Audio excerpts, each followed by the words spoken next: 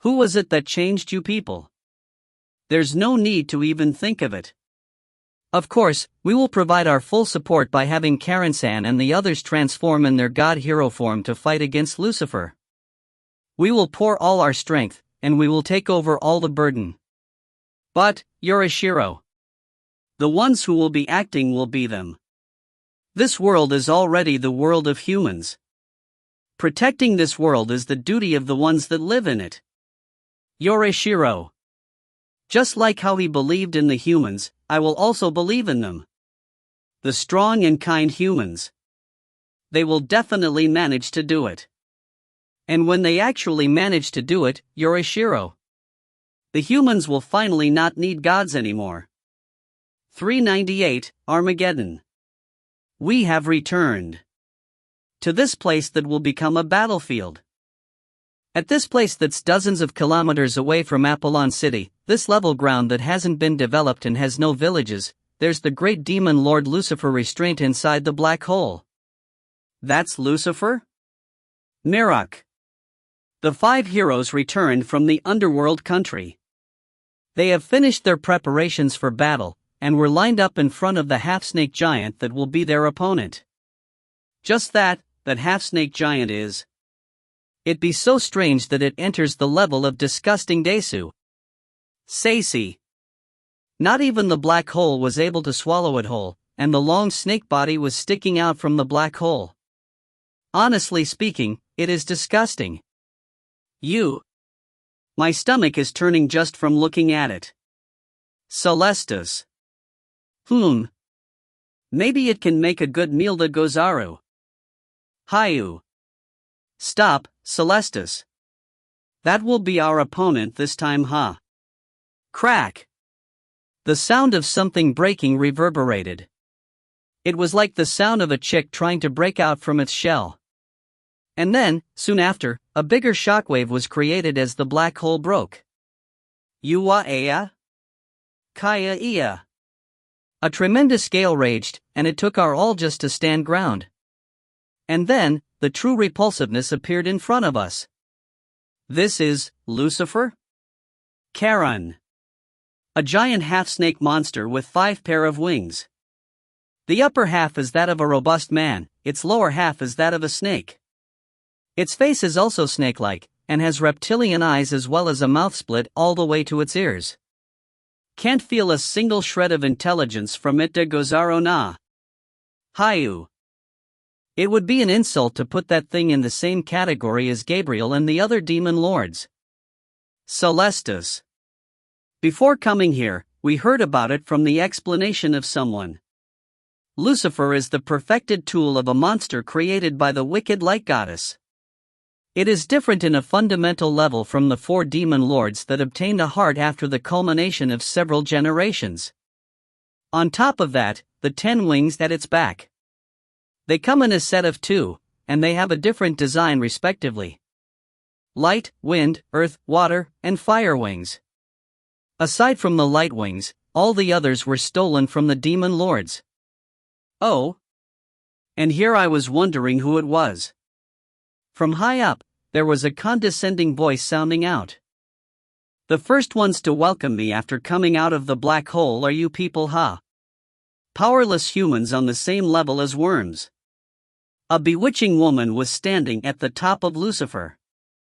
Sunny Soul Atesh, the incarnation of the wicked light goddess. With the demon lords defeated, the ones used as their remaining hope was you people, huh? How pitiful. Being forced to face an opponent that you know you can't hope to win against. There's no torture as big as this. Atesh. Atesh says whatever she wants. She is not even seeing us as enemies. My time is way too important to waste on you worms. If you throw away your pride and prostrate, I will allow you to run away from here. If you do that, you will be able to prolong for a bit your life till the moment I destroy the world, you know? Atesh.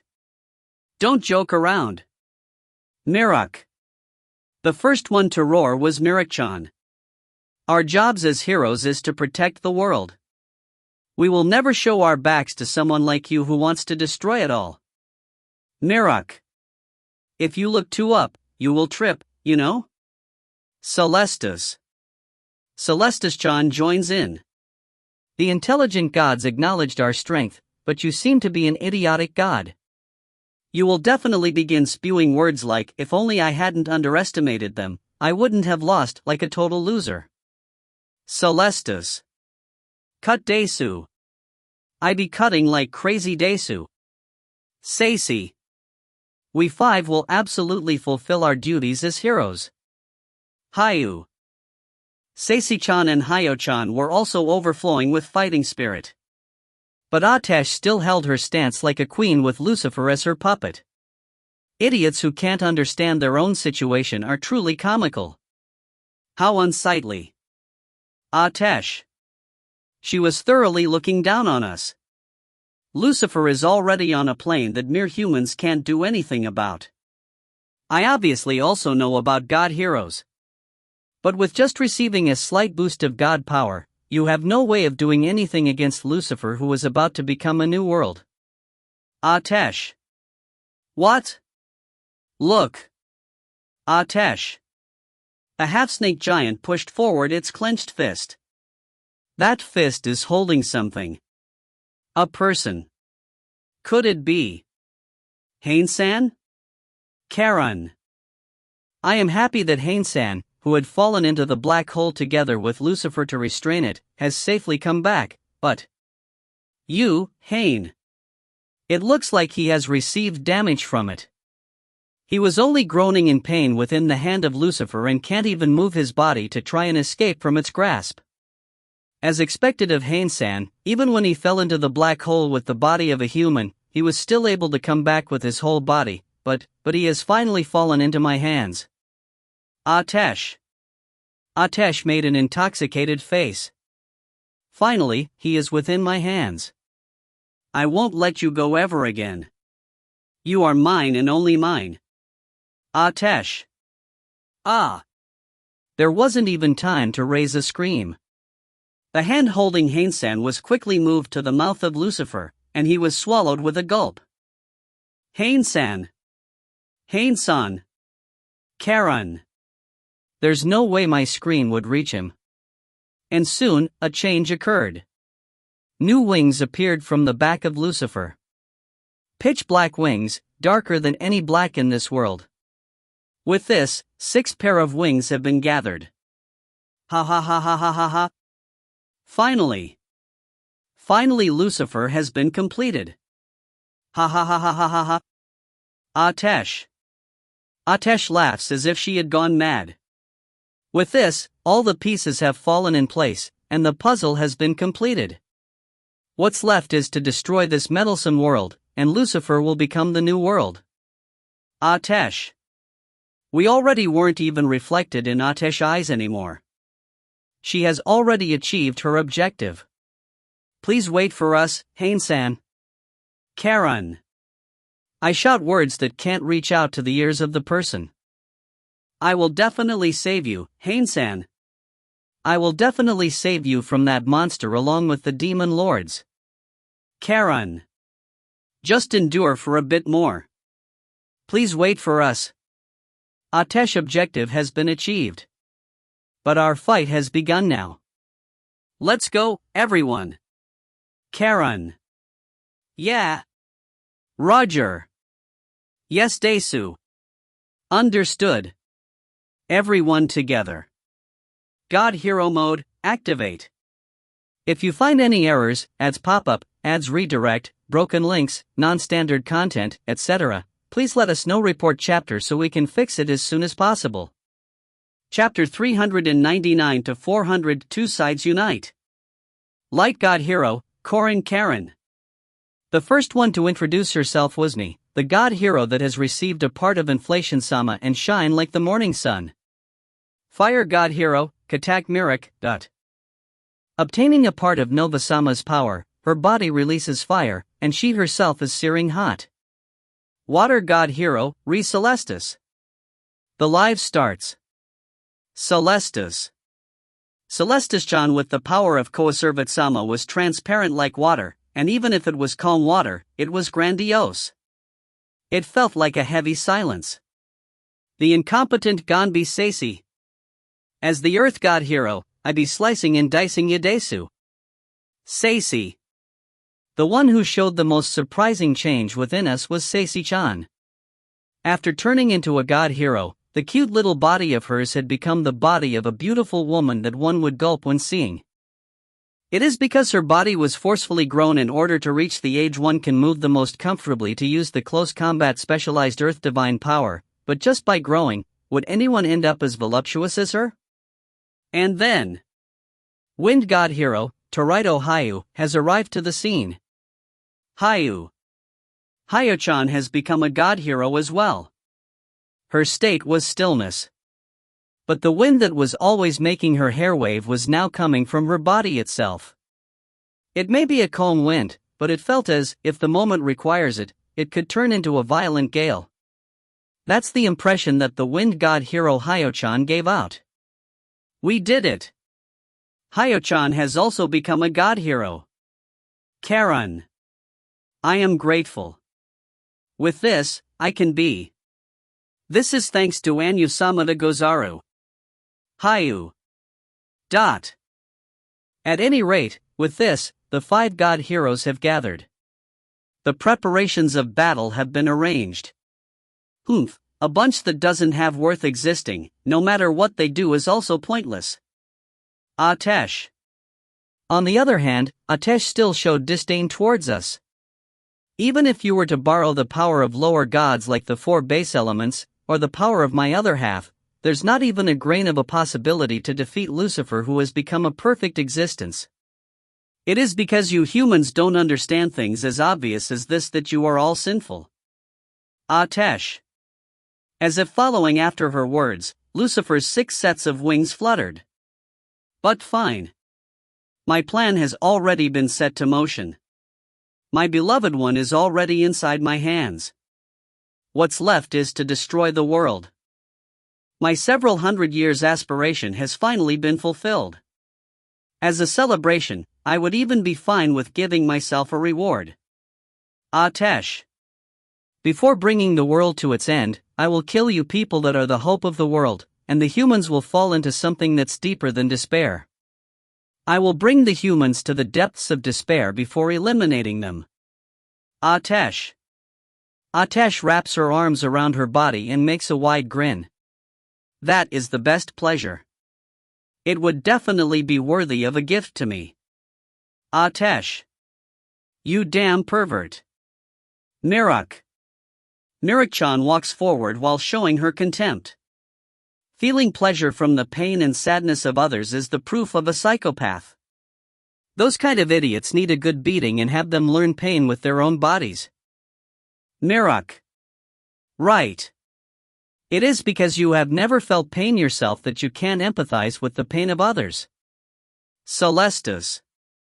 Educating idiots also be the duty of heroes desu. Sacy.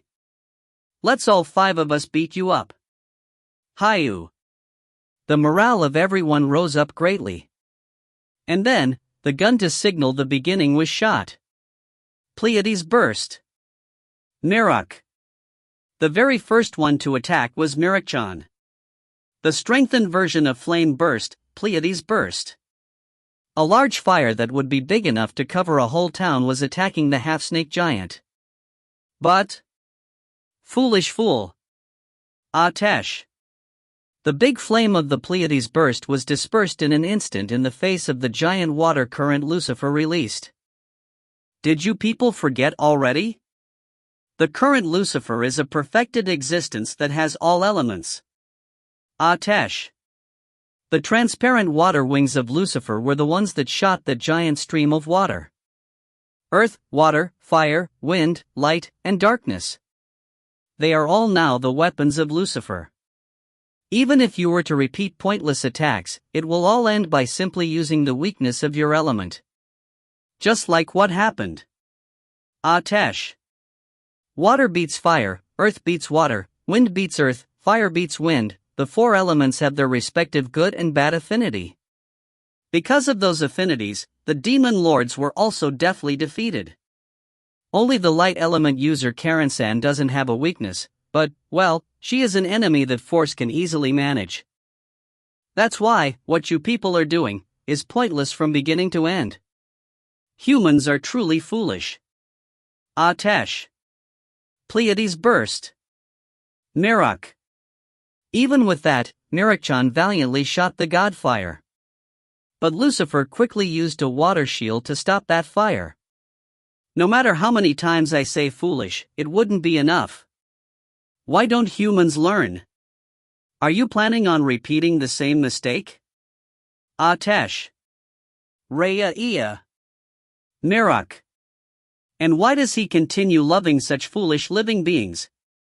That is the biggest sin of the humans. As I thought, you people really need a proper punishment. Atesh. The eyes of Atesh shine in a suspicious light while the water shield continued to stop the fire of Merakchan. Erasing the world in an instant would be boring. I will have you all properly repent for the sin of being loved by that personage. Atesh. Swit, something pierced the water shield. Eh? The one who raised a voice of surprise was Atesh. She was completely sure there was no doubt of her victory. Jaya. Lucifer. The thing that pierced the water shield had electrified both Lucifer and Atesh. Ujia. Wah? What is going on? Just what in the world got through the water shield? Atesh. The water shield of Lucifer was still dividing both sides without showing a single wound.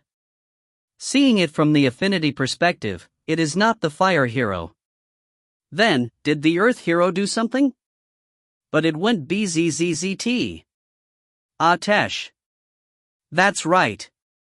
The power of thunder. We proclaim at the other side of the water shield. The power of light and fire, Karen. Gather into one. Merak. Light plus fire, thunder. Karen plus Merak. The thunder pierced the water shield and attacks Lucifer. The thunder had further increased in power thanks to the God Hero mode, so it had plenty enough power to affect that giant monster. Jaya. Thunder, you say? There's no element like that. Atesh. Combined elements. Karen. The trump card that we heroes have been using numerous times in the past. The combination that the cooperation of two heroes can bring forth. This power has saved us several times before already. Water conducts electricity, and it can easily pierce the water wall of yours. Completely changing the elemental affinities is one of the strong points of the combined elements. Merak. Because of the damage received, Lucifer's divine power got disturbed and, unable to maintain the water shield, it flows down. From there, we appeared in her sight. In front of Merakchan and I, who were holding hands. It's been a while since we have combined elements, but we were in sync as if natural. Merak. Of course. It is Merakchan and I after all. Karen. Now that I think about it, the first combined element was this pairing.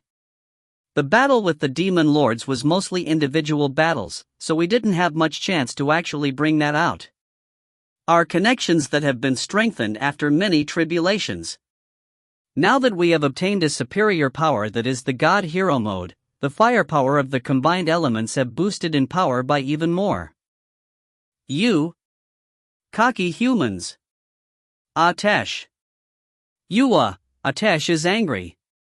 But is that okay? To narrow your field of vision by getting angry. Your enemies are not only Karen Chi and Merak Chi. Celestus. From a different direction, two others were holding hands. Water and wind. Celestus. 2 in 1 make, ice. Hayu. Celestus John and Hayochan's combined element attack. Blizzard. Celestus plus Hayu. 400, harmony is 1. It wasn't just plain wind. A wind that had ice and snow mixed in it.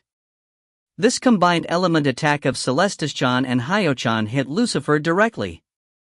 Akakakakaka. Lucifer. Lucifer was raising a painful cry, but it is so disgusting. Don't rest. Let's attack one-sidedly just like this. Celestus. Obeying the instruction of Celestus-chan, we were already beginning our next action. Mirik-chan lets go of my hands and immediately goes down to where the womanly Seisi-chan was waiting at. Seisi. That state of yours has big boobs as always. Mirik. That be of no importance, Desu yo. Let's begin already, Desu. Seisi. This time, Mirik-chan and Seisi-chan join hands. Fire and earth, the two elements together form magma. Magma ocean. Desu. Mirik plus Seisi. Moreover, it was an even more powerful lava attack than before. The earth all around released a red light, and it engulfs the long body of Lucifer. Oea. Lucifer. This attack was pretty effective against Lucifer with that long snake body it has. Blizzard from the top, magma from the bottom. Intense cold and searing heat, these two attacks from two areas should be plenty effective even on the great demon Lord Sama. Don't get ahead of yourselves, worms. Atesh. Atesh, who was at the top of Lucifer, raised a shout. What are you doing, Lucifer? Use fire for the top and water for the bottom. Even if the affinities have been nullified, it should be able to mitigate the high temperature and low one. Atesh. I won't let you. Karan. In an instant, I appear right at the proximity of Atesh herself. A sword on each hand. A light sword that stretches straight approaches Atesh from both sides like a scissor. Holy light, severing scissors. Karan. Eat this maximum output attack of the light god hero. Ku. Holy light, apocalyptic hand. Atesh. It didn't go that smoothly, and Atesh herself used her own amplified divine power attack to fight back. A divine power that can match me in my current god hero form. If it is now, I can understand how she is the incarnation of the light goddess. But with this, your movements have been sealed. Karan. As long as Lucifer is a giant monster with no intelligence, unlike the other demon Lord Sans, it won't be able to do careful movements without your orders. Karan. Even if it holds 6 elements, the one who is using them minutely is Atesh. It is impossible for Lucifer without her instructions. Now, everyone. While I am holding Atesh in place. Karan. Alright. Desu. Everyone was doing as they wished. Fire, water, earth, wind, it was a combined element festival mixing in a variety of combinations. First, it was fire and water. Steam explosion. Mirik plus Celestus. Earth and wind. Sandstorm. Desu. Haya plus Seisi. Water and earth. Tree plant. Desu. Celestus plus Seisi. Wind and fire. Firestorm. Mirik plus Hayo. The combined elements that were connecting one after the other were overwhelming Lucifer. Nice. This flow of events is nice. Or rather, won't we win if it goes on like this? Celestus. No need for the opponent to have a turn. Let's push all at once just like this. This is not the performance stage of Celestus, so there's no need to be flashy in order to warm up the audience. Mirik. It is true that, until now, it has been our overwhelming advantage. But is Lucifer, the enemy that defeated Haine-san and the demon Lord Sans, an opponent that would fall like this? Don't joke around, worms. Atesh. Yua. Karan. I was blown away by the vigor in Atesh roar. Karan? Karan Chi? Karan Nichan? Karan Dano? Everyone gathered below me, and the offensive had been temporarily stopped. And then, Atesh, who had been freed from my restraint. Unforgivable. Unforgivable. I was playing along with you all and you get all spoiled. You really don't understand your place. That's why humans are fools. Atesh. She is crazy angry. Do you understand? The fight until now has all been me playing around. Just a slight caprice before ending the world. As proof. Atesh. My Lucifer has only used the 4 base elements, right? Even though this child can use more than that now. Atesh. Don't tell me. Karan. It is the end. Game is over. I will go as planned and erase this world along with you all. Atesh. The wings of Lucifer moved. The last of the 6 pairs of wings. The dark wings that it obtained after engulfing Haine. Lucifer. Use the dark power that stands at the top of the 6 elements. With the power that was made to destroy the world. Use it as it was intended to, and destroy this world. Atesh. The other 5 wings are drawn in, and the dark wings spread out wide as if substituting them. And then, in the middle of the wings, a dark swirl was slowly gathering. Could that possibly be? Karan. The dark matter that Haine uses? Moreover, it is gathering and condensing it? In that case. That's right. A black hole. Atesh. Atesh said with pride. The ultimate form of the dark power. The reset switch to destroy the world. This power that normally wouldn't be allowed to anyone but Haine, I will be utilizing it. Be swallowed by the black hole and perish. Atesh. If you find any errors, ads pop up, ads redirect, broken links, non-standard content, etc., please let us know. Report chapter so we can fix it as soon as possible. Chapter 401 to 402 Return to the beginning. Black hole? Karan. The ultimate destruction method of Haine. Are you telling me Lucifer can also utilize that? Ku. Karan. I immediately release a holy light line towards the black hole. But the line of light couldn't even arrive at the black hole, was bended by an invisible strength, and was sent to who knows where. It is pointless. With that measly light power of yours, it will be caught by the gravity barrier, and won't reach the black hole's core. Atesh. No way. Karan. Even though I heard that darkness is the only method to go against darkness. The only black hole you have seen must have been the one at Ishtar Blaze that erased Mantle, right? Atesh. Ugh. The black hole that's being created by Lucifer right now is on a different level from that one. It is a standard black hole. It is the original scale used to destroy the world, that is. Atesh. Destroying the world. That's the true purpose of a black hole. And yet, that personage was so attached to this world that he only used the minimum size of the black hole when creating it. How saddening. Atesh. Atesh expression distorts. That personage that holds the ultimate power in the world had restricted his own almightiness for the sake of stupid living beings like humans. To not be able to use his all as he wished. Just by looking at that point, you humans are all sinful. Atesh. She directed a gaze filled with hatred. But that's all over now. I was thinking of playing around with you all before crushing you, but I don't feel like it anymore. Disappear inside the black hole altogether with the world. Atesh. Why? Celestus. Celestus-chan refutes as if biting.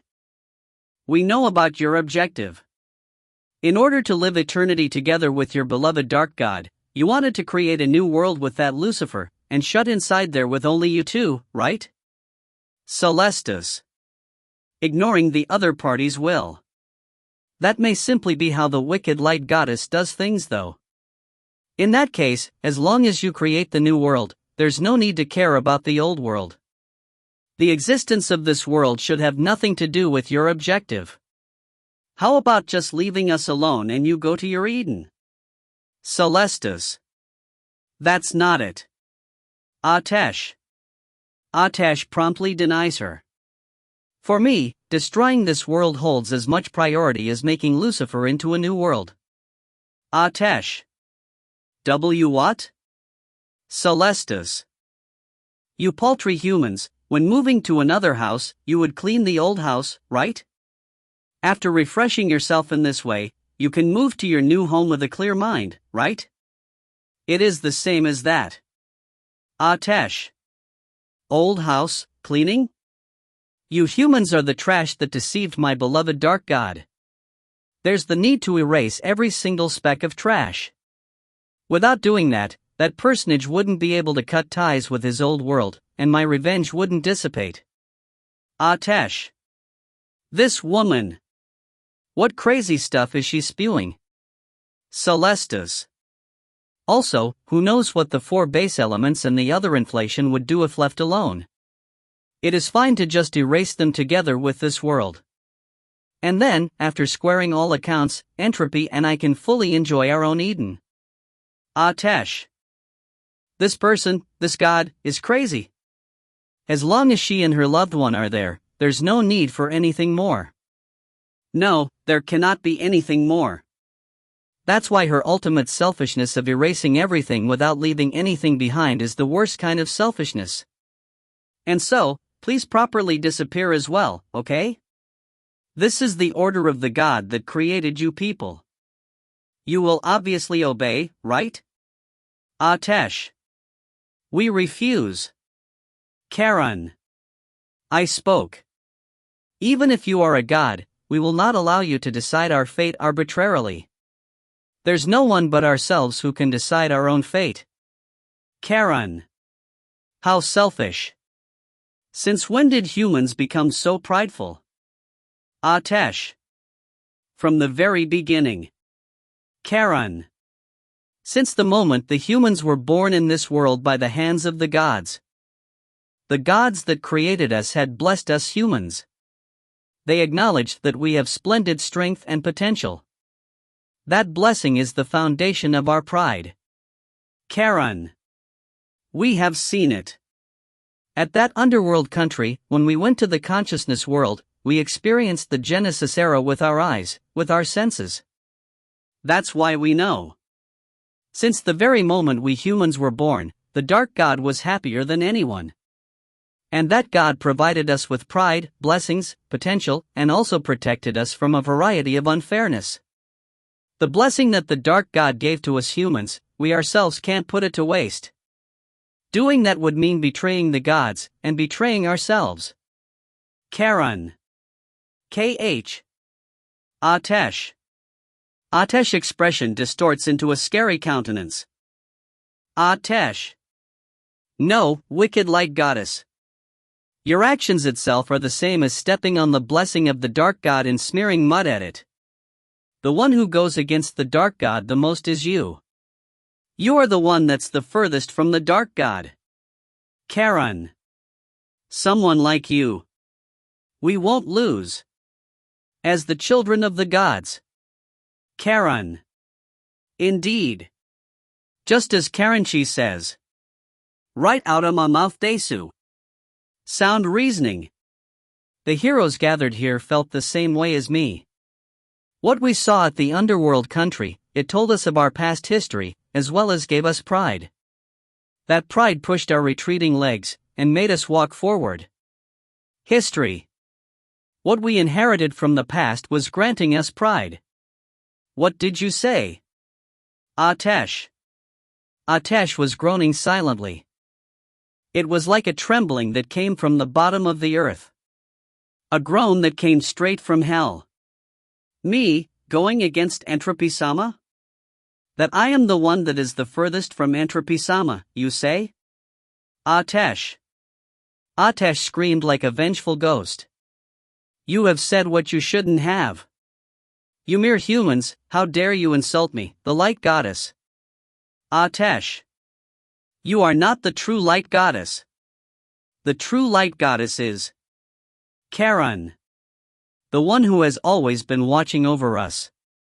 The one who watched over us in place of the absent dark god with regret that would drive her to tears. So pitiful, filled with deep love that would make you want to hug her, the true light goddess. For the sake of that person, I will defeat you. With the strength of everyone here.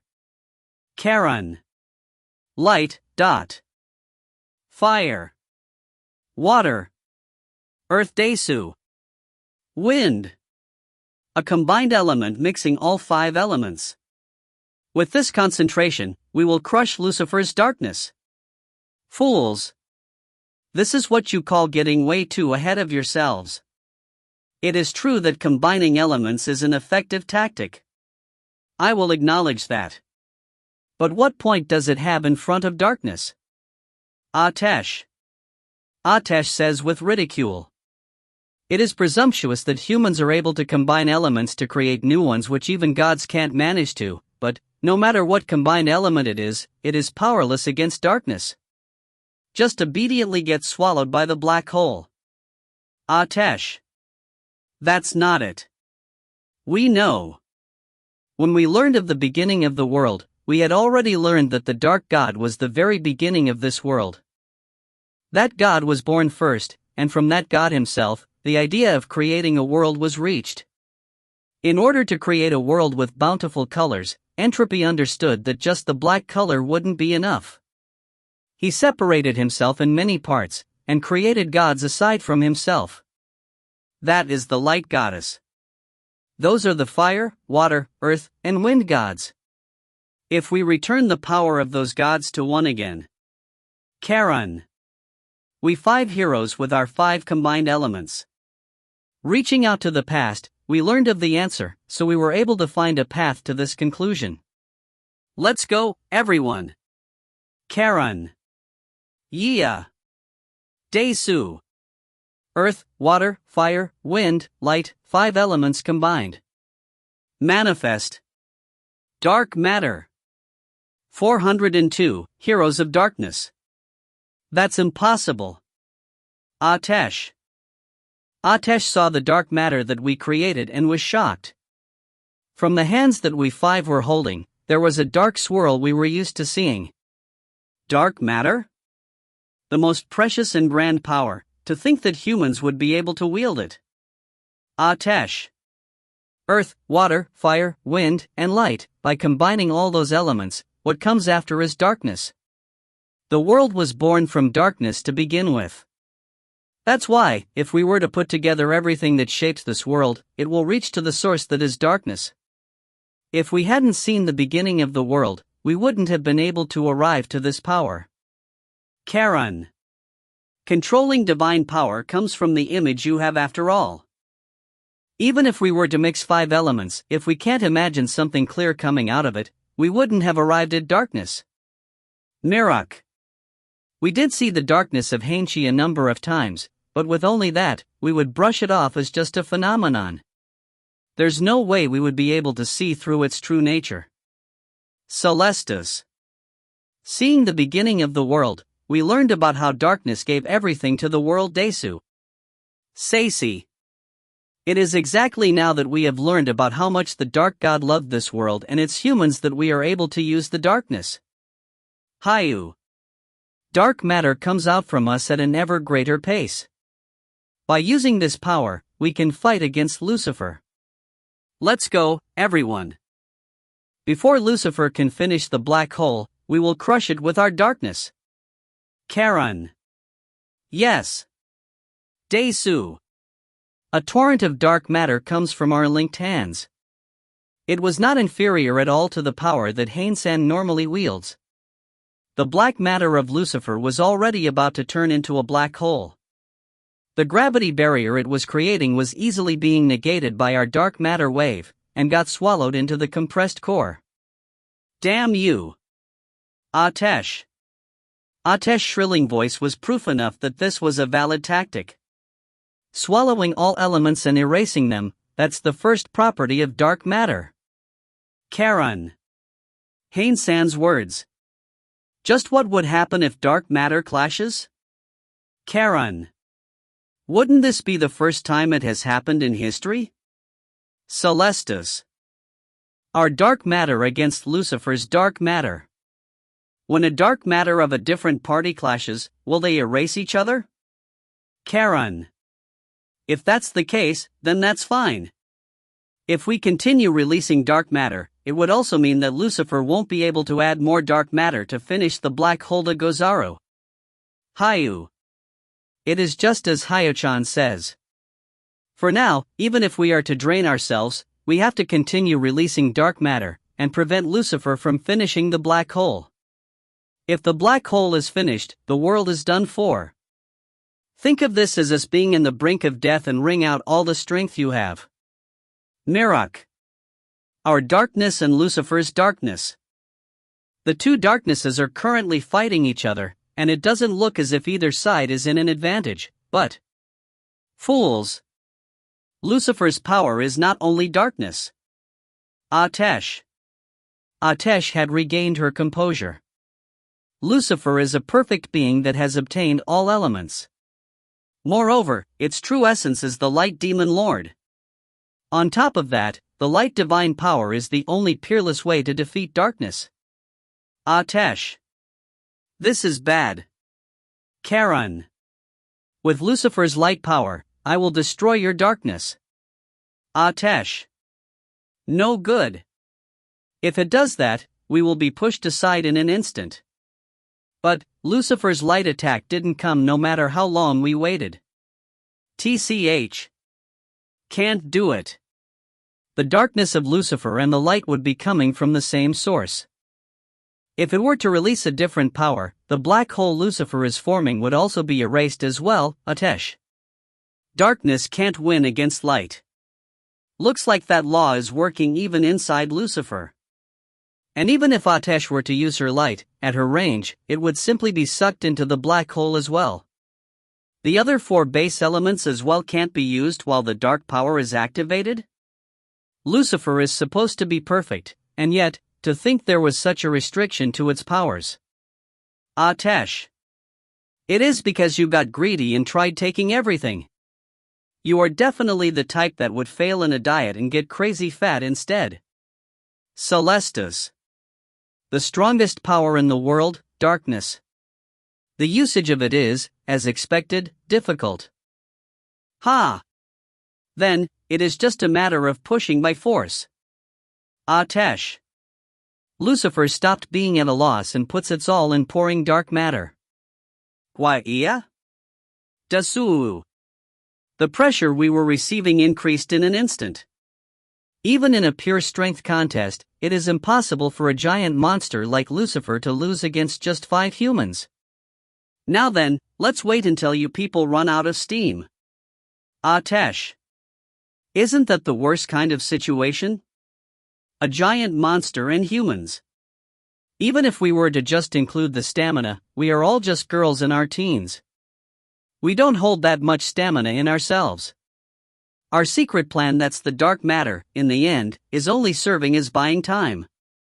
Moreover, once our stamina is gone, we will be one-sidedly pushed. We have to think of a new plan, or things will just gradually worsen. Can you please, leave it to me? Hayu. Hayo-chan? While continuing to release dark matter, Hayo-chan says this. If it goes well, we could break this stalemate. Of course, to our advantage. Can you please believe in me? Hayu. I will. Karen. I answered immediately. Hayo-chan is a splendid wind hero after all. If Hayo-chan says she has a good idea, it will definitely go well. Isn't that right? Karen. Of course. There's no ally I would trust as much with my back as Hayo after all. Mirak. In this party, Hayachi is the second most intelligent after me. I will be looking forward to what you bring out. Celestus. I will leave it to Hayo-nichan desu. Seisi. Mirak-chan, Celestus-chan, and Seisi-chan also quickly decided on trusting her. Haine takes out some sort of cube embedded with what seems to be small jewels of different colors: red, blue, yellow, green, and white. HNGH. Haine released a great amount of wind divine power as if hardening her resolve. Then, she placed it at the hilt's side and somehow it stuck onto it. This is a device that came about from researching the jewels in Lucifer itself. It is still a prototype, but it allows the same ability to change an element to other elements. The conversion rate is not that good yet and requires a lot of energy to bring it to a decent output. But as God heroes, it is at an usable level. Haine began explaining as she finishes what seemed to be her pouring divine power to it. Right now I have imbued as much wine divine power into the device as possible to Gozaru. The sync with other people is only required in the beginning of the combination, so as long as the element is present, you can still continue releasing it. With this, the 5-element combination will continue for a while more, and the dark matter won't be cut off for now. Haine.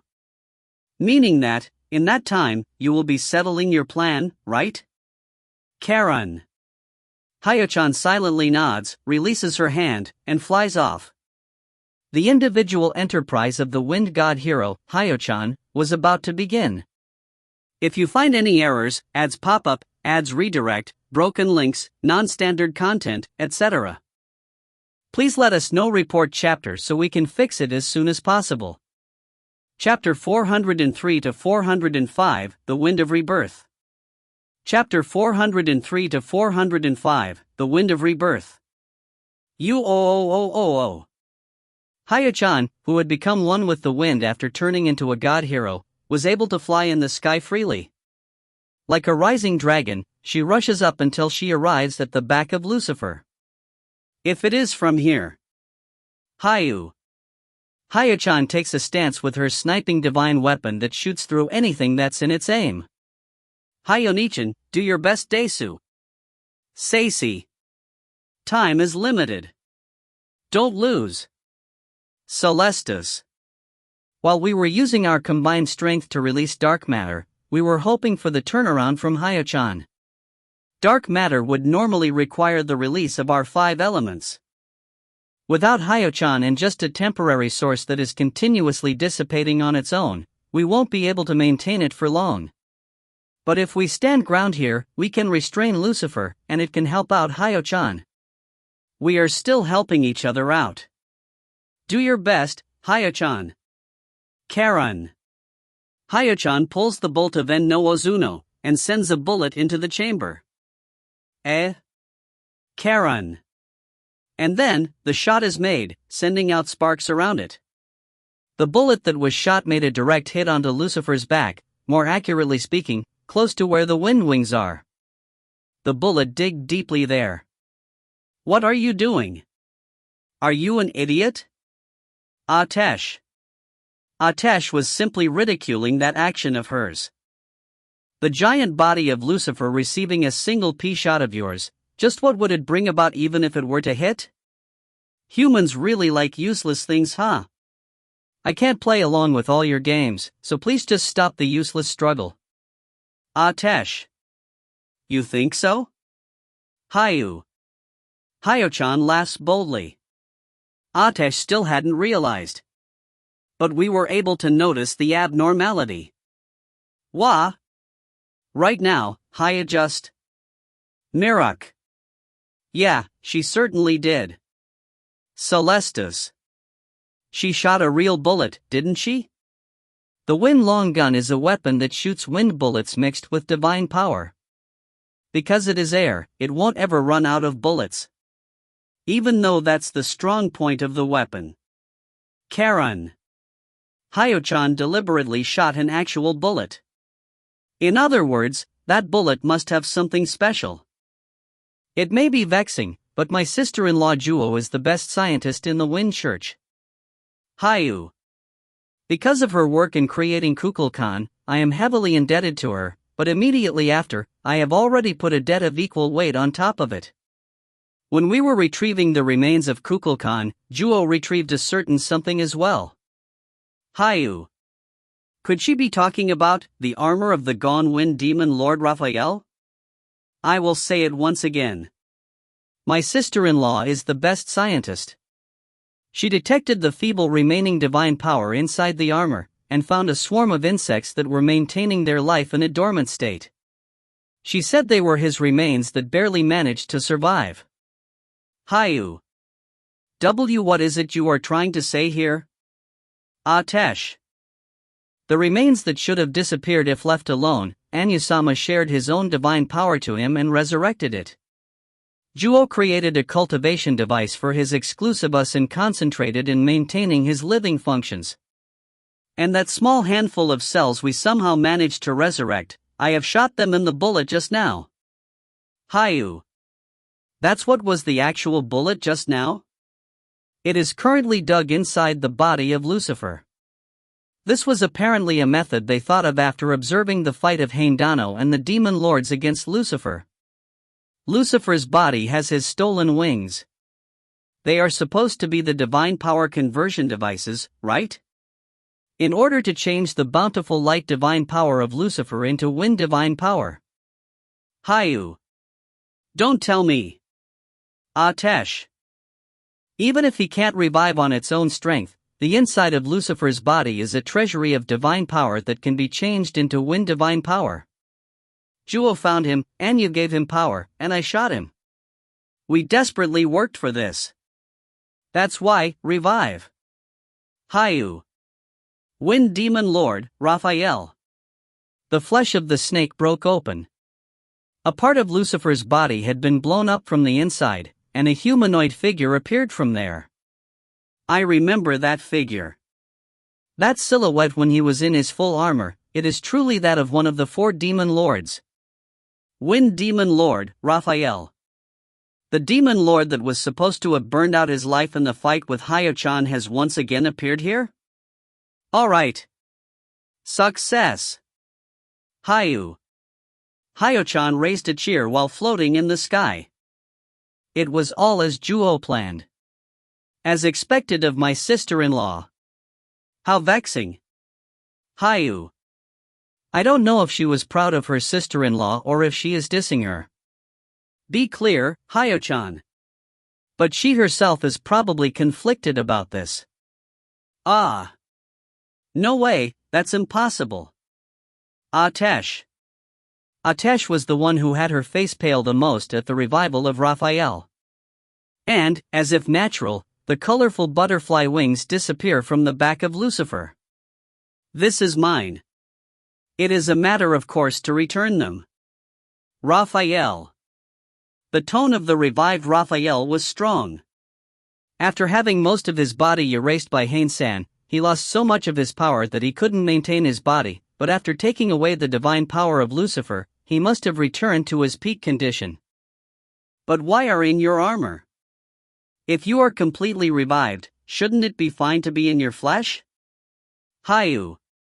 Haine speaks frankly to him in midair. So nosy. I like this figure. My body has grown from its partially destroyed state, and it can't properly picture a grown state in its perfect condition. It instead reformed the armor as if it were what my body was originally as. Raphael. The form of the divine power is heavily influenced by the image of the individual itself. We have experienced that just now with the combined elemental dark matter, and yet, it is still hard to swallow, Haine. To think you people would be the ones who would save me. Raphael. There was no happiness or anger in the voice of Raphael. In the past, these two fought fiercely with their hatred in plate. We settled things in that fight. In that case, let's start from zero. Haine. You and that Torito Shiva guy. But, it won't be starting from zero. Raphael. Raphael says with strength. My life was saved, so I am indebted to you people. For the sake of repaying that debt, I will have to defeat that big guy. Raphael. That fiend has your friends as well. From now on, we will be helping each other out. Haine. Poof. To think Michael, Gabriel, and Uriel would get upped by an imbecile monster like this that only has size going for it. Looks like I really have to be by their side. Raphael. While throwing insults that had warmth in it, Raphael soars into the sky. Haine also follows him. There's now 1 pair less of wings in the 6 pairs of wings of Lucifer. From now on, we are going to crush it further. 404, humans and demons together. Release. Raphael. The body of Raphael divided as if it had exploded? No, that's not it. More accurately speaking, the parts of the full armor covering Raphael separated, and they were flying around individually? Is that the special technique of Raphael that Haine was talking about? Karen. While keeping up the release of dark matter, we were looking at the battle from the ground. Why are you doing that again? If your strength has been regained completely, you should just have a body inside your armor, you know? Haine throws a retort. In the past, Raphael apparently used the armor to compensate for the mostly erased body of his. Isn't it obvious that it is because it is cool? Also, I can do this.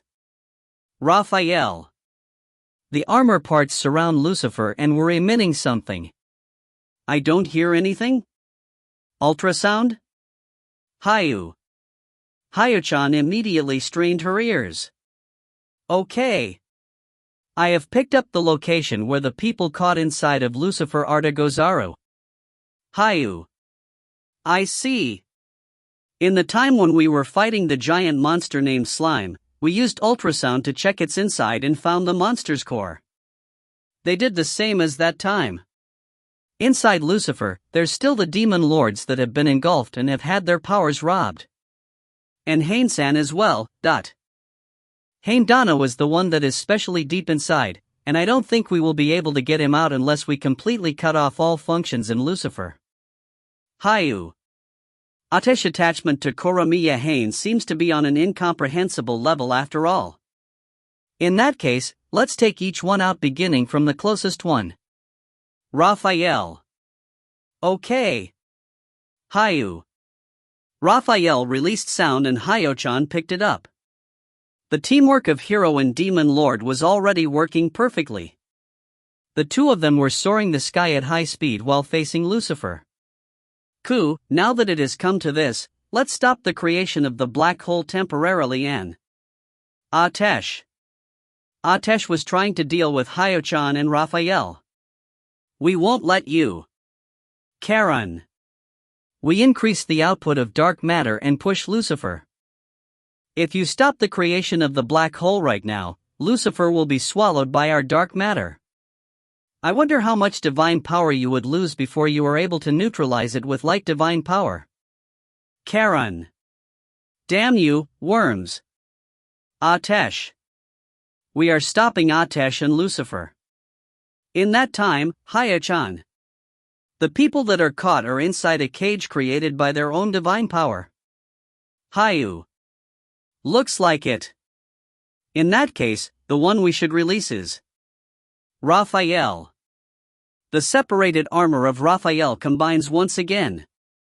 But that figure was not human. What is it? Raphael cannon.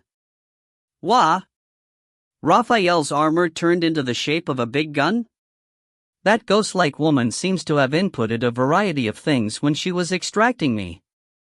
To think she would add such a function in me. Raphael. But right now it is necessary. Haine shoulders the Raphael-sen turned into a cannon, and just like that, she takes aim?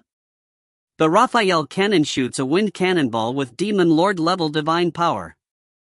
And on top of that, my god hero divine power. Haine. A precise shot that holds the highest of fire powers. Wind gun technique, tipping the scales. Haine. An attack that would pierce the heavens dug right into Lucifer and exploded right on contact. This attack easily shredded a chunk of Lucifer's flesh. Lucifer.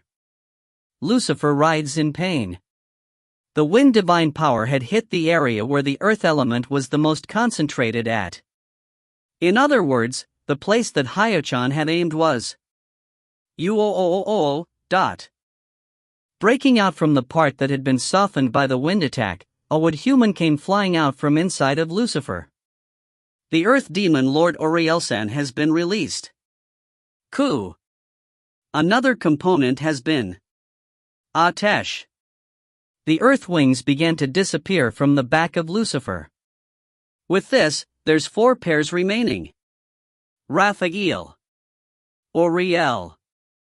And then, the released Aurielsan flew straight onto Raphaelsan, who had returned to humanoid form.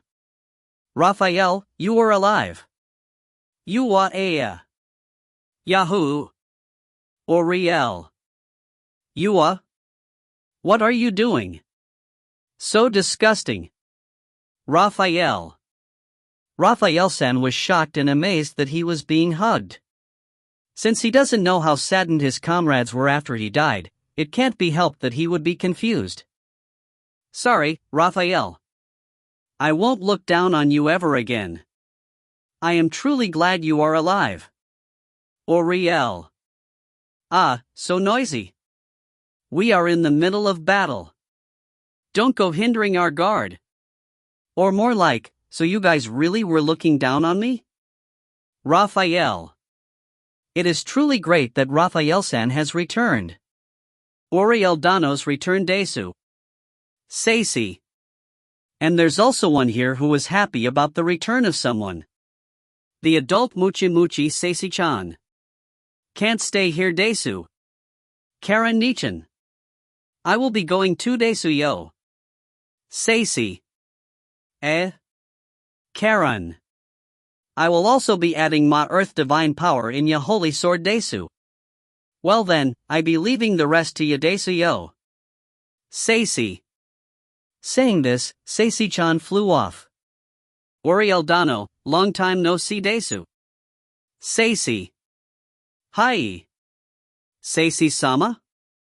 Auriel. Sama, dot. It is not what you think. The reason why I was late in my return, you see. Right, Lucifer. That fiend is completely at fault. Because it ate me, you see. Auriel. That be of no importance Desu yo. Right now, what be important be to fight Desu. Saisi. You say it doesn't matter, but that in itself is saddening. Auriel. This grouping is also the same as always. In order to save the caught demon lords, there be the need fare the elements of the respective weakness Desu. In that case, there be something we need ta do as well. Saisi. Ah, yes. Right. Auriel. Save the water demon lord, Gabriel Sandesu. Saisi. 405, counteroffensive march. Vanquishing decapitation slice, Desu. Saisi. Saisi-chan used her big scythe and made an opening in the skin of Lucifer.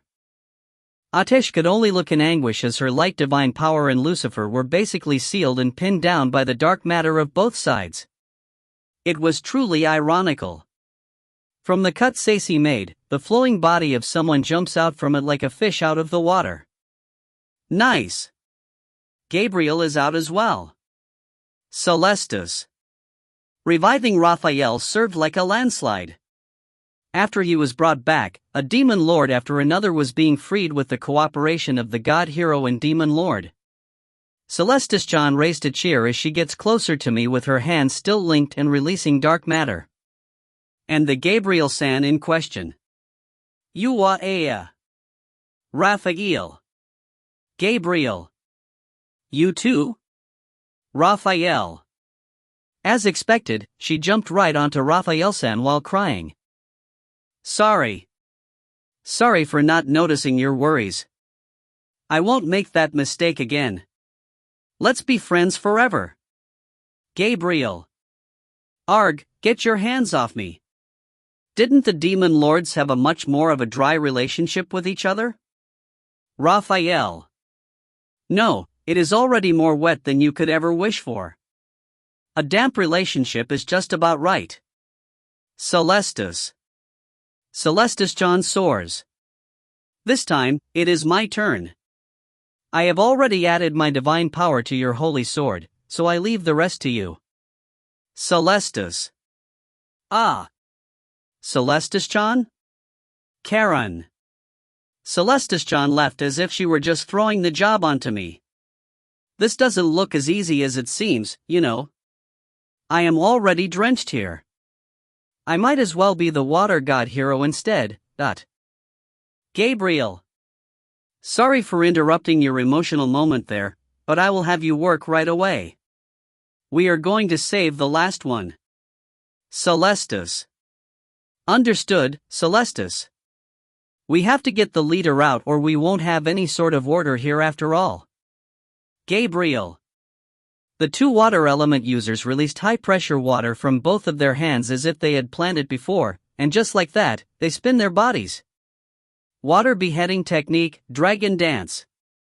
Celestus plus Gabriel. Ka-awa. Lucifer. Lucifer once again raises a cry of pain. She had received instructions of the place she should aim beforehand by Hyo-chan. Destroying the cage made of fire divine power with water divine power, the one inside is liberated. A big body that felt as if he was shouldering all the anguishes in this world, as if he had crawled back from hell itself, the fire demon Lord Michael returns. Michael. Auriel. Great. With this, all the demon lords are back. Raphael. The demon lords really do need the foregathered or it simply won't be fun. Gabriel. The same time as the four winged ones returned to the sky, for pair of wings had decreased from the back of Lucifer. Light and darkness. There's only those two remaining. Damn you. Damn you. Even though you are just mere parts, even though you are just puzzle pieces. Atesh. Atesh's expression had dyed bright red in anger. Karen, I leave the rest to you. Mirak. Mirak-chan? Karen. Finally, even Mirak-chan entrusted me her fire divine power and left. And then, flies off to the fire demon lord that has just returned. I am barely holding on here though. It is pretty exhausting to do the share of all four people with a device I don't even know that well. Michael. Mirak. Fire hero, Mirak. Right now, Lucifer is the enemy of everyone living in this world. If we don't put an end to it, there's no future for this world. Michael. Yeah. That's why we are gonna punch him. Both you and me. Mirak. A blazing flame came from both of their hands. Phoenix hammer. Michael. Pleiades burst. Mirak. An attack that felt as if it had thrown us at the center of the planet had been released from the fire god hero and the fire demon lord. This is the pair that has fought the earliest in the hero and demon lord battles, and also the ones that have been together the longest. This attack hits Lucifer directly and sends it flying. Lucifer. Because of the impact of that attack, Lucifer had no leeway to continue pouring divine power to the black hole. Okay, now. I will destroy this stalemate. Karen. The divine power that I received from Hyo-chan, Seisi-chan, Celestus-chan, and Mirak-chan still have reserves inside of my holy sword left. Before it runs out, I will use all the dark power and Holy Sword, St. George. Light Sword. With all the hope of everyone gathered, release the sacred darkness. Karen. The Holy Sword was clad in darkness it had never shown before. This darkness is the materialization of our wish to protect this world. There's no good or evil between light and darkness. The one that decides what's good or bad is the heart that resides in it after all. Darkness Sword, bisection. Karen. The stretched darkness blade hits the black hole that Lucifer was creating, immediately slices it in two, and it breaks to pieces. With that one attack, the divine power that was left from everyone had been used up, the device itself broke, and it returned to being purely a light sword. Ha, ha. Karen. It took my all to stop the black hole that would destroy the world, and yet, it couldn't reach the body of Lucifer, but, because of the many attacks that the god heroes and the demon lords did, the giant body was already tattered. The 6 pair of wings were now only 2. If we exclude the light wings that were originally there, there's only the dark wings it gained from absorbing Haine. We have cornered it. The great demon lord Lucifer. Karen. And the puppeteer, Atesh. If you find any errors, ads pop up, ads redirect, broken links, non-standard content, etc., please let us know. Report chapter so we can fix it as soon as possible. Chapter 406 to 407, 4 gods at the side. Chapter 406 to 407, 4 gods at the side. This is your lost. Karen. I said this to the already wrecked Lucifer and Atesh, who was sticking to it. Around her, there's my comrade god heroes and the demon lord Sans, a total of 8. We were surrounding her so that we won't let any weird movement escape. Now that Lucifer has lost most of its wings and it is in a beaten-up state, you don't have a method to go against us all. Please give up obediently and free Haine. Karen. Foo. How foolish can humans be? Thinking that with just this you have won. Atesh.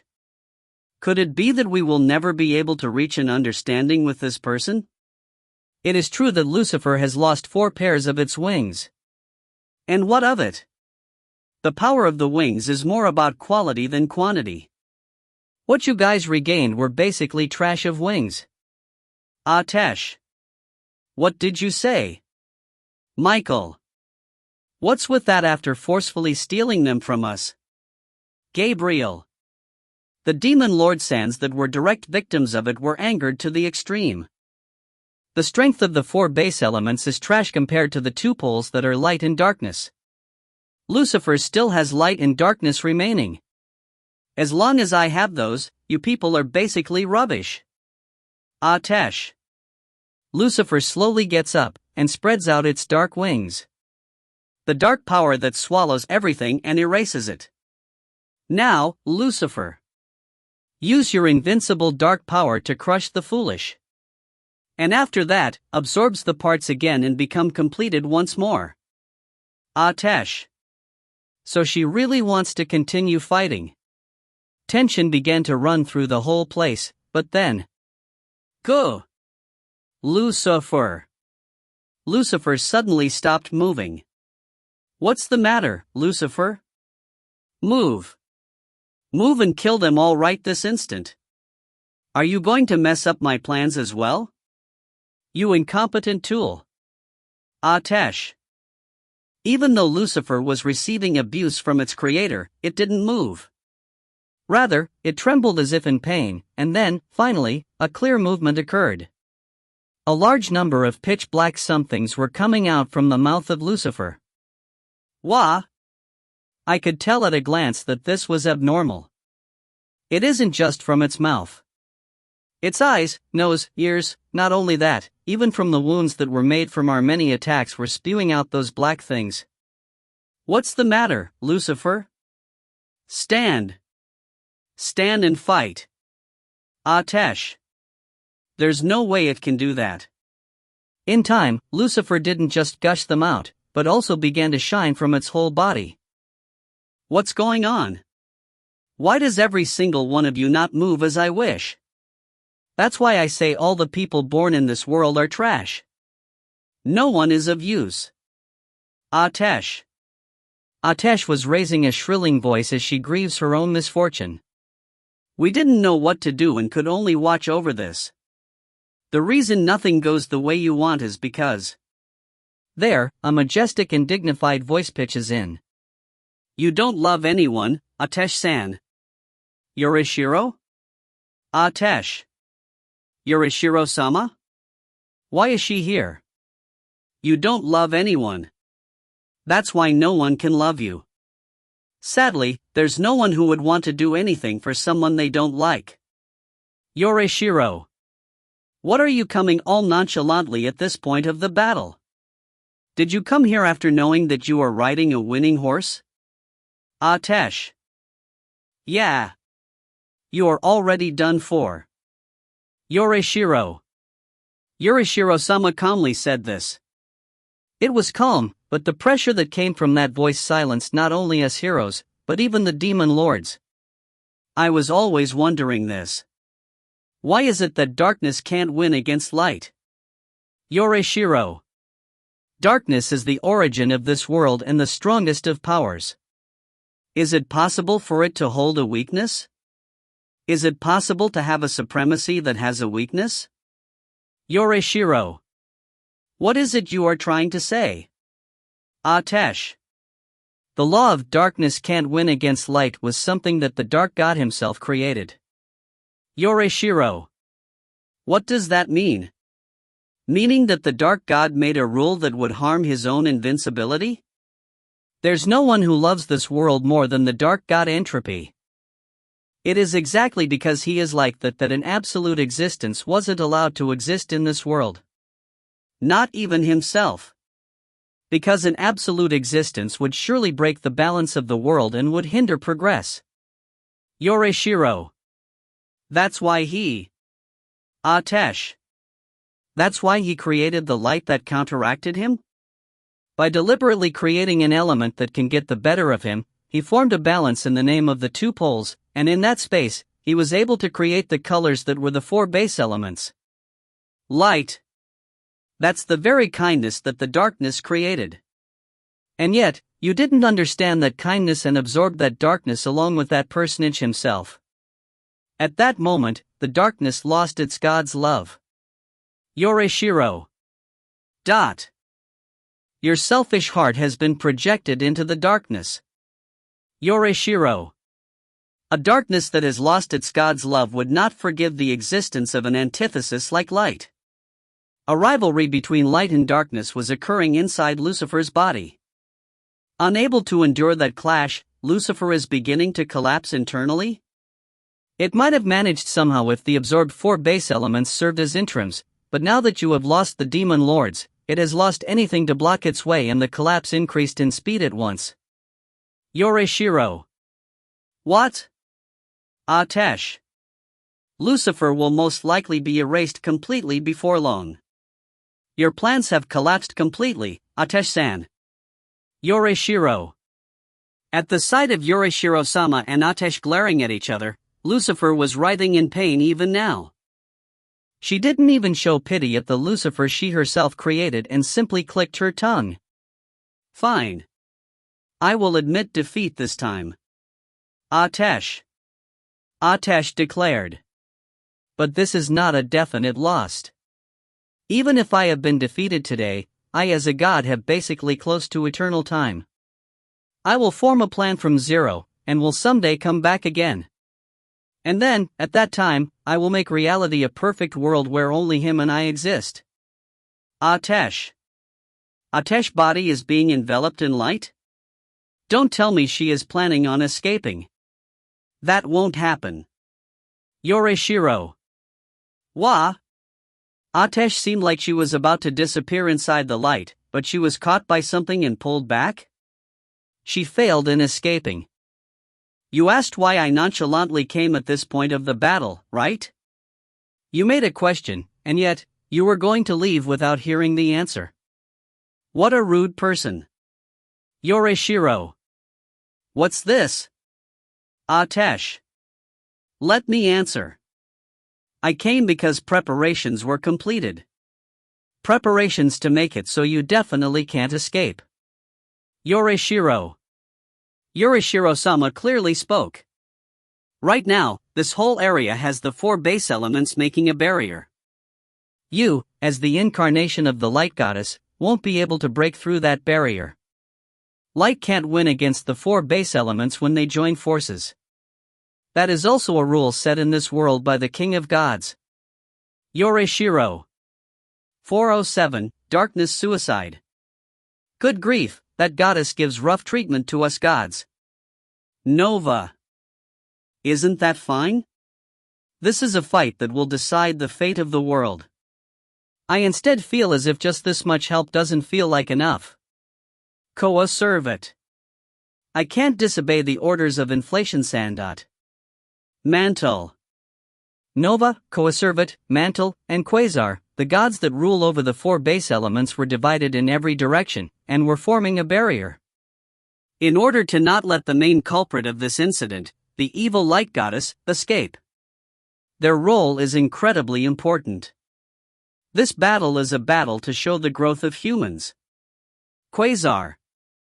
The wind god, who is the sole one that has incarnated as a human in this group, says this.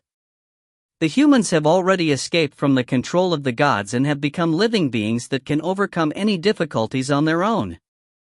This is also a battle to show this. That's why we gods intrude in it. This much support is plenty enough. Quasar. But Quasar-san, is it okay for you to be using that much power? Coacervate. The water god asks. Your human body was partially destroyed because of the battle with a demon lord, and shouldn't be able to endure heavy outputs of divine power. To deploy a big barrier in that state is just, Coacervate. You are really thoughtful there. Your distilled state really throws me off. Quasar.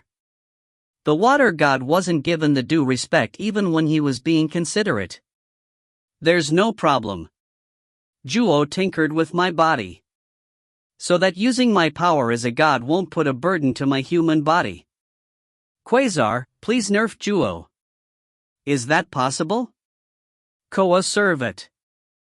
It was apparently a byproduct of when she was researching to revive Raphael though. She truly is a genius. Quasar.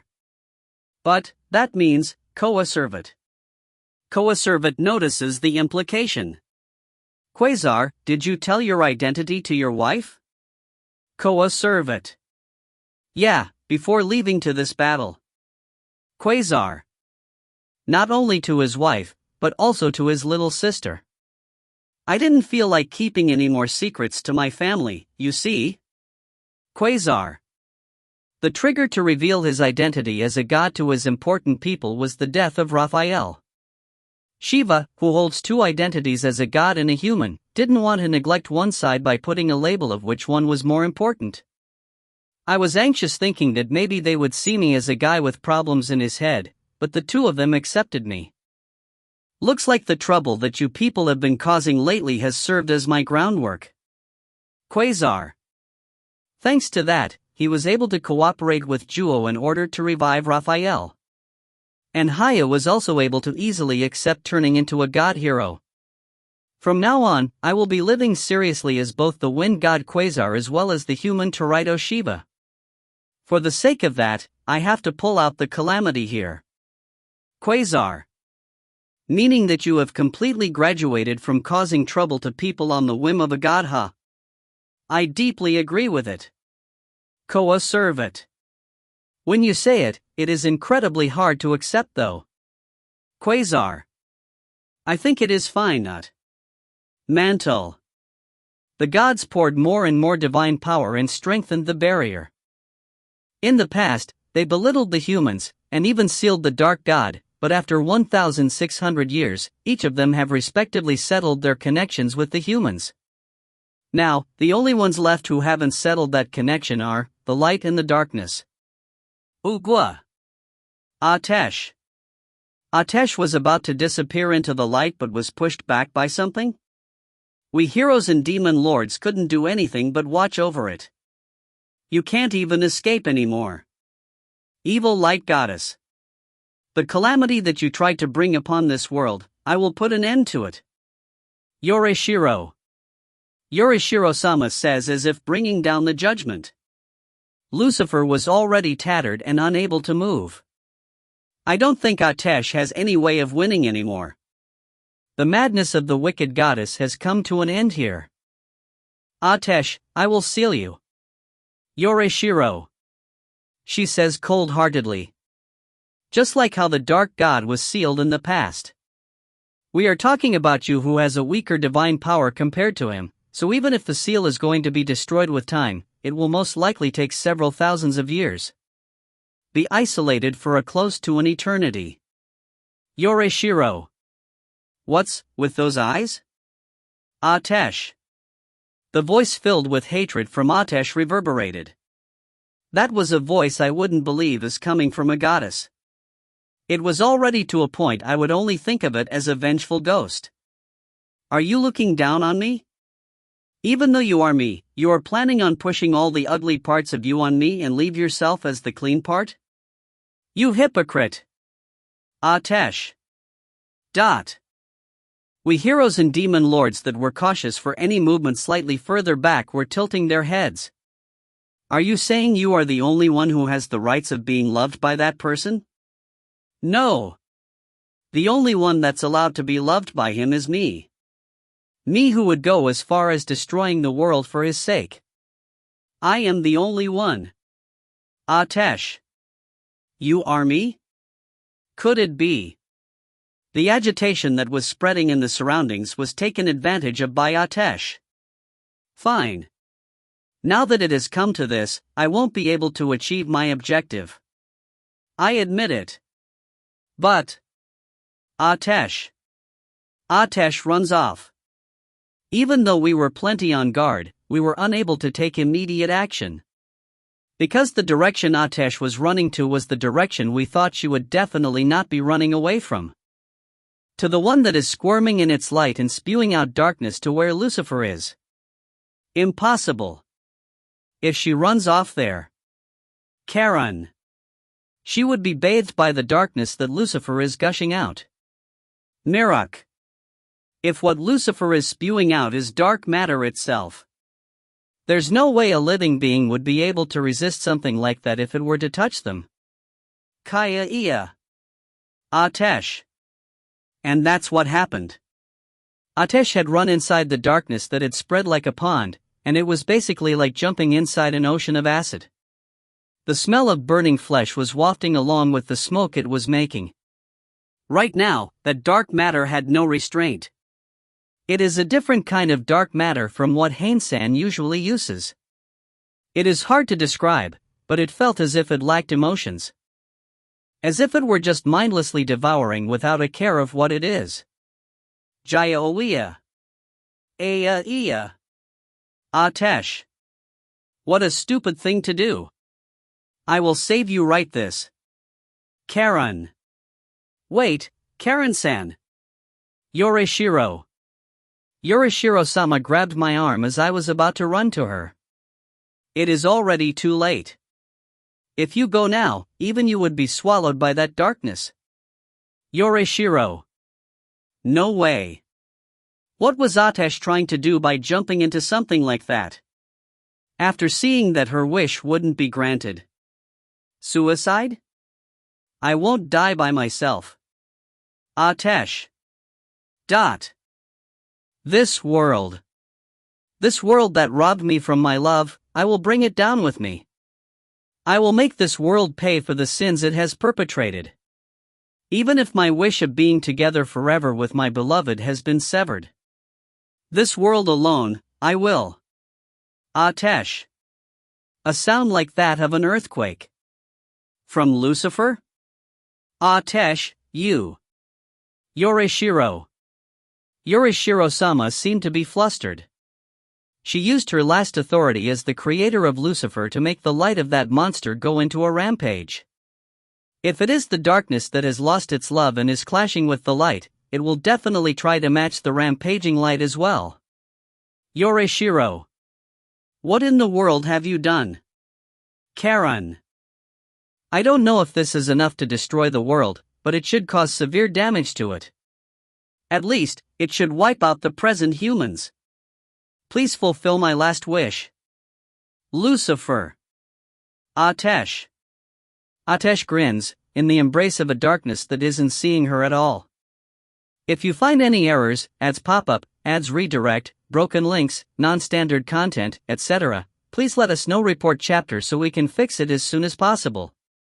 Chapter 408 to 409 Joining Forces. Kaya ha ha ha ha ha ha ha. Disappear world. A world that brings me and him apart should just disappear. Kaya ha ha ha ha. Atesh. Atesh was the one to be swallowed first by the darkness and disappeared from sight as she spread out a maddened laugh. Not even a single strand of hair was left. Sunny Soul Atesh was completely erased. But we didn't have the leisure of offering our condolences to her. Because we all might be following after her if we don't do something. Wait, the black thing, that big guy is gushing out. It doesn't show any signs of stopping. Rather, it is increasing in speed. Celestus. Don't even try to touch it.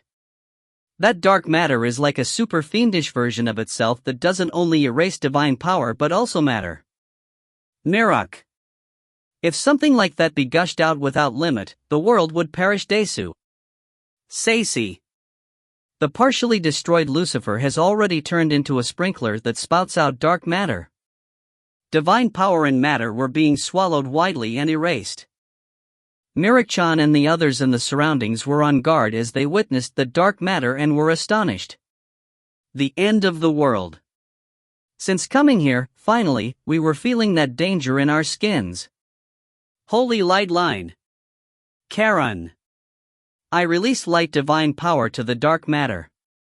Normal dark divine power can't defeat light, so this should erase the darkness, but Bokeen. The light was repelled by the darkness. Don't, Karan-san. Yorishiro. Yorishiro got angry at me. The dark divine power that is being gushed out via Lucifer is darkness that has lost the love of entropy. It has lost the tolerance of losing against light and has turned into the ultimate malice. Yorishiro. And the light that served as its antithesis is now acting as a fuel that increases their force by clashing with each other. Until now, light had been like water that extinguishes fire for the darkness. But now, it has turned into oil. And most of all, what's worse is that Yorishiro. If light doesn't work, just what in the world can we do to stop this darkness? What do we do? At this rate, the world will really be swallowed by a darkness that no one can stop. Mirak. Lucifer itself is also being burned by that loveless darkness. When it reaches its limit, Lucifer will disintegrate and the darkness should naturally stop. Yorishiro. If we wait for that, we can't. Michael. Michael joins the emergency meeting. Even if that guy is different, it is still the strongest class of monster that holds the title of Demon Lord. On top of that, it has a humongous body. Leaving aside maintaining its life, if it is just maintaining its body, it should be able to endure for quite a long time the clash of light and darkness. Michael. To the point that it would turn into a competition of whether the world or Lucifer will be dying first. Raphael. Raphael joins in. Everyone was trying to go against what is literally a threat to the world. In that case, we have to act right this instant and stop that gushing of darkness as fast as possible. Yorishiro. But how? Karan. That's obvious. Yorishiro. Yorishiro-sama raises a voice filled with resolve. There's no doubt that the source of that darkness is Haine-san, who is trapped deep inside Lucifer. We will break into the body of Lucifer and save Haine-san. Yorishiro. If we sever the link Lucifer has with Haine-san, it should stop the gushing of darkness. Yorishiro. But Yorishiro-sama. Karan. Who would do something like that? Jumping into the inside of Lucifer and digging out Haine-san would be the act of a daredevil. Right now, Lucifer is a literal mass of fiendish darkness. Entering Lucifer would mean that you would have to touch that darkness. That person would be erased without even reaching the count of 10. Karan. I will go. Yorishiro. Yorishiro-sama stepped forward. I will save Haine-san even if at the cost of my life. I will stop that loveless darkness. Yorishiro. Yorishiro-sama? Karan. Could it be that she is looking for death? Karan-san, I leave the rest to you. The Light Church, Haine-san, and Daraha as well. If they are in your hands, I would have nothing to worry about. Yorishiro. I desperately tried to stop Yorishiro-sama. The darkness was already spreading close to our feet, but even with this hurry, I can't let this person go. Yorishiro-sama, don't treat your life lightly.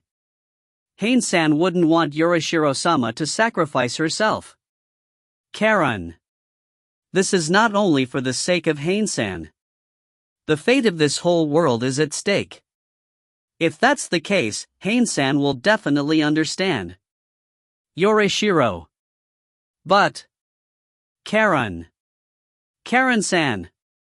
Yorishiro. Yorishiro-sama looked straight at me. Yorishiro-sama should be young and beautiful, and yet, for some reason, her expression looked like that of an old lady that had expended her whole life. I have to take responsibility. The sins I have done and the long path I have walked on, I have to atone for all of them right now.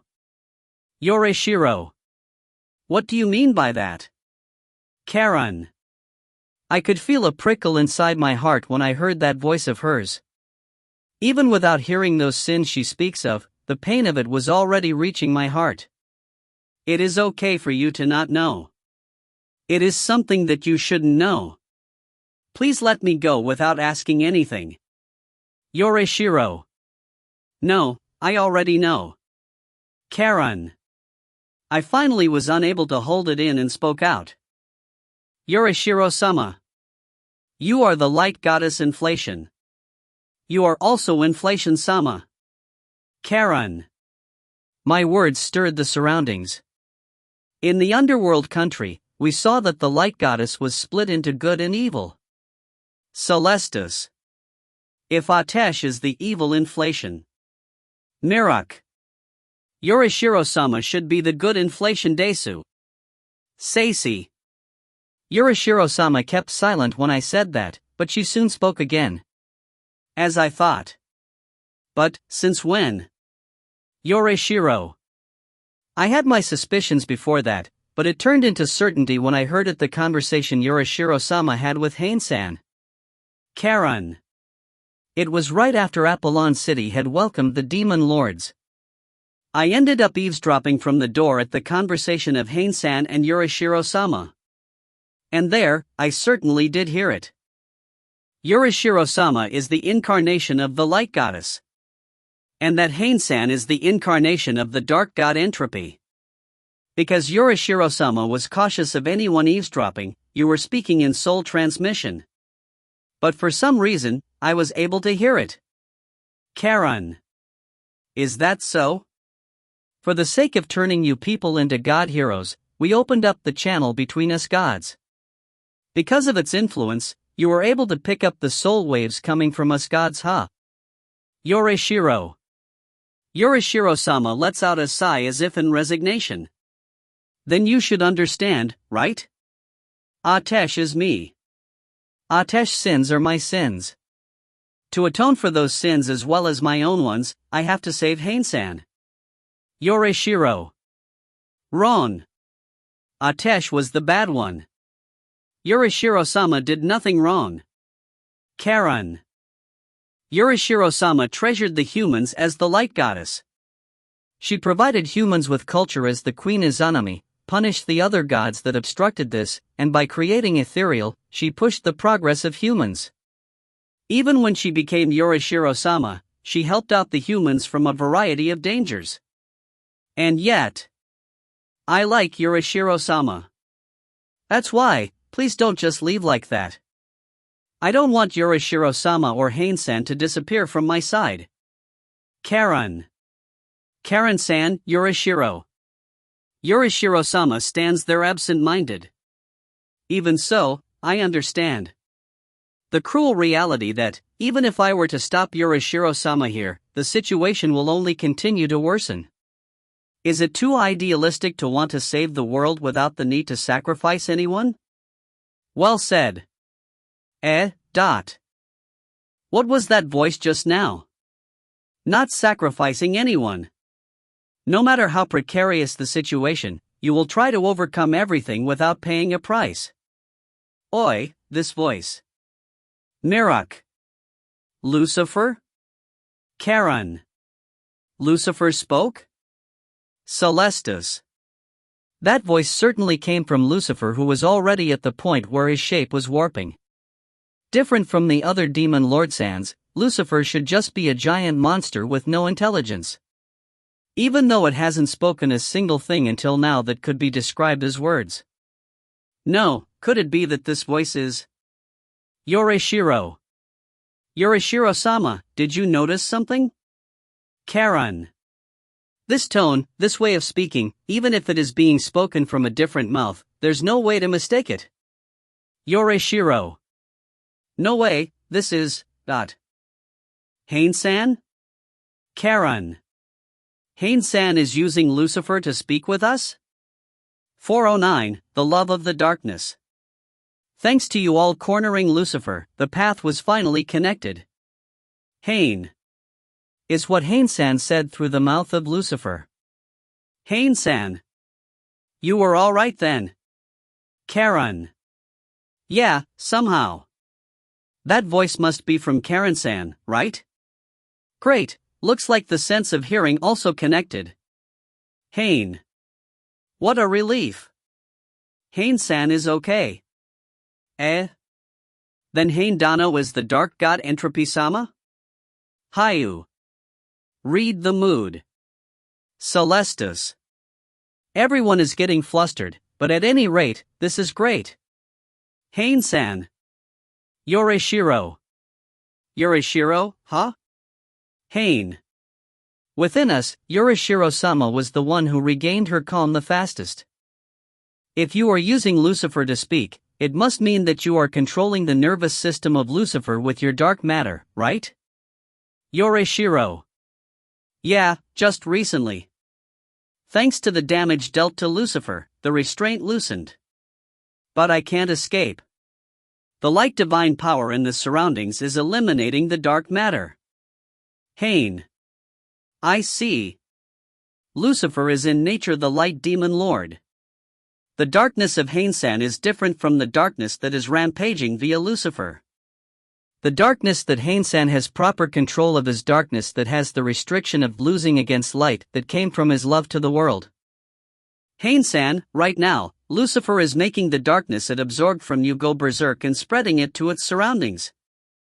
At this rate, the whole world will be covered with the loveless darkness. Yorishiro. Loveless darkness, you say? What is that? Haine. Can't you sever the connection it has with the darkness from your side? Right now, you are the very source of the world's danger, you know? Yorishiro. Even if you tell me that. No good. That Atesh, it looks like she paid special attention in creating the area I am in. No matter what I try, I can't get out. I can't stop the extraction of darkness either. The most I can do is connecting with its senses. Haine. For Atesh, the most important part was the cell of Haine-san. It would be obvious that she would do her very best so that he doesn't escape. Sorry everyone, but please lend me a hand. Haine. As in? Yorishiro. Lucifer is not only making the darkness go berserk, it is doing the same to the light as well. Haine. Well, it is the light demon lord after all. Right now, inside of Lucifer, the light and darkness are making a chaos as they rampage. And the light part inside of it is conveniently sealing Haine-san. Please remove that light divine power by attacking it from the outside.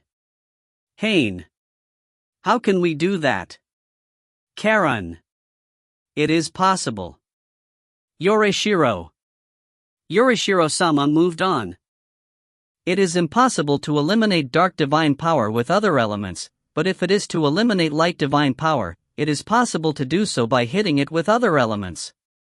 Even if light does have an advantage against all elements, it is far inferior to that of darkness. Yorishiro. So if we were to hit the light with all the elements here, we have plenty enough chance to break it? But right now, the area where Haine-san is covered with darkness. It is pretty easy to spot as the light pushing out the darkness is especially strong there. But we have to do something about the darkness around first. Karen. I will do it. The darkness might be reacting adversely to the contact of light, but it doesn't mean it is completely immune to it. I will use all my light divine power to open up a path.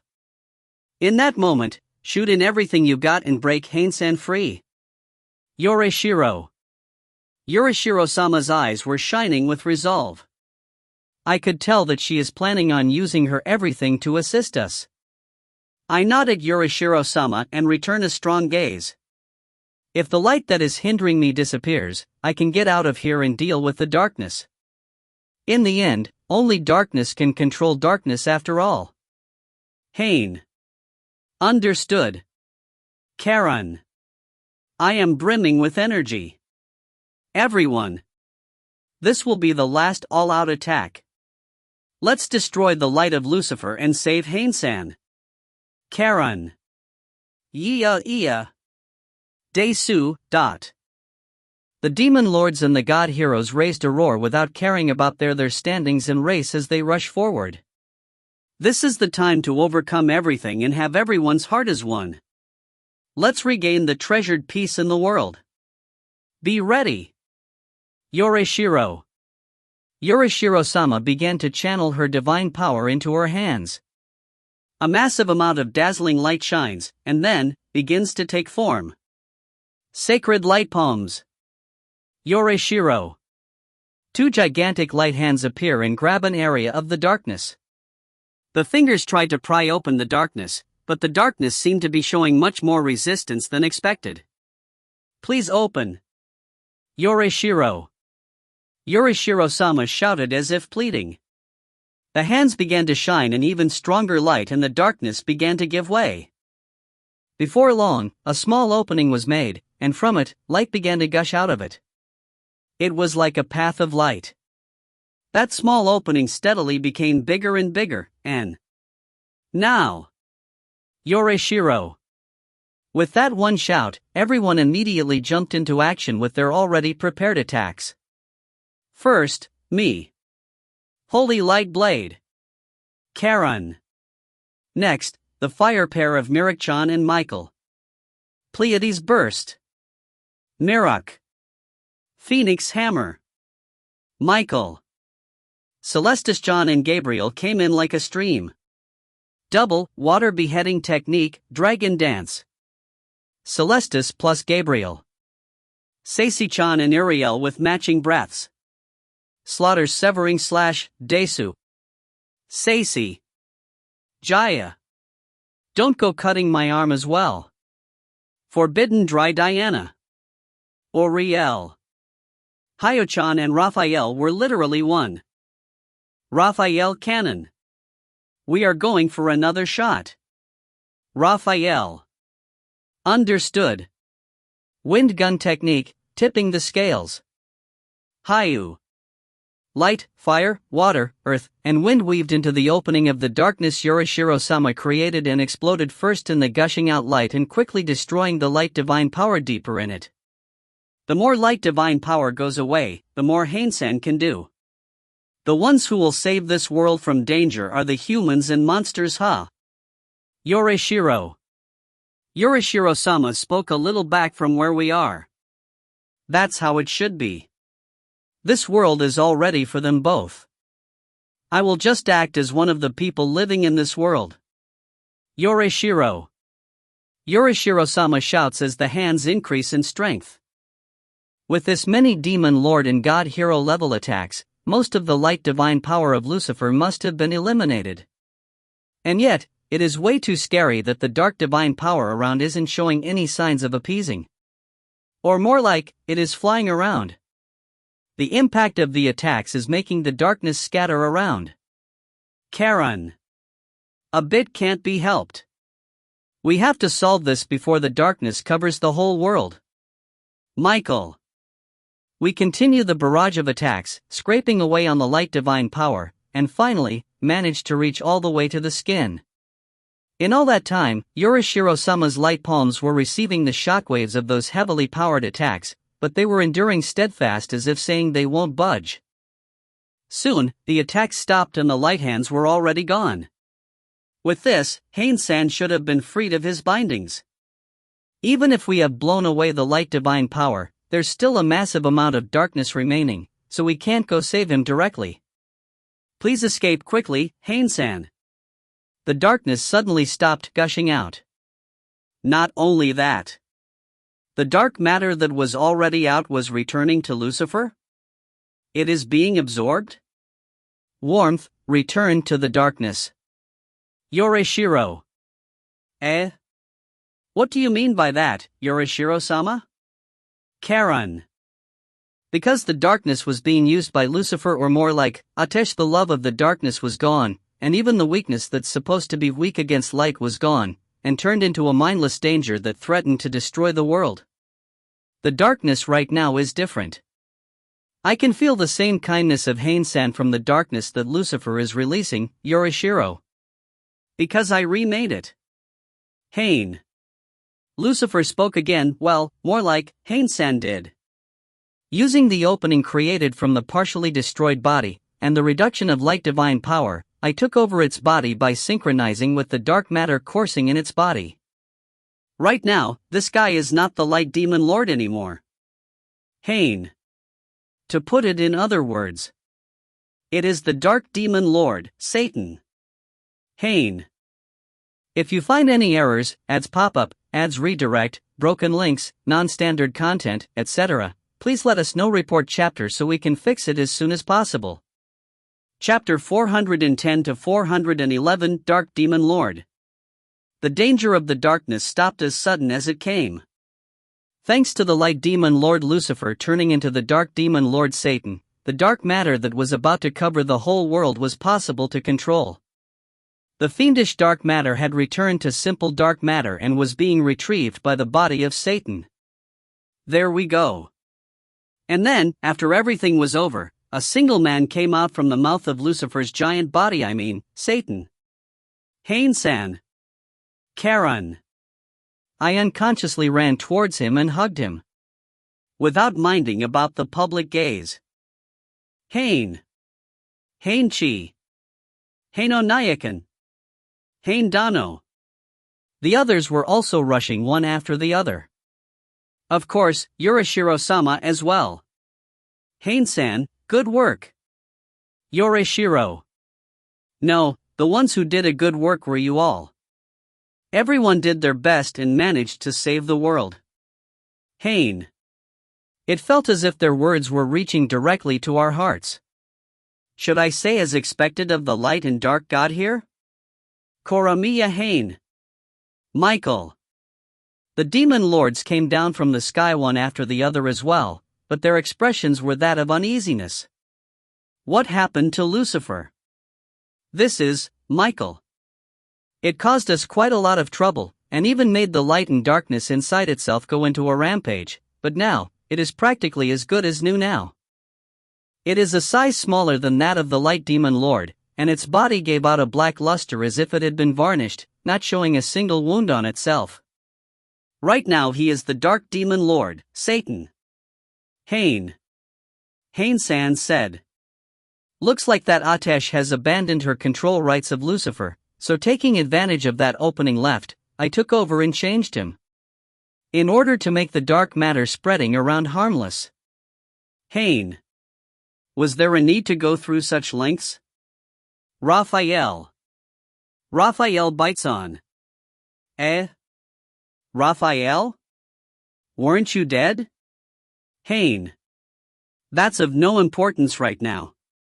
You should have been able to control the rampaging dark matter yourself, or eliminate it completely.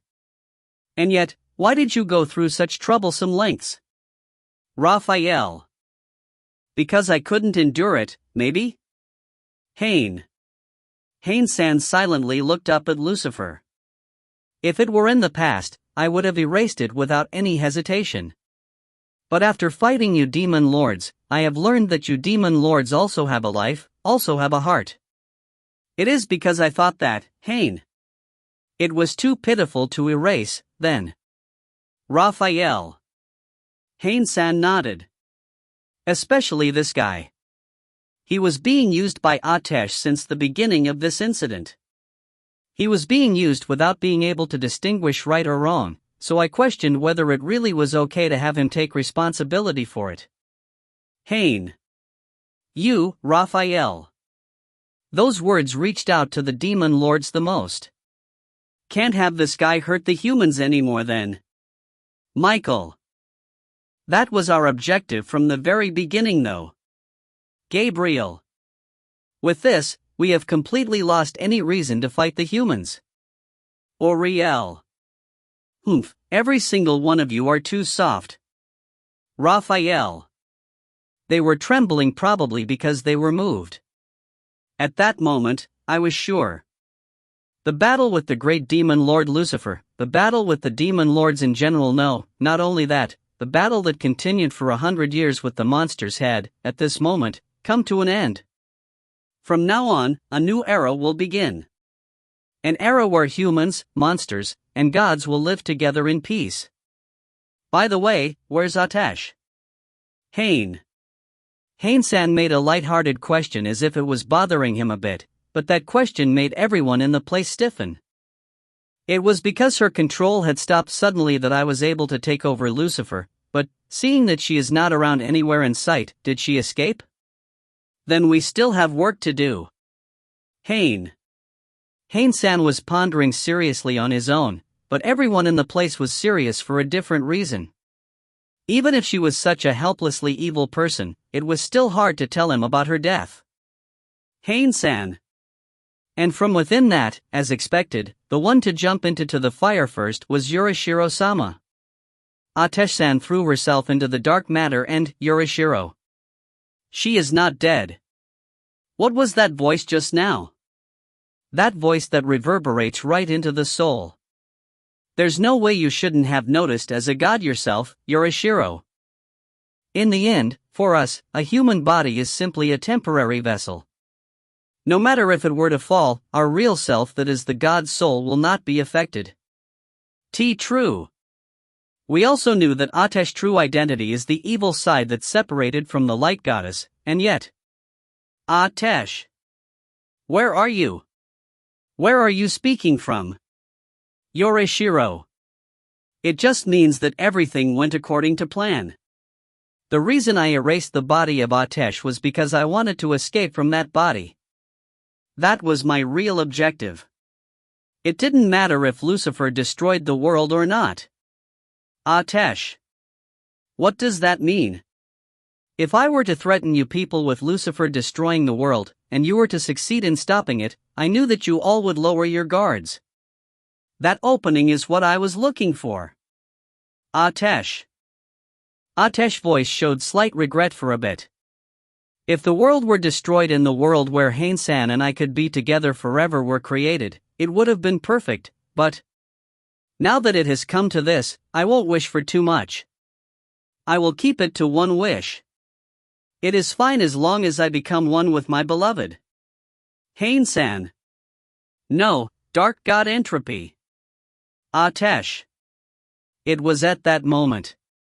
From what we thought was now the harmless dark demon lord, a small thorn flew out from its body. No, that's not it. It isn't a small thorn. Satan's body is gigantic to begin with, so even if it is small for it, if it were in human size, it is plenty of a normal size. A small size for Satan would be a spear in our eyes. A pitch-black spear came out from Satan's body. That's Charon. I remember it. That's the shadow spear, Abel. The divine tool that holds the power of shadow that Atesh displayed when she escaped from the light church. Moreover, its target is Haine-san. Haine-san, watch out. Charon. Atesh's last aim was, as expected, Haine-san. The shadow spear Abel came out from a complete blind spot when we were concentrating in the voice of Atesh, so at this moment, even Haine-san can't react in time. It is already too late. Now Haine-san, accept my last wish. And let's become one. Atesh. For 11, accomplishment of the heroes. Stab. The sound of a blade entering flesh. But the shadow spear didn't pierce Haine-san, but me, Karen. Karen-san? Haine. I made it in time. Just as it was about to happen, I went in between Haine-san and the spear and protected Haine-san with my body. In exchange, the spear was stabbed deeply inside my body though. You? How dare you? How dare you, you damn brat! Atesh. The voice of Atesh reverberates from no place in particular. You are still getting in my way. Every single time. If only you weren't there. If only you were gone. Atesh. Atesh. So this was your last card. Yorishiro. Yorishiro-sama says as she runs to me. Directed at the spear that's pierced in me. So the reason why you incarnated into a human and even became a hero of the Light Church to make the Shadow Spear able was because of this? Yorishiro. Explain, Yorishiro. Haine. Haine-san showed desperation while supporting my body. I am happy that he is being kind with me, but my emotions are not being elated. It was as if my emotions were leaking out of my body along with my blood. Shadow divine power is converted to light divine power. The Shadow Spear able specializes in controlling that shadow divine power. Yorishiro. Atesh herself is the incarnation of a god, so if she were to strip off her flesh body and return to her god form, that form is quite close to that of divine power. If she changes herself into shadow and takes shelter in the Shadow Spear, and then uses it to pierce Haine-san with it, Yorishiro. What will happen? Haine. Darkness and shadow hold pretty similar attributes. If darkness and shadow were to mix through the Shadow Spear, it might have been possible for Atesh to literally become one with Haine-san. Yorishiro. Haine. That was the end goal of Atesh. For that sake, she made the Shadow Spear able. That's right. After destroying the world and creating a new world, Entropy and I would become one, and we would live our lives without ever being bothered by anyone. That was my ideal. My ultimate objective, and yet. Atesh. The pitch-black spear speaks begrudgingly. So Atesh's soul really did enter the spear after her body perished. Not a single thing was fulfilled. My ambitions dashed, because of a single human worm. Atesh. Shut up. Haine. Haine-san shouted. It was a raspy voice that I hadn't heard from him before. Who cares about you? More importantly, Karen-san. We have to treat Karen-san as soon as possible. Haine. Wait, Haine-san. If you take out the spear right now, she might bleed out. Wait until preparations for the treatment are done. Yorishiro. Celestis. Please do something. Treating injuries is your specialty, right? Haine. Haine-san is being so desperate for my sake. I am kind of happy. It feels like I am being treasured. Who cares? Who cares about me, you say? Atesh. I could feel the despair coming from the black spear. No way. I have been thinking only about you for 1,600 years. I acted for your sake. Atesh. Rejection from her loved one. That was the ultimate despair for her. All her objectives have been thwarted, and she has no weapon or power left. All of those things that were supporting her, she lost them all. With that, Atesh, no, the other light goddess, lost all strength and disappeared. She might have really been just the shadow that separated from the true light goddess inflation. She was a part of a god, she only had a small part of the power compared to the real body, but she used her feelings for her loved one as support to make it all the way here. Because she is only a small part of a whole, her emotions were limited. She could only like her soul love. That's why she could only hate everyone aside from her loved one. Maybe she was actually a pitiful person. Karen. Get a grip of yourself, Karen-san. Don't stop breathing. A person shouts loudly in my ears. Who is it? Ah, Yorishiro-sama, huh? It took me time to remember. Celestus, please do something.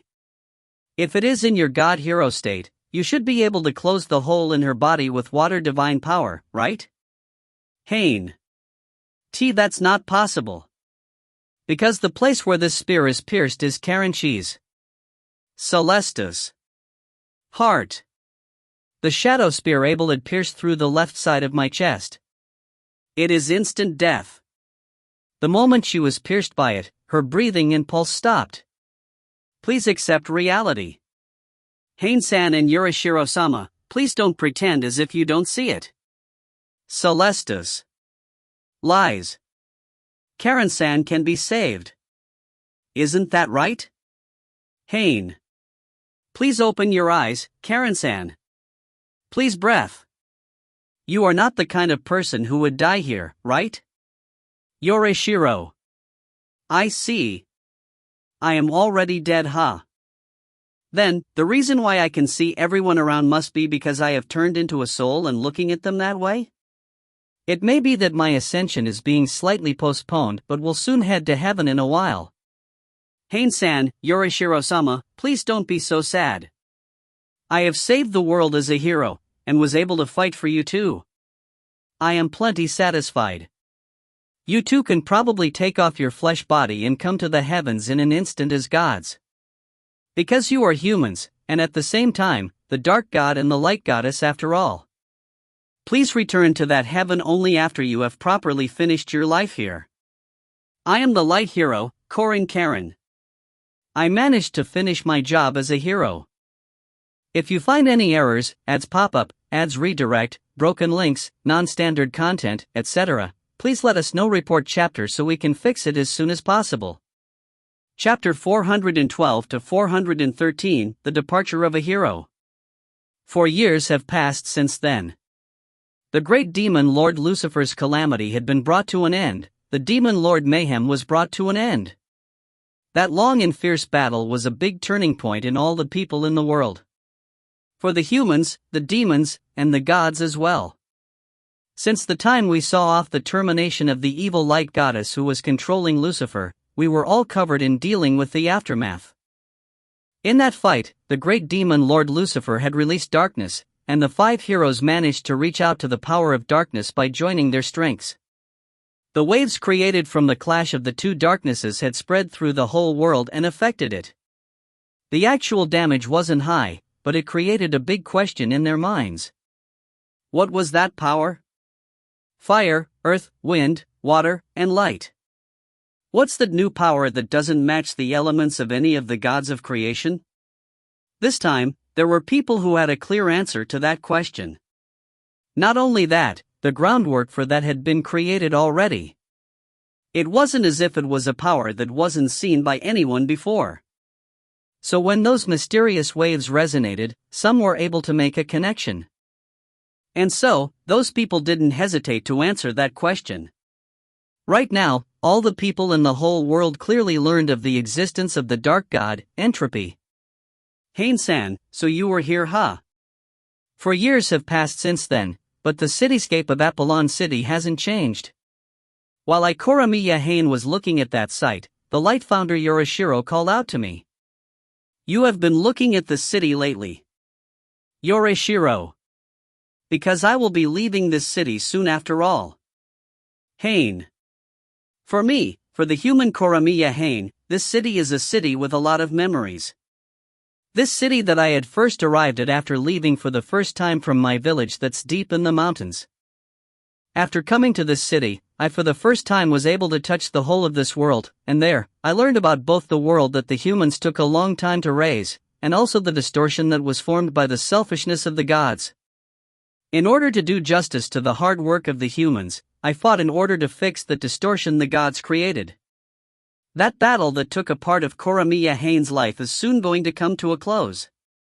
Since coming to this city, I have truly faced quite a lot of things. Haine. Fun things, shocking things, frustrating things. I am Koramiya Haine, but at the same time, I am the dark god Entropy. For me as the dark god, the life of this body basically only lasts as long as the blink of an eye, but even with that, it had a depth to it that rivals the 1,600 years after creating this world. It has been around 20 years since I was born in this body. Right now, there's still more than half of my life left as Koramiya Haine. And yet, I am plenty satisfied. I am truly glad I incarnated as a human. Now then, if we don't go soon, we will miss the ceremony. Yoreshiro. Do I really have to go? I don't think I am related at all though. Haine. What are you saying? You have to see her shining moment. More so since you have decided on leaving after the ceremony is finished. It is an unavoidable thing if you want to put a proper conclusion. Yoreshiro. So you say but. Now, hurry. If you are late here, it will become a regret of yours for life. Yoreshiro. Saying it as if it is a marriage, Haine. Well, for her, it is as big of a turning point in her life as a marriage, huh? Today, an important ceremony will be taking place for the Light Church. The ceremony for a new hero. We will now be beginning the ceremony for the new light hero, Light Ray. A big amount of people were gathered in the Light Grand Church. In order to see the new light hero that will be carrying the standard of the Light Church from today on. Ray, over here. Yoreshiro. Yesu. Ray. Yoreshiro was fulfilling her duty as founder and called out to her, and the 15-year-old girl that still looked young had stood in attention. That girl is Light Ray. The new light hero that was chosen with the consensus of the Light Church. It has been 2 years since she entered the ranks of the Light Church, and had her skills acknowledged by the Aurora Knight Corps. She managed to climb all the way to being a hero in that short amount of time, so it was clear how much talent she has. Even with that, Ray is still young and completely nervous here. It is a given. She is still a delicate 15-year-old girl after all. No doubt she is not used to having the attention of so many people. Light Ray, you will be the light hero that will be representing our church from today on. You will have to spread the influence of the light goddess Inflation Sama, the protection of the light, to the world. Do you have that resolve? Yoreshiro. I do. Ray. Stumbled again. She is a girl that has low guts to begin with, so the ceremony today might have been too heavy on her. It was the right choice for me to participate, huh? Ray, you can do it. Haine. I sent her some encouragement in a low voice so that it doesn't bother the ceremony. Because I, for some reason, am considered an important person of the Light Church, I was standing by the side of the founder, and I was pretty close to where Ray is, so it properly reached her. And with my encouragement as the trigger, Ray's expression tightens. Please rest assured, Founder Sama. I, Light Ray, will fulfill my duty with all I have so I don't bring shame to the great previous hero Sama. Ray. Splendid show of resolve. Yoreshiro. Yoreshiro nodded pleasantly. Then, I will entrust you your personal holy sword. And at the same time, Yoreshiro. The eyes of Yoreshiro shift to a certain place. As per tradition, the previous light hero will be returning her holy sword. Now previous light hero, Karen-san. Yoreshiro. Yes, Founder Sama. Karen-san, who was lined up with me a few steps back of Yoreshiro, moved forward with her turn coming.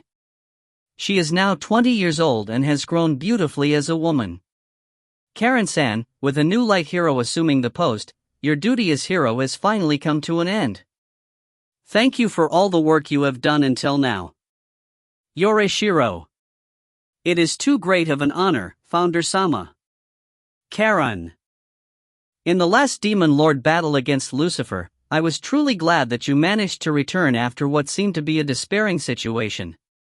Since then, you have continued to work splendidly as the light hero representing the church. Yoreshiro.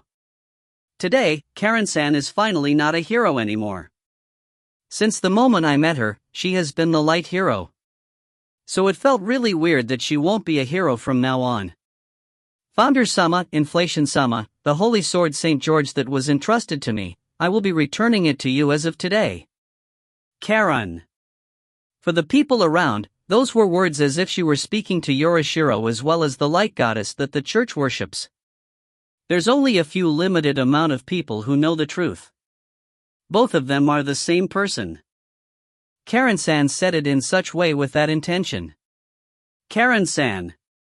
This is the holy sword Arthur that will be entrusted to the new hero. Please pass it on with your own hands. Yorishiro. Karen-san received the new holy sword from Yorishiro, and then, turns around to the girl that will be succeeding her. Rei, since the moment I saw you when you joined the Aurora Night Corps, my instincts told me that this day would come. From now on, you are the light hero. Karen. Saying this, Karen-san hands over the new holy sword to the new hero. It will definitely be a hard journey, but I am sure you will be able to do it. Do your best. Karen. Leave it to me. I will become a light hero that won't lose to your shine, Karen-nisama. Rei. And just like this, a hero had departed from the light church. Now, Karen-san is simply Korin Karen. 413, Psyche. At the last fight of the great demon lord battle, Karen-san had taken my place in receiving the attack that had everything of Atesh, and she ended up with her heart pierced, bringing instant death. She was already in a state where no one could do anything. No matter the god, it is not possible to bring back a life that's reaching its end. It shouldn't be done. In that time when we could only despair our own powerlessness, the one who gave us a saving hand was an unexpected person. In the first place, Atesh was the separated part of the light goddess, the evil part of her heart. Atesh had changed her pure light divine power into shadow and entered the shadow sphere able, in order to combine with me, the dark god. Karen-san took my place. The converted divine power of the light goddess that should have been injected into me had been injected into Karen-san instead and had combined with the human soul of Karen-san. The soul of a human and a god were becoming one. Because of this, Karen-san had turned into something that is human and at the same time isn't. Karen-san herself had become the other light goddess Inflation. After that, it was easy to heal my own body with the divine power I gained. Karen. Karen-san says, looking back to that time. The ceremony safely finished and Karen-san is not the light hero anymore. I was truly scared at first. Haine. I was also remembering that time and shivers ran down my spine. No matter how many times I remember it, it still has the same effect on me. It is because I felt that the divine power of Atesh was resonating with Karen-san's divine power through the pierced spear that I was questioning myself what in the world would happen. Haine. I was relieved when I saw that her body was regenerating with the fused divine power of Atesh, but I soon began to imagine another scary possibility. Because Karen-san had fused with that Atesh. An existence that basically consisted on only the wicked parts of the light goddess. If she were to fuse with something like that, it made me tremble in fear just thinking that maybe her whole personality would be overwritten and Atesh would return. In the end, the one who came back was Karen-san, who didn't show much difference from before. The personality of Atesh herself had vanished before it fused with me. Karen. The eyes of Karen-san lower and she shows a sorrowful expression. After being rejected by Entropy, who she had felt strongly for all that time, in the weakened mental state she was in, she was unable to maintain herself. She was the kind of person that even went as far as to think that there's no need for the world as long as Haine-san existed after all. Karen. So my rejection was plenty shocking enough to push those last remaining fingers holding on right down into the precipice. She really had nothing revolving around herself but her own agenda. After losing her essence, the divine power that had turned into pure energy only had found a shelter that is my soul infused with it. Karen. I am surprised it went so smoothly. Atesh and Karen-san may have similar elements to begin with, but at that time, Atesh had changed to shadow, you know. Moreover, she was a goddess. Haine. Because shadow is basically an intermediate of light and darkness, the compatibility with both was high. Also, my connection as a god hero most likely served as an intermediate, making the fusing smoother. With the essence of Atesh gone, that power of hers had no choice but to recreate its existence with me as the core. Karen. As the new light. And so, she was reborn. A human, but at the same time, a god. A god that has a human soul, that's coring Karen. Karen-san. I am truly sorry. Haine. Again with the apologizing, Haine-san? In these 4 years, every time this conversation is brought out, you apologize. Karen. Yeah, but the soul of Karen-san that was supposed to live and die as a proper human had been tied in the curse that is being a god. Even if her body were to perish, her soul would exist forever. That's the kind of curse it is. It is fine. If it were an eternity with only myself, I would be so lonely I wouldn't be able to take it, but I have people that can live together with me forever. Karen. Saying this, Karen-san held my hand in a very natural manner. For now, I will stay as Karen, and Haine-san will stay as Haine-san. I look forward to what the future will bring us. Karen. Yeah, Haine. Karen-san obviously already knows my identity. My identity as the dark god Entropy. In the end, we revealed it all, and even with that, we still decided on staying together. It means there's already no escaping it. It is nice that you are getting along, but someone intruded in our alone time. It would be troubling if you were to forget about me. Of course, Yorishiro-sama. We three, no matter how many times we reincarnate, will be together. Karen. Karen-san and Yorishiro, who are already light goddesses, were hugging. An eternity with me, the dark god. That was the very wish of Atesh that was born from a series of events, but in the end, Karen-san was the one who managed to accomplish that wish of hers. But even with that, Karen-san is critically different from Atesh. My basis for that is that Atesh saw her ideal world as a place where only her and I were in and anyone else wasn't allowed, but Karen-san acknowledged everyone that was around her. Her love wasn't only targeted at me, but the whole world. Getting involved with this whole world and creating connections, she spread varieties of love and received the love of others in return. Even if they were aiming for the same result, Karen-san and Atesh were separated by a deep line that could be considered a boundary. Karen-san, you are not a hero anymore starting today, so our relationship will become even simpler now. Yorishiro. Right. Our relationship as hero and founder-sama is gone. We are purely friends now. Love comrades of Haine-san. Karen. Yeah. Gotta cast my doubts in the way you put it. I as well.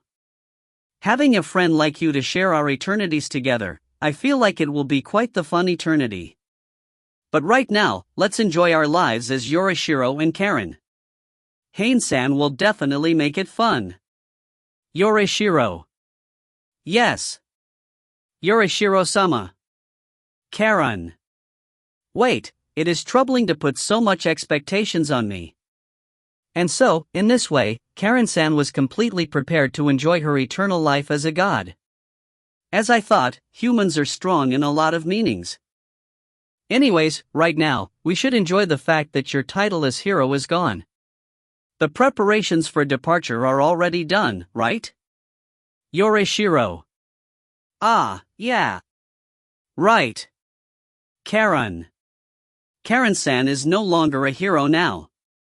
Coring Karen will now walk a new and different path from the one when she was the light hero, but before that, it wouldn't be bad to have a slight intermission. Using this chance, you will be visiting your friends, right? That's quite good. Yorishiro. Yes. We have been pretty busy lately, so I haven't seen them for quite a while. I was thinking about checking how they have been recently. Karen. The heroes that had overcome that final battle together with her. They have finished their duties as heroes just like Karen-san and are walking through a new path now. Karen-san wanted to use this chance that she had graduated from being a hero to check how they are doing. Then, Haine-san, I will be leaving the escorting of Karen-san to you Disuwa. Yoreshiro. Yeah, got it. Haine. It was decided that I would be accompanying Karen-san in that trip of hers. The reason I will be leaving Apollon City was because of that. I can't go together with you because of my work as founder, but we are going to be living together for what will be close to an eternity, so not being together for a bit shouldn't be much. Yoreshiro. Right, Haine. I ended up leaking out a dry ha along. Then, let's meet at that place. Yoreshiro. Yeah, at that place then. Haine. Receiving the farewell from Yoreshiro, we finally depart. The trip for Karen-san's hero graduation. Haine-san, let's go. Karen. Karen-san takes a seat on the ethereal flying machine she had prepared. If we are going to go around the other nations, there's no doubt we would need these guys.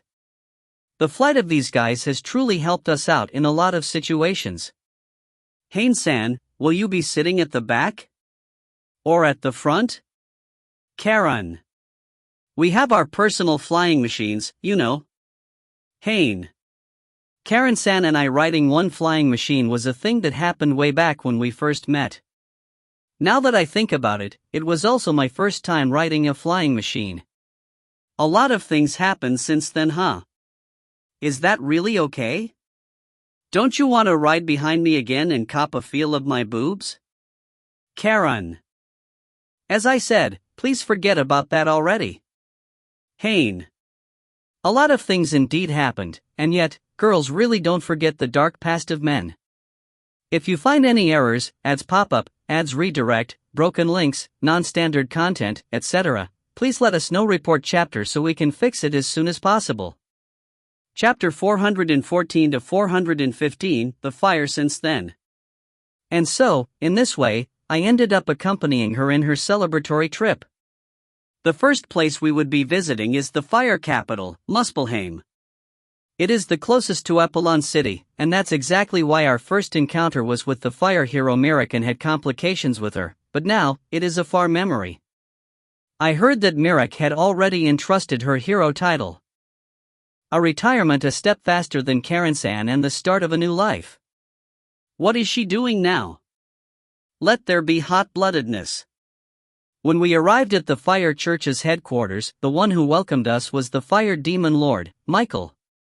The Demon Lords are currently learning about human society to properly know about humans.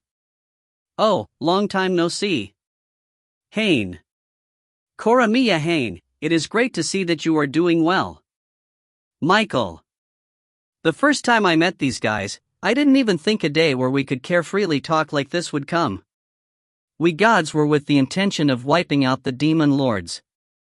The reason why we have surpassed that plan and ended up being able to hold hands with the demon lords is thanks to the greatness of the humans. It has been a while, Michael-san. How is Mirik-chan doing? Karen. Karen-san kept the greetings to a minimum and asks a question connected to her reason for visiting. For her, Mirik is the friend she has been acquainted with the longest. Because they have been busy lately with their hero successors, they haven't met for a long time. If it is her, she should have left to do her showbiz again. Michael. Showbiz? Karen. You guys should go check it out as well. That Mirik, thinking of such an interesting thing, I expected no less of a human. Michael. Let there be hot-bloodedness. From inside the fire church, another bulky muscular person came out who looked like the very definition of a big man. The fire founder. In the past, he worked as a general of the fire militant corps, but even now, he is still plenty muscular, and looked like he could join the front lines at any moment. Master. Michael. Michael spoke with respect towards that fire founder-san. Let there be hot-bloodedness. Michael. Let there be hot-bloodedness. Enu. Master says that he will settle matters on his side, so you two can head directly to the venue. Michael. Thank you very much, Karen-san says with a cramped face. Haine-san. Karen. Yeah? Haine. Even now, I am still unable to understand the Fire Founder-sama at all. And lately, Michael-san is beginning to resemble him more and more. Karen.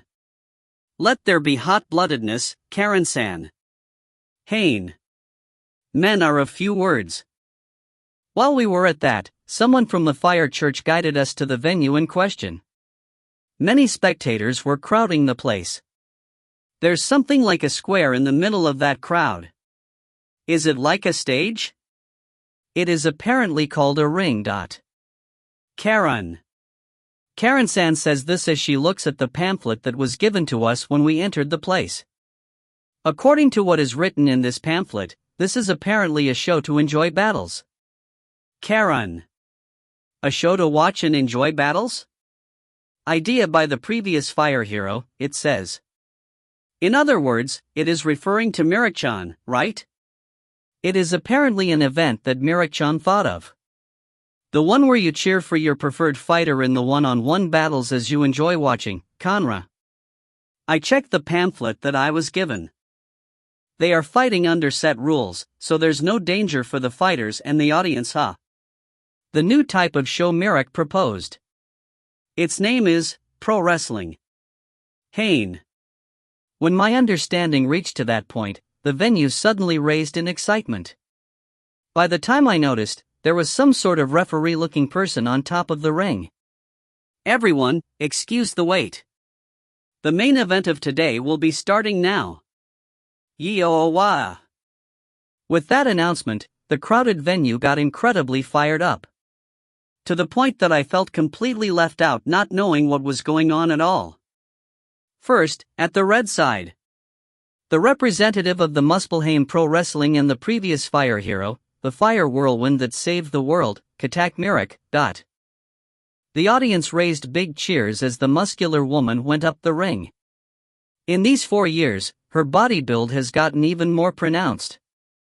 Mirak-chan is the same as always. Karen.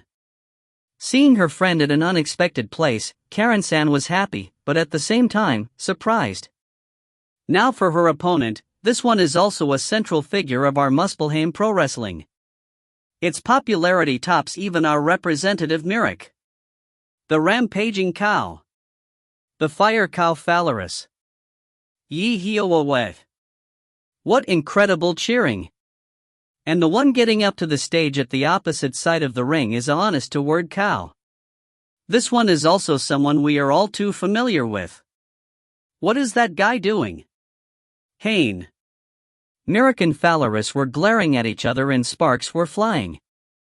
Well then, this is a pairing that we in the Muspelheim Pro Wrestling are familiar with. With a total of 57 matches, Mirak with 29 wins, and Phalaris with 28 wins. They are evenly contested. They have been fighting that much? Will Phalaris win today and line up the wins? Or will Mirak pull her tenacity as former hero and pull further away? The gong of fate will be sounding now.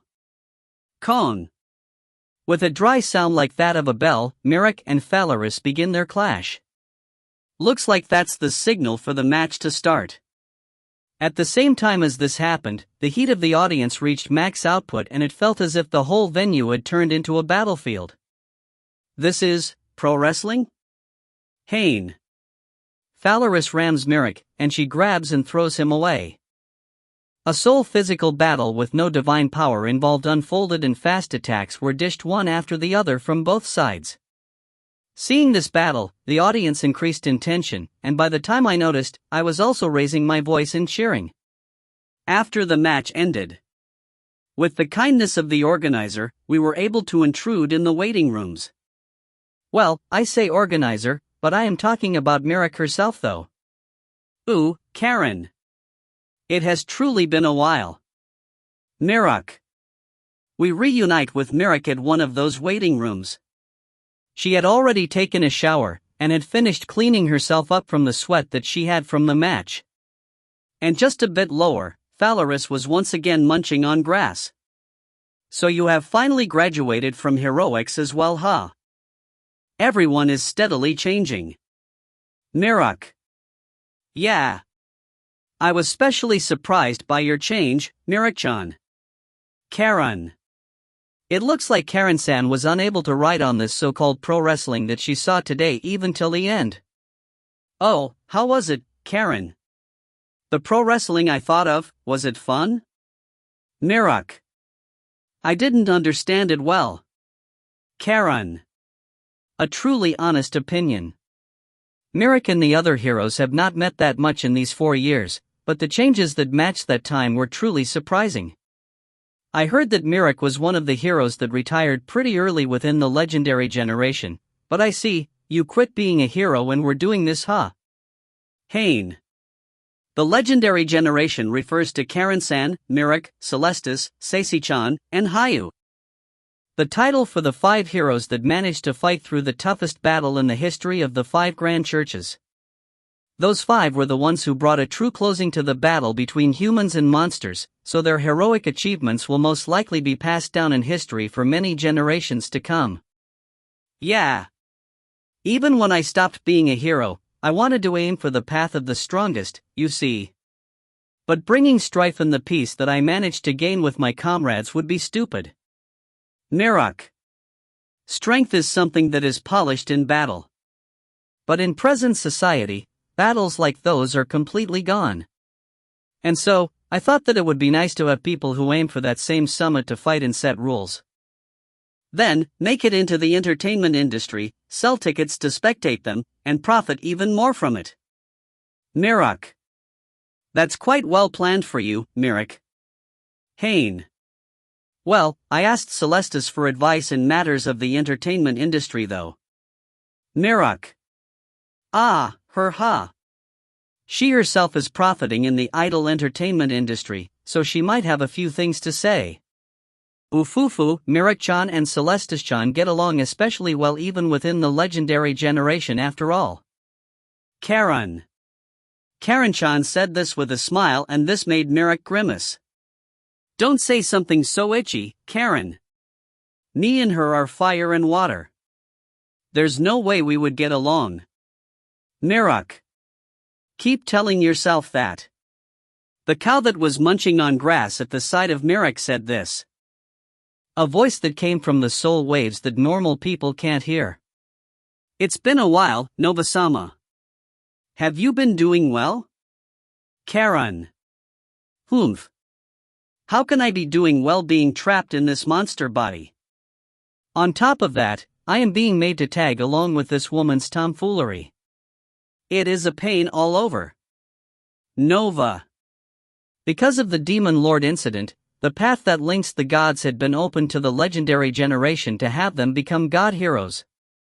Thanks to that, Karen-san and the others are able to converse in the soul waves that should only work for gods. This fire god, he is already a completely popular figure of the church as a cow, but to think he would also join the entertainment industry. See, Karen? Our god is not cute at all, right? He is always spitting hateful words like this. Mirak. I was completely on the same opinion as Mirak. He says he doesn't like his cow body, and yet, continues in that body for 4 years now. He really isn't honest. The pro wrestling industry that I proposed, at first, didn't have people who could properly match me, and lacked the ability to heat up the people, but that changed when this guy began participating. He has popularity with the kids to begin with, so he is the best customer gathering cow. Mirak. The Fire Church has truly been blessed with a great god. Karen. Phalaris snorts at the two chatting as he continued munching on grass. Hey Karen, and also Haine. Mirak. Mirak says reservedly. The world has changed since the battle 4 years ago. The 5 churches don't fight each other anymore, and the relationship they have is good. Mirak. Yeah. Karen. Totally right. And so, in this, we heroes have changed our ways. The roles for the active military forces are mostly gone, and the church's duty of public relationship has gotten a close-up because of this. Mirok. And you are saying this pro wrestling is an extension of that duty? Karen. It is part of it. I wanted to do good for the world in my own way even if I have retired from being a hero. Things might be a bit awkward between me and my juniors though. Mirok. Now that you mention it, the fire hero that succeeded you is that Fiery-chan, right? Karen. Karen-san says as if remembering. In that past, when Mirok was still an active hero, there were 3 girls that were sticking to Mirok as their little sisters kind of thing. One of those 3 had managed to become the next hero. Yeah, Braidley and Glassfin seemed to be supporting her by her side. The title of Fire Hero was passed on to Fiery alone, but in the end, the 3 of them together make one proper person, I would say. Mirok. Mirok-chan, you are talking like the old Kikusan, Karen. It really makes me actually taste that the previous heroes are truly troublesome existences for the current ones. Hey Karen, you will be going to visit Celestis, Sacy, and Hayu, right? Mirok. Yeah, that's what I plan on doing. Karen. Then, please give them my regards. That, in the near future, let's all 5 of us gather together again. Mirok. Even when she has passed on her position as hero, Mirok still continues to tread the path of the strongest. Moreover, this is not only to make herself stronger. By interacting with others, it influences each other, and it makes the world itself progress.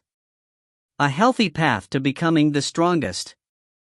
Oi, Entropy. Nova. Nova speaks to me while I had nothing to do. Later, at the specified place. Nova.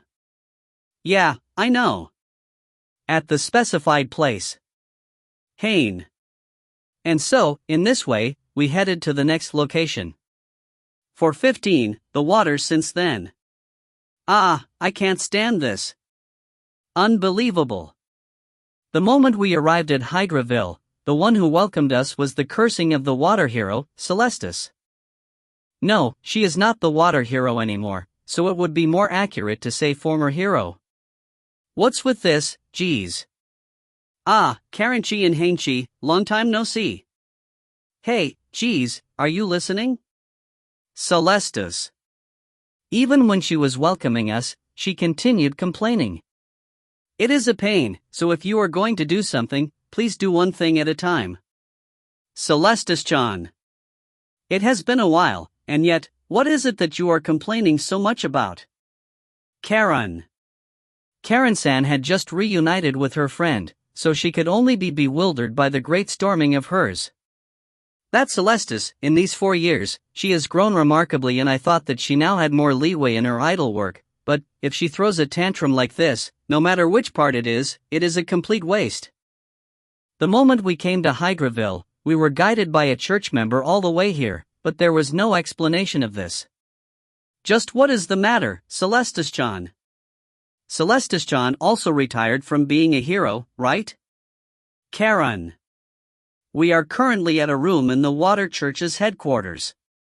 And for some reason, all openings counting the windows were tightly closed, and it was as if to not let anyone escape. Yet, the only one in that room is Celestis. Well, until we came to visit her, that is.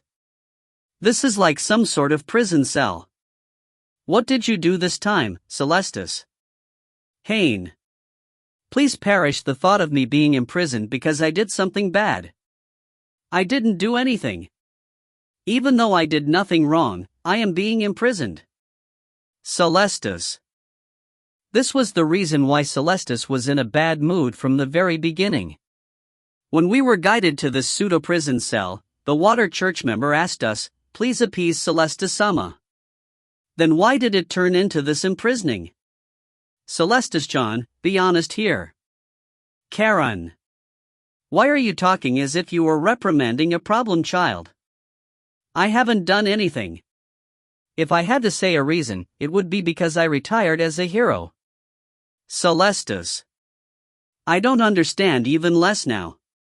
Why is her freedom taken away even more when she has retired from her duty as a hero?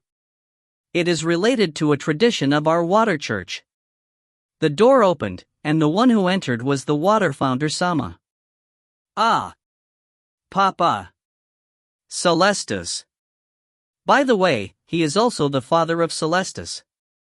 Geez, Papa. Free me already. I have things I want to do. Celestis. That won't do. Celestis, you have retired from being the water hero, so you have to walk forward to a new path. And, in terms of our water church, the path of a retired hero has already been decided. Azul. Ah, right. Now that he mentions it, I think I have heard about it a long time ago. The retired water heroes would mostly marry right after retirement and enter an influential family of Hydraville. Since heroes are mostly girls, moreover, they have long years of achievements with the church, it would turn into a big connection for both the family and the church. If a former hero were to be wedded, it would create a thick connection to the church. In other words, the retired heroes of the water church are soon thrusted into a political marriage. The hero that came before Celestis, Sarasa-san, married an influential family as well right after she retired. Celestis has retired as well, so she would be made to marry some family, and it would strengthen the connections of the water church. As I have been saying many times already, I have no intentions of going through predetermined rails. Celestis. Celestis showed a proud confrontational stance.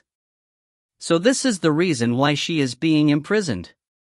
Even if there's the need for a new path after retiring as a hero, like hell I would want to marry and pass my days stagnating as a wife. If I have to pass such boring years, I would prefer to die. Celestis. You may say that, Celestis, but not only did you bring unprecedented achievements as a hero, you are also my daughter. This may not be the best way to put it, but within the water heroes that have had political marriages, your worth can't be compared to any others. Look. Azul. Saying this, the water founder Sama placed a big bundle of papers on top of the table. It was so thick that it would be better to say it is tall. The weight of it was making the table creak. What's with this big bundle of papers? Celestis. Photos sent to Celestis for a marriage interview. There's more than 200. Azul. More than 200? Requests to marry Celestis have not been limited to Hydraville but the whole world. Society has changed and the relationship of the 5 grand churches has grown to the better, and there's also the popularity of Celestis as an idol bringing heavy effects in this too. Azul. The water founder Sama says this as if mentally fatigued. I on the other hand had my interest piqued and flipped through the marriage interview photos. All of them were handsome men with their backs straight, but, I feel like I saw a familiar face. Isn't this General Visage? Haine. A light knight of our church, and in these 4 years, he finally managed to be promoted all the way to general. Why is he sending a marriage interview photo? Does he have the permission of the founder? If there's a proper person I, as Celestis' father, can leave her care to, there would be nothing as relieving as that. Celestis, if you acknowledge me as your father, can you please find a good family to marry into as filial piety? Azul. Ugh. If you put it that way. Celestis. Celestis and the founder Sama lived their lives without recognizing each other as father and daughter for more than a decade due to several circumstances. Well, it was a political and status-related matter the likes of Hydraville. Even with the lack of parental love between the two, this didn't make it weaker, it rather made the long time make them care for each other even more. It is true that I would like to answer the expectations of Papa as much as possible, but I can't pull back in this. I want to paint my own life with my own hands. I don't want to pass that privilege to others. Celestis. Celestis. Azul. Papa, listen. I will stop being an idol as well. Celestis. That announcement not only shocked the founder-sama, but also Karen-san and I as spectators. When speaking of Celestis, it is idols. The unheard-of combination of being a hero and idol at the same time, that made her even more unique than the previous generation heroes. She herself treasured her idol work as her life, and yet, she is suddenly saying she will quit it? I have been thinking about it for a while now. I have already passed my teens, so continuing as an idol would be pushing it. I have been thinking since a while ago about graduating from the idol industry after retiring as a hero. Celestis. Well, that realistic way of thinking is also Celestis-like. And then, I want to rise to the next stage. Putting an end to my idol hero self, I want to challenge my new self. Please, Papa. Allow my selfishness. Celestis. Ugh. Azul. Her seriousness had transmitted plenty well, making the founder-sama falter. But he is a person that understands his own standing as the water founder. It heavily weighed on which side he will take. Will he take the father side, or the founder side? There. Isn't it fine, dear? A new person entered the room? This is a person I haven't met before. She is a woman that resembles Celestis a lot, so she is incredibly beautiful. She is quite old already, but that age has completely changed into charm. She was the very definition of a beautiful madam. Mama? Celestis. Mama? Haine. The words of Celestis shocked me. In this day, Celestis Mother-san takes the stage? She was a former high-class courtesan of Hydraville. After knowing that she was pregnant with me, she left the side of Papa. It wasn't long ago that she was finally accepted as the second mistress of the founder. Celestis.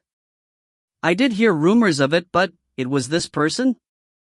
In other words, the beloved wife of the water founder that had pledged lifelong love to. Charles. Azul. Celestis inherited the aggressiveness of both of us. There's no way our girl would make a normal family and pass her life as a wife doing nothing, right? Charles. That way of speaking, is she praising her or speaking ill of her? If we were to force her to marry a wealthy person and she causes trouble at the place we made her marry into, it would beat the purpose.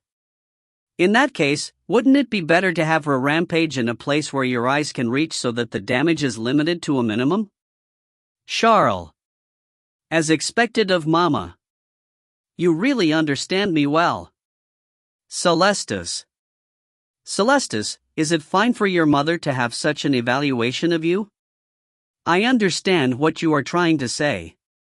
But as a founder, with these many people wishing to marry my daughter, I can't just refuse them just like that. Azul. Saying this, the water founder-sama picked up a part of the many photos. It was only a part, but just picking that part required the founder-sama to open up his hand to the limit. Are you saying you want to answer the expectations of society?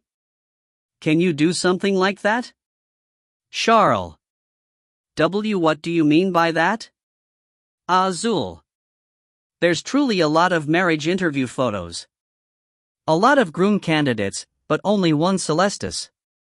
With so much competition, no one would accept unless the one picked is comparable to a church founder class standing.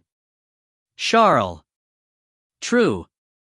The current 5 grand church founders are either already married, or of the same gender, but the people that are in standings that can aim to be founders in the future, there are a good amount of them in these photos. If we want to use Celestis in a political marriage, it would be most efficient to have her marry into a different church. With that, Celestis would have to leave Hydraville. Charles. Ugh. Azul. If that were to happen, would you be able to endure the loneliness of not being together with Celestis? Charles. It was like stabbing a vital point with a needle. The water founder-sama instantly fell silent and, while at it, was sweating bullets, before finally exploding. I don't want that. I don't want Celestis to marry. Azul. Is what he cried out as he fell onto the floor writhing. I couldn't live together with her in her cutest times that were when she was born to her growth, and yet, you are telling me she will soon be married and gone again? I don't want that. Celestis. Stand by Papa's side. You can't marry anyone. Azul. Got it. As expected of Mama. You are good at controlling Papa. Celestis. Celestis was overjoyed and gave a thumbs up to her mother. In this way, Celestis managed to avoid the marriage that comes with her hero retirement, but, is this really okay? So, Celestis John, Karen. We were basically air from beginning to end this time around, so Karen-san broke the silence and asked. In the end, what is it you want to try after quitting as an idol and hero? Karen. Glad you asked. What I am aiming for next is a revolutionary occupation that can utilize the experience I have had as an idol and hero. A producer. Celestis. Producer? Karen plus Haine. Another weird term came flying out. A revolutionary existence that grasps the special traits of an idol and plans ways to sell them in the most effective ways. I stood on the stage as an idol in the past, but this time, I will be standing at the back to support the younger generations. From now on, I will changing my standings, and support the idol industry even more. Celestis. Is that so? And so, I have already found the new idol I will be raising. With her talent and my smarts, we will create a big boom that can't compare to the me of the past. Celestis. Saying this, Celestis headed towards the closed window. And then, she opened it with a bang. Look! That's the new talent I will be pushing. Celestis. We can instantly see that person from the window? Because Hydraville is adjacent to the sea, what came to my eyes immediately was the wide sea. From that sea, a mermaid jumped up from it making a spray of water that created a rainbow. Oh ho ho ho ho. This is culture. This is truly culture. No, rather than calling it a mermaid. Isn't that Gabriel? Are you saying you want to sell her as a new idol? In this new world where humans and monsters are to coexist, an idol monster is plenty a topic. Gabchan had good looks, and she is female. There's plenty possibility that she will be a big hit. Gabchan. Celestis. Yes, producer? Gabriel. For some reason, their wavelengths match? Looks like you have finished the personal training that I gave you. Then, we will be planning the specifics of the performance. Now that I have received the permission of Papa and Mama, the new Celestis is unstoppable. This time, as a producer. Let's aim for the summit of the idol industry, Gabchan. Celestis. Yes, producer. Gabriel. No matter how old Celestis is, her aggressive take on her ambitions will never change. Her new ambition has truly just begun. If you find any errors, ads pop up, ads redirect, broken links, non-standard content, etc., please let us know. Report chapter so we can fix it as soon as possible. Chapter 416 to 418, The Earth Since Then. After being overwhelmed by the deep sides of Hydraville, Karen-san and I were heavily exhausted mentally. But we are expecting another heavy exhaustion ratio from the next place we are going to visit. Because we are planning on going to the Earth Church's base that is Ishtar Blaze, the people that are specially crazy even within the 5 grand churches. It has been a while, Earth Founder Sama. Haine. Ha? Whatcha say? Oba-san. When we arrived at Ishtar Blaze, the first thing we did was give our greetings to the founder. The founder Sama of this place had a past record of being a hero which came with a certain sharpness with her, but it has been a while. Has been a while. Haine. Nichan, it has been a while. My ears have completely gone bad, it been a pain. Oba-san. With the passing of 4 years, the past powerhouse has completely turned frail. When I met her for the first time, she was already a granny, but she was still plenty vigorous, and yet, when you think humans are plenty aged already, they can still get even more aged, huh? It has been tiresome lately to sit in the founder's seat all day, you see. I've been telling him to let me stop already, but the talk doesn't seem to advance SSA, Oba-san. There's no one who can take your place as founder yet after all. The one who entered our audience with the founder was a tree person. The Earth Demon Lord, Uriel. Uriel-san. It has been a while. Karen. Karen-san greets Uriel politely. Yeah, it has been a while, Light Hero Dano. No, you are not a hero anymore, right? Uriel. Yeah. As commemoration of graduating as a hero, I am going around the nations greeting everyone. Haine-san is coming with me. Karen. Uriel's manners have already been polished so well that I could even tell just from normal conversation. This guy has already changed in these 4 years, huh? I've been leaving everything troublesome of our church to Uriel-san Sane. That be why a senile granny like me can still manage as decoration. Oba-san. The eyes of the Oba-san were so narrow now that I can't even tell if they are open or closed. They were a lot more open in the past. A decoration can be done by anyone, and yet, they ain't letting me quit. It be truly troublesome Sane. Oba-san. It is because a person like you, who has both dignity and achievements, is standing at the top that everyone is able to leave a variety of things in the hands of a monster like me without any worries. What's important is not intelligence and ability, but trust. You were the one who taught me that. Uriel. Saying this, Uriel places a shawl he made himself onto the Oba-san.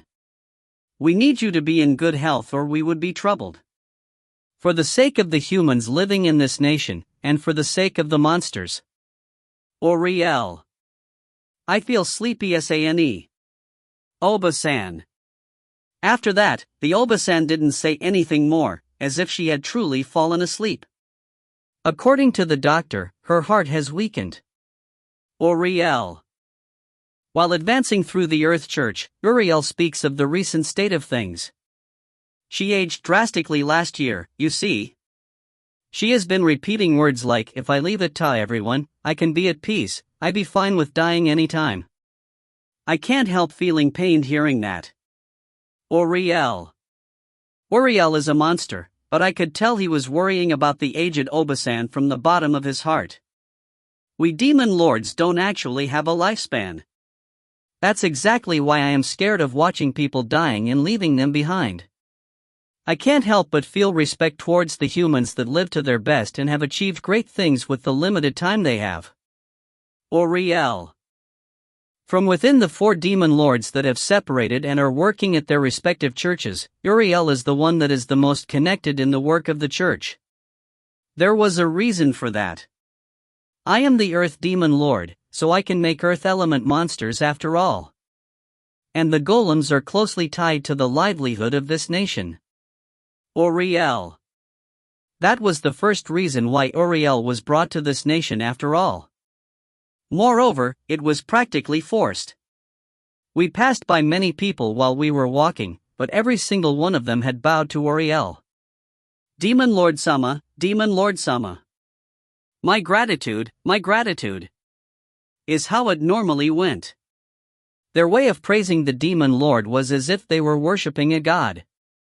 You are incredibly popular. Aren't you even more popular than Mother Earth Mantle herself? Haine. Please don't say that. Who knows from where she is listening? Uriel. Is what Uriel says with a dry laugh. Because of that Mother Earth goddess, the humans here have been living together with golems since long ago.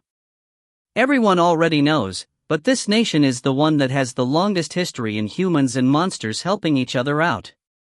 Uriel. From within the monsters, the only ones who heard out the words of humans and worked were the golems. Those golems have been united by Uriel, and the people respect him deeply. The subject at hand now is seeing how the harmony of humans and monsters will nurture. We are currently cooperating with the Wind Church to research ways to add an ethereal engine to the golems. Uriel. Why do something like that? Haine. The weakness of golems is their natural speed and their inability to do precise work, so I thought about changing them as much as possible.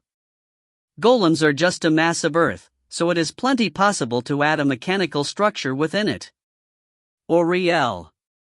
Golems that can fly in the sky like flying machines, golems that can run through the land as if they were ethereal cars. But most of all, as long as golems are present, there would be no need for the ethereal mechanization that the humans have developed. That's the thing I want to avoid. I considered the plan of having the humans lose the golems for a brief period of time to introduce ethereal machinery, but they know that I can make golems, so that plan was at an impasse. Uriel. To continue relying on golems, or develop their civilization into that of the other nations, the Earth Church was heatedly discussing this. It is no good to develop just one or the other.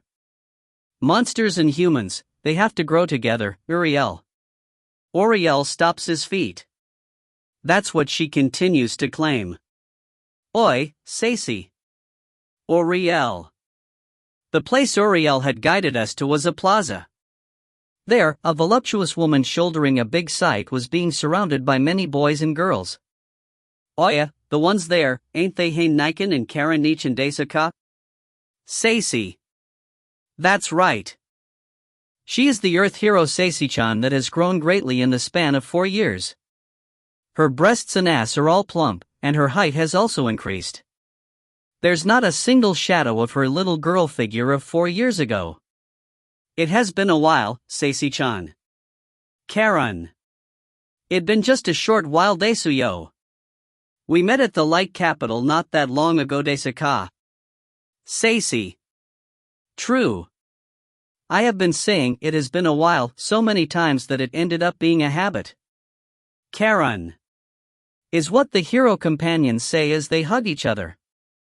Sacy-chan was the youngest by a lot within the legendary generation, so even after 4 years, she is still an active hero. Karen-san has retired just the other day, so she is the last active hero. In the Light Hero ceremony just the other day, Sacy-chan participated as a representative of the Earth Church. In the time we were going through Muspelheim and Hydraville, she had returned straight to Ishtarblaze.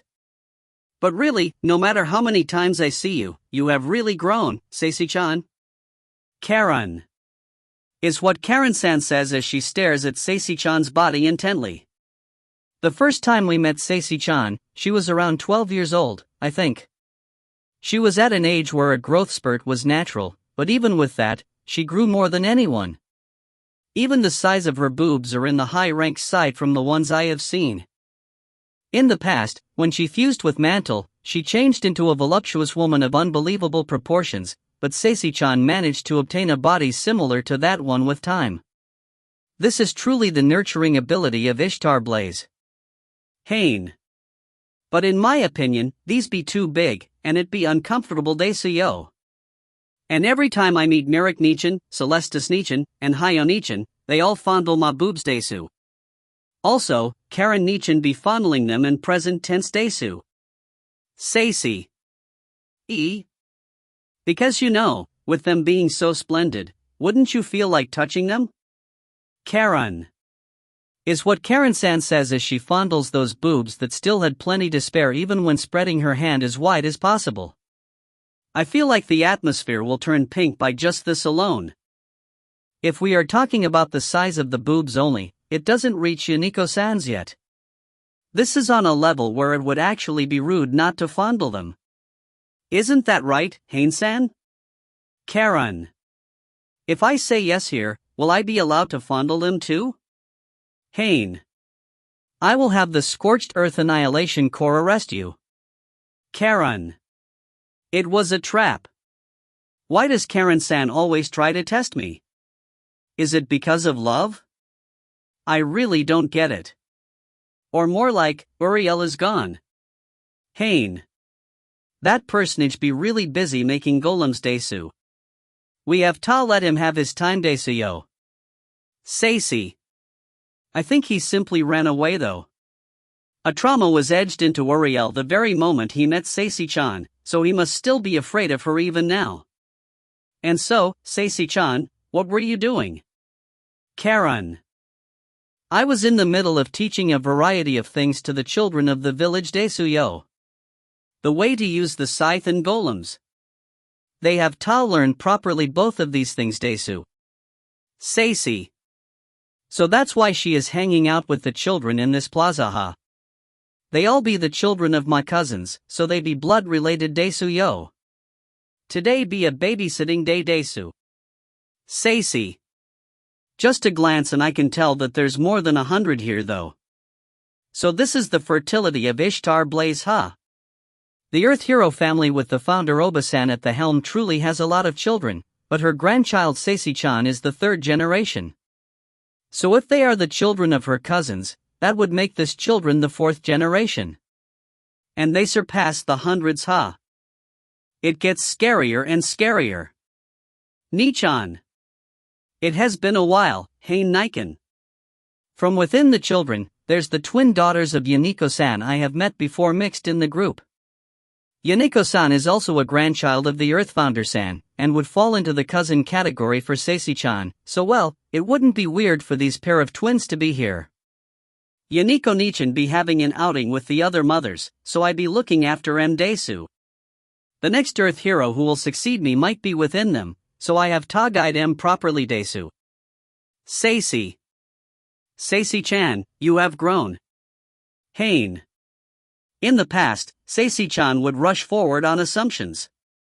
Now, everyone has retired and she has become the oldest of the heroes, and her career as a hero has also grown.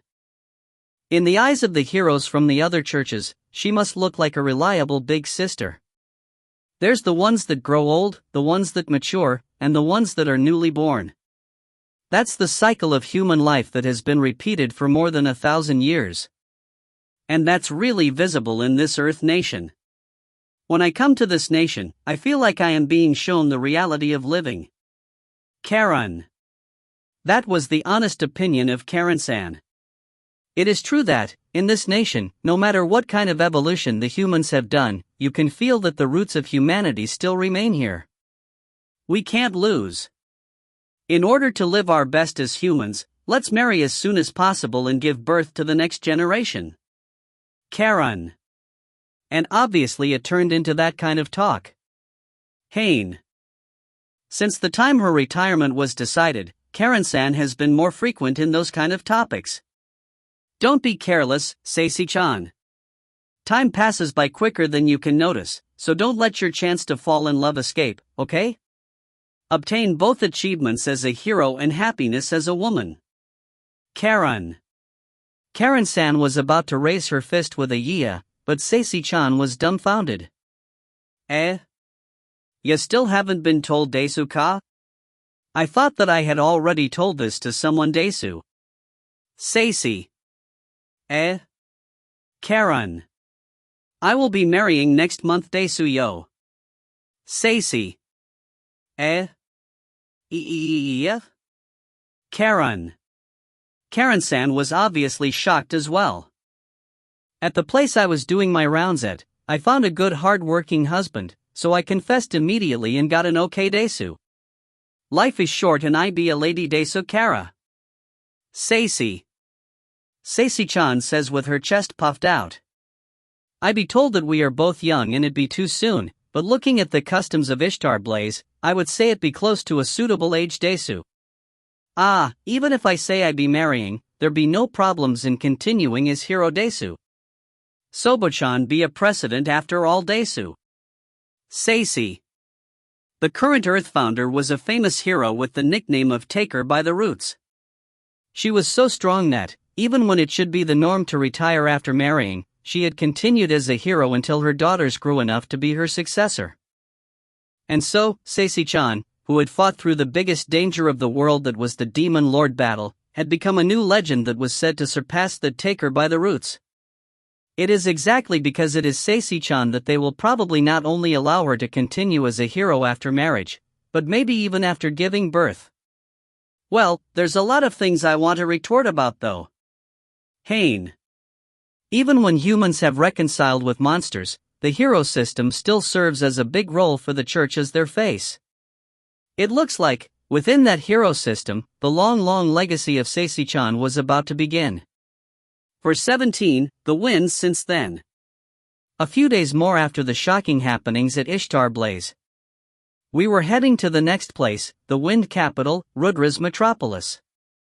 When talking about Rudra's metropolis, the first thing that comes to mind is the wind church that's the most advanced ethereal technology research, and thanks to that advancement, the city itself is on top of a gigantic mobilization device. They don't stay in one place, and if need be, they can move their whole city together with them. Of course, there's terrain limitations in that they can't cross deserts or seas. It has been 4 years since then. It is floating. Karen. It is indeed floating. Haine. We were dumbstruck by the panoramic view we had of Rudra's metropolis. Dumbstruck by the full portrait of Rudra's metropolis that has changed to a point that our understanding can't catch up. The moving city that was the amalgamation of their ethereal technology was now floating in the sky. I don't know what's the deal with that, but it is flying in the sky.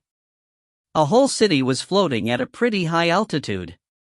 The moving city of Rudra's metropolis had now become the flying city of Rudra's metropolis. Haine. And also Karen Dano. It is an honor to see you here. Since we are riding flying machines, we could easily enter the place. When we lower at a place that seems to be a space specially for takeoffs and landings of flying devices, the wind founder, Teraito Shiva, was waiting for us. Why is it flying? Haine. It had been a while since we met again, but the first thing that came out flying from my mouth was that. Because there's no way not to. Why is a city flying? Well, to tell you the truth, we had plans of remodeling Rudra's metropolis since a good while ago, but, Shiva, it is impossible to cross mountains and seas after all. Everything they pass through would be mowed down by the city after all. That's why, I can understand that, rather than using tires to move, it would be more convenient to fly in the sky. But didn't you say that it would take at least a decade to actually make it come true? Why did the estimated time get reduced by more than half? Haine. Ha ha ha ha. You could say this is the true power of our wind church. Shiva. Even when I was shaking him by the collar, Shiva was filled with composure. Ethereal technology is always in constant progress. It is not strange for it to be possible to do what we couldn't do yesterday. That progress at times can advance time of other things even more. Shiva. Advance time. Well, this flying city still has many issues we have to solve. The biggest of them is the energy issue. Its continuous flying time is limited. A practical flying city is still a thing of the future. Shiva. Also, it seems to be weak to bad weather. That's a problem that one can easily arrive to if they were to think a bit though. In the first place, the reason why we made Rudra's metropolis into a moving city was because we wanted to make our location unknown by constantly moving, so that we could hide from the other churches. We could get a strategic advantage against the opposing churches in the past after all.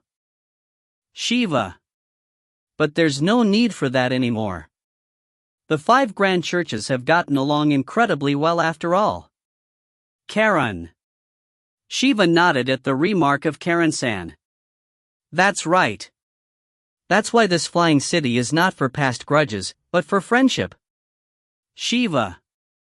Meaning? Haine. In the future, we will have the floating Rudra's metropolis be connected to the other 4 capitals by something like a wire, and with that, we can make a ropeway of sorts to come and go. We will make Rudra's metropolis into a communication center that connects the whole world together. Shiva. What a big dream.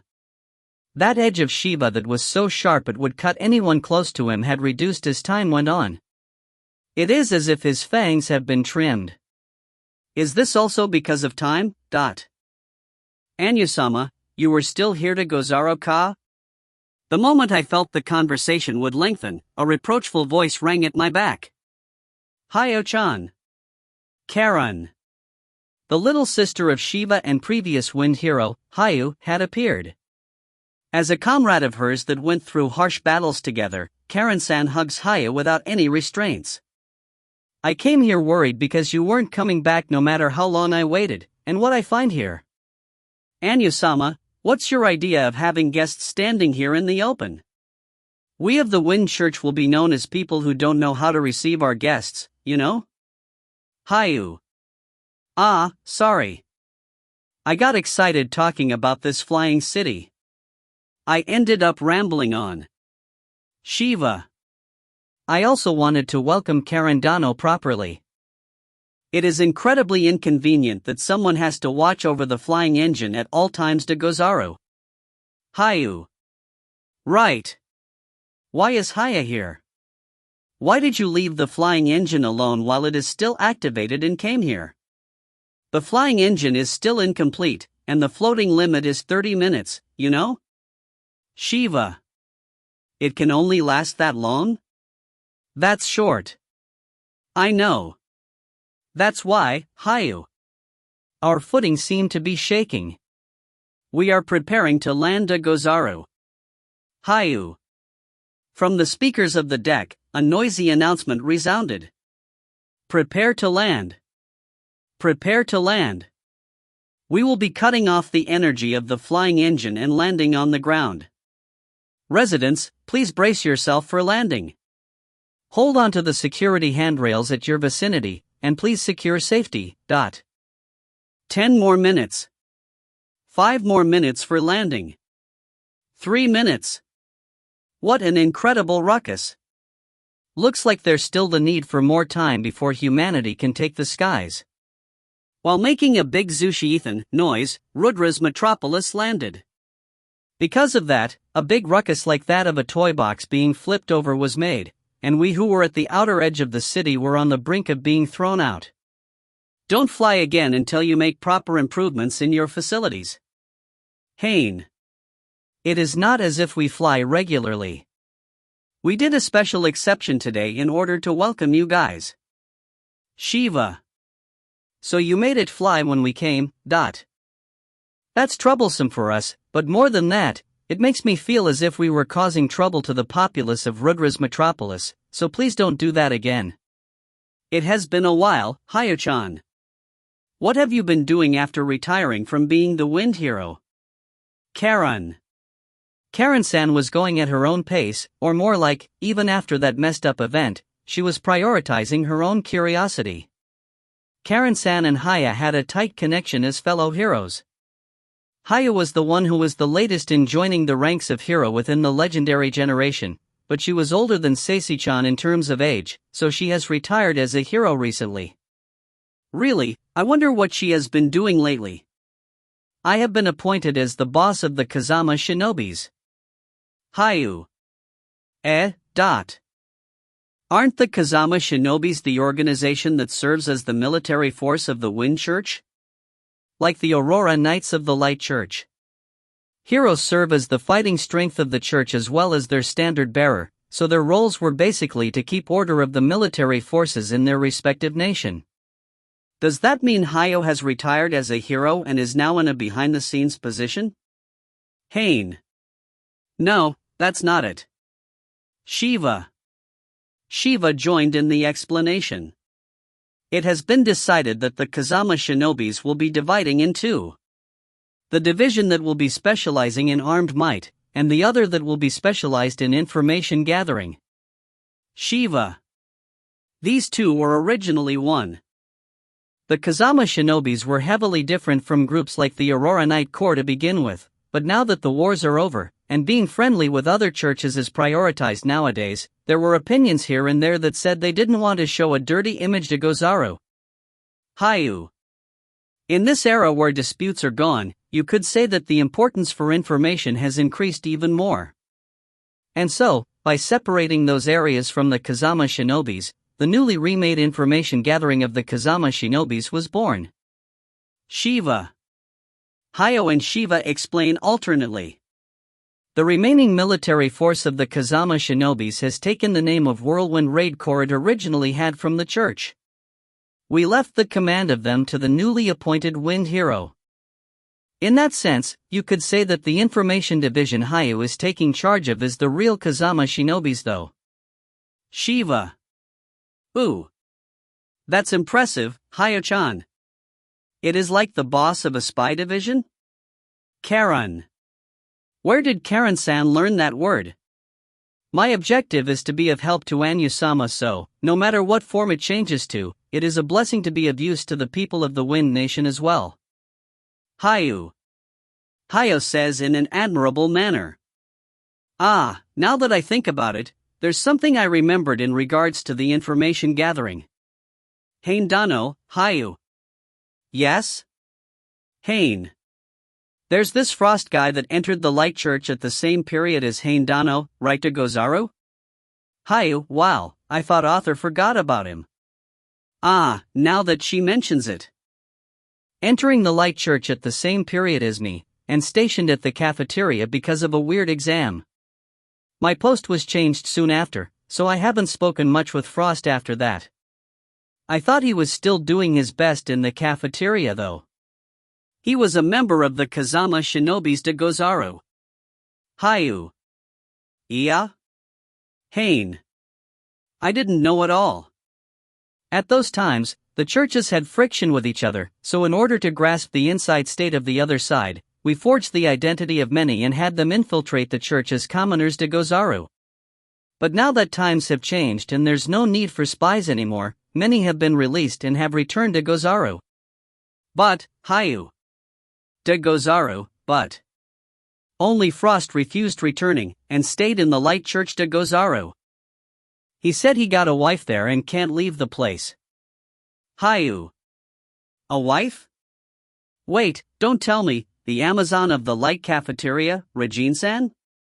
The current Kazama Shinobis may be an intelligence-gathering division, but it is not as if we steal information from opposing forces now. We simply gather information legally, and analyze it. Because of that, I want to inform you guys as members of the Light Church de Gozaru. Hayo. I see. Thanks, Haine. If you meet Frost there, please give him my regards to Gozaru. Tell him that there's no need to think of his former home and protect his own family. Hayo. I feel like she said an incredibly big secret as if nothing at this late of a time. Rather than the secret that only a few people know, I was more shocked by the fact that Frost managed to conquer Regine-san. Looks like a lot happened since then. Oi. With those short words, I was brought back to reality. It looks like several armor parts were flying around in my sight. Those parts combined in midair and made a human shape. Raphael. You are still rocking that style? Haine. By using his special ability of changing his cells into insects, he can divide and combine as many times as he wants, so by entering an armor set, he can freely fly around. For a period of time, he had no choice but to rely on the armor as a shell, but he has regained his strength now, and there's no need for the armor to serve as shell. Isn't that fine? And also, don't call it a style. You may not know, but I am pretty popular among the children. I got a big cheering not that long ago. Raphael. Popular with the kids? More importantly, I was wondering why you guys haven't come at the stipulated time, so I came to check, and here I see this pitiful sight. Shiva and Hayo, you guys haven't finished the work you have today, right? Raphael. TCH. These few years, you have become a demon that stresses the schedule times, Hayo. Ha? Who do you think has made the technology progress drastically in the Wind Church? It is because I am using all of my separated insect cells for parallel thinking, and am able to simulate several scenarios in an instant, right? Raphael. Raphael has been doing that, Raphael is basically a living nano-computer of this Rudra's metropolis now, and is respected by everyone to Gozara yo. Hayu. I really don't understand what she is saying. And such an important person like I is being used as an errand boy, you know? Koramiya Haine, and also Karen. Raphael. Why yes. I got surprised by the sudden call of my name. There's still someone who wants to meet you guys. I will guide you to that person. Raphael. What? A person that wants to meet us? Who is that? Well then, I will be returning to work to Gozaru. Hayu. Hayu immediately ran away for some reason? I will go as well. Shiva. Wait to Gozaru. Anyasama has even more work piled up than Nita Gozaru. You activated the flying engine just to welcome Haine Dano and Karen Dano, so there should be plenty complaints from the pertinent areas regarding Nata Gozaru. Hayu. Wait, Hayu. I will go with Haine and the others. Because my cute treasure is there. Shiva. Even though Shiva was desperately pleading, he was powerlessly dragged away by Hayu. Really, who are we meeting? Ah, damn it. Haine. Shiva. Whom? Haine. For now, let's meet at that place. Shiva. Yeah, at that place. Haine. And so, in this way, Shiva was dragged by his little sister, and led to his working place. 418, Future Heroes. Continuing our stay at Rudra's metropolis. After finishing our greetings to Shiva and Hayu, we were being guided to another place. The one guiding us is none other than Raphael. Karen. The silence while we were moving was painful.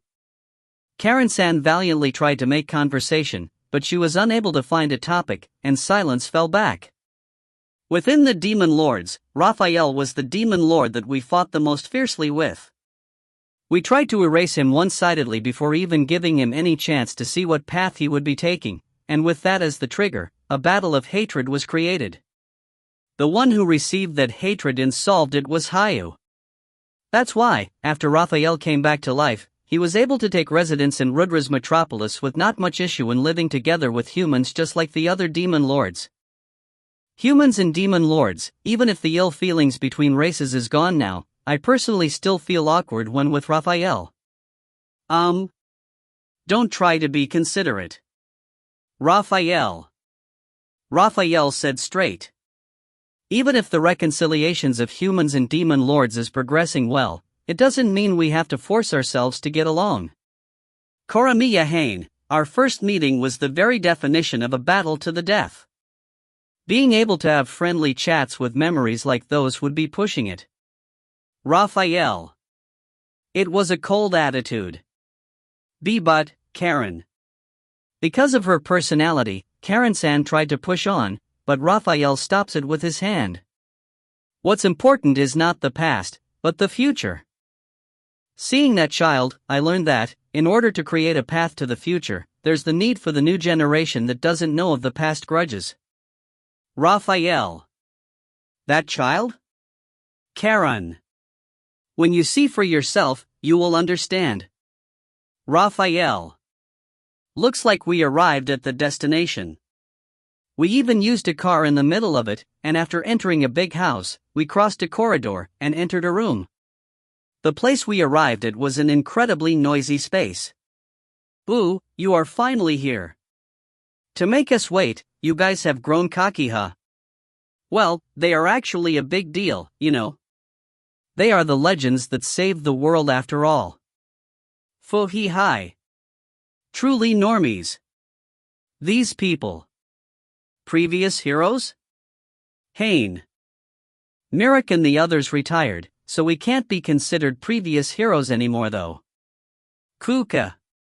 Mirik's predecessor, Abi Kyoka-san, Celesta's predecessor, Are Sarasa-san, Seisichan's predecessor, Iman Yaniko-san, and the problematic wind hero that came before Hayu, Braztor Juo. Excluding the Light Church, we are in the presence of all the heroes of 2 generations ago. It is a pain to call them in a new way, so let's just call them previous heroes collectively. Now that I think about it, it was strange that, no matter what nation we were in, we didn't meet any of the previous heroes. So you were all gathered here? Haine. Is what I said with confusion and surprise. Yeah. Since the heroes' battle, we have gathered here regularly to have chats. Kuka. This time, it coincidentally overlapped with your visits. Sarasa. Saying it be a coincidence be dishonest. Yaniko. And everyone began to speak their piece. Actually, we arranged this meeting beforehand. We all wanted to meet you at the same time, you see, Juo. The bride of the Wind founder, Juo-san, said. Looks like she is taking care of her skin lately. Her attire and hair look refreshing, making her outward appearance beautiful. That's a gesture that makes me incredibly happy. Karen. Karen-san walks forward before me. When I see everyone gathered, it reminds me of the heroes' battle. That was the trigger for the 5 churches and the heroes to completely unite. Karen. Harmony between the churches is an unreachable dream. That's how badly the previous heroes of that time got along. It is true that this event served as an opener for the new era. It may not have been on the level of changing the whole world, but it was a moment that changed society heavily. And after that, the previous heroes were the biggest help to the current ones in the battle against the demon lords. In the past, we acted as if looking down on the heroes of other churches proved our own worth. Kuka. To think we would be getting along so well now. Remembering the past actually makes me feel embarrassed. Sarasa. It would be great if, not only us, but our husbands were to get along with each other as well. It would influence the economy of the churches after all. Yaniko. The hotel chain that Kyuka's husband manages, the mercantile enterprise of the family Sarasa married into, Yaniko's husband, because of his connection with the Earth Church, is the most influential member of the Congress. Thanks to everyone working as middlemen, my husband has been helped out a lot, Juo. What are you saying, Juo? Kuka. Your husband is the biggest fish out of all of them. Sarasa. He be the Wind founder after all. You're the biggest gold digger here. Yaniko. Everyone laughs with a cheerful ahahaha. These people have changed so much it is shocking. Now that they mention it, this is Shiva's house, huh? No surprise it is extravagant, being the house of a founder and all. Haine. And it is a suitable place for Juo-san and her friends to gather. I feel really constricted being the only man here invading a home party of housewives. Light hero, Karen. Congratulations on your retirement as a hero. Kuka. We called you here today because we wanted to tell you that you have been a truly great help to us after all. Sarasa. Inviting Karen-san and I to take a seat around the table, the previous heroes offer us tea. With 4 years passing by, the young beauties of before are now completely giving off the presence of wives. And no, really. I wasn't that big of a help. Karen. Karen-san quickly grew modest. You really were, you know. You were the one who stood at the foremost in the battles. Sarasa. The reason why we can be here together be because of your hard work. Yaniko. There's someone we want to introduce you to. Kuka. Someone they want to introduce? It is okay now, Raphael. Bring them all here. Juo. Juo-san says, and the door of the room opened up with a bang, and right after, critters began to pour in. Is what I thought, but that wasn't the case. What I thought were small critters were actually normal humans. But they were incredibly small and young. For children that are around 2 to 3 years old. Following them was Raphael, who was making metallic noises as he entered the room. And here I was wondering where he had gone to. You people, make it so we can enter quicker. I know it was to give them a surprise, but, Raphael. What's with these children, They were going like Kia as they head towards the feet of a respective previous hero. There's 4 previous heroes, 4 children in total appeared. Could it be? Raphael-san, thanks for looking after these children. Sarasa. If you are going to learn of humans, try properly learning how to babysit. It was a nice experience, right? Kuka. Is what Kyuka-san says as she holds up one of the children. That child had similar skin color and hair color to that of Kyuka-san. The other children that the other previous heroes held up had similar resemblances. There's no doubt about it. No, impossible. Human children feel like they would break just by touching them a bit. That just makes it too scary to deal with them. More so when the children themselves do dangerous things on their own. I just can't get a rest. It is too much for me. Raphael. All children be like that. Human women be pushed around by those kids and manage to raise them, so it should serve as nice experience for Raphael-san. Yaniko. Karen-san and I were beginning to feel left out, so I decided on asking. Sorry but, who are these children? Haine. You can tell just by looking, right? They are our children. Kuka. Right. They are the children that each of those 4 had raised inside themselves and gave birth to. Yaniko-san was already the mother of 3-4 years ago, so this one must be her 4th. She must have matched her friends and gave birth to more. We were made to fight in the Demon Lord battle even when we had retired heroes already after all. Sarasa. We were not allowed to have a child until the Demon Lord battle calmed down. Kuka. The reason why we could give birth to these children and raise MB because Karen-san and the others managed to put an end to the battle. Yaniko. That's why, we are truly grateful. Juo. The children look to be around 3 years old, and the Demon Lord battle finished 4 years ago, so, just calculating it feels embarrassing. Also, Shiva said he wanted to come with us, Haine. Papa is enamored with our child after all, Juo. Juo-san held up the obedient child that resembled her. I see, so Shiva tried to use us as a chance to meet her child. Everyone's children? Then, Karen. Karen-san asks shyly, and the mothers respond in order. As you can tell, they are all girls. Kuka. Kyuka-san's child is so much of a tomboy that I wonder at times if she is actually a boy though. Sarasa. Being energetic be a good thing. But with such a coincidence in genders, I feel fate at work here. Yaniko.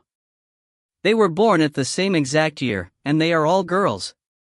With these much matching, in time, they will most likely, Juo, all become heroes together. Such a thing might actually happen. Kuka. That would be a dreamlike situation. Sarasa. Would be around 10 years from now.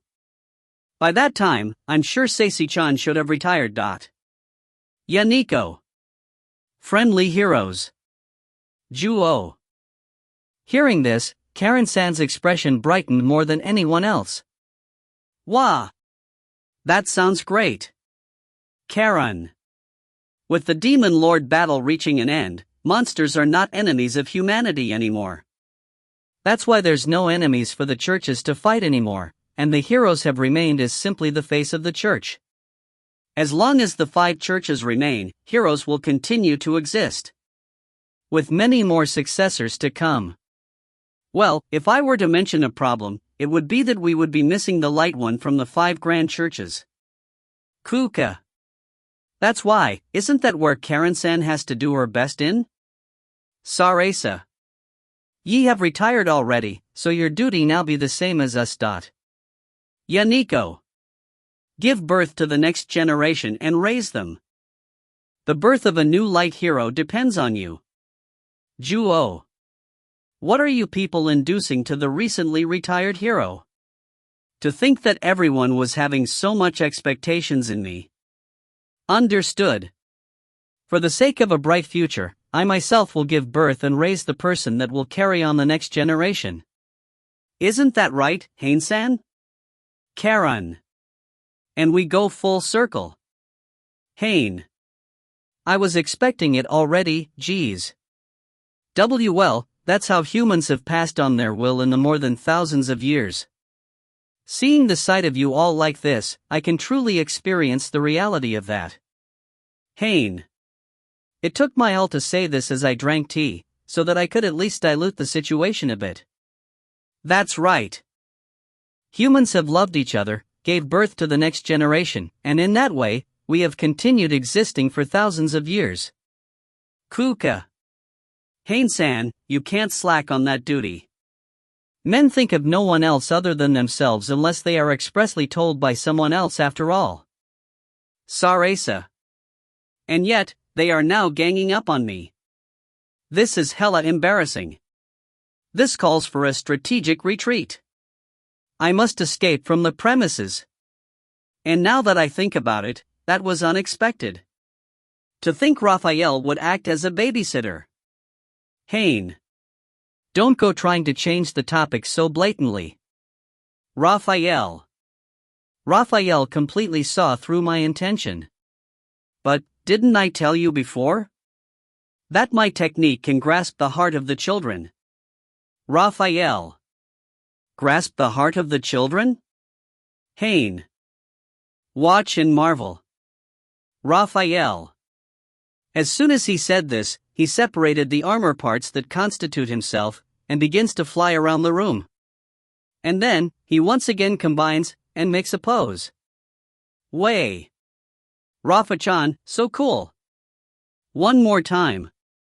Do it one more time. Do it again holding a rifle and a sword. Cheers from the children were flowing out? How's that? Raphael. Well, it was indeed decently cool even in my eyes, so, Haine. It must have been quite shocking for the children. But I thought those kind of things would make boys happier than they do for girls though. Karen. The opinion of Karen-san is valid. The little girls that have inherited the blood and talent of the previous heroes, being able to cope with something like this must mean that they really do have the aptitude to become heroes in the future. The kind of girls that like sword fights more than playing with dolls.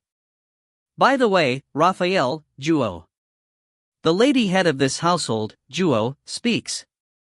Dividing and combining indoors is dangerous, so from here on, do so outside. Juo.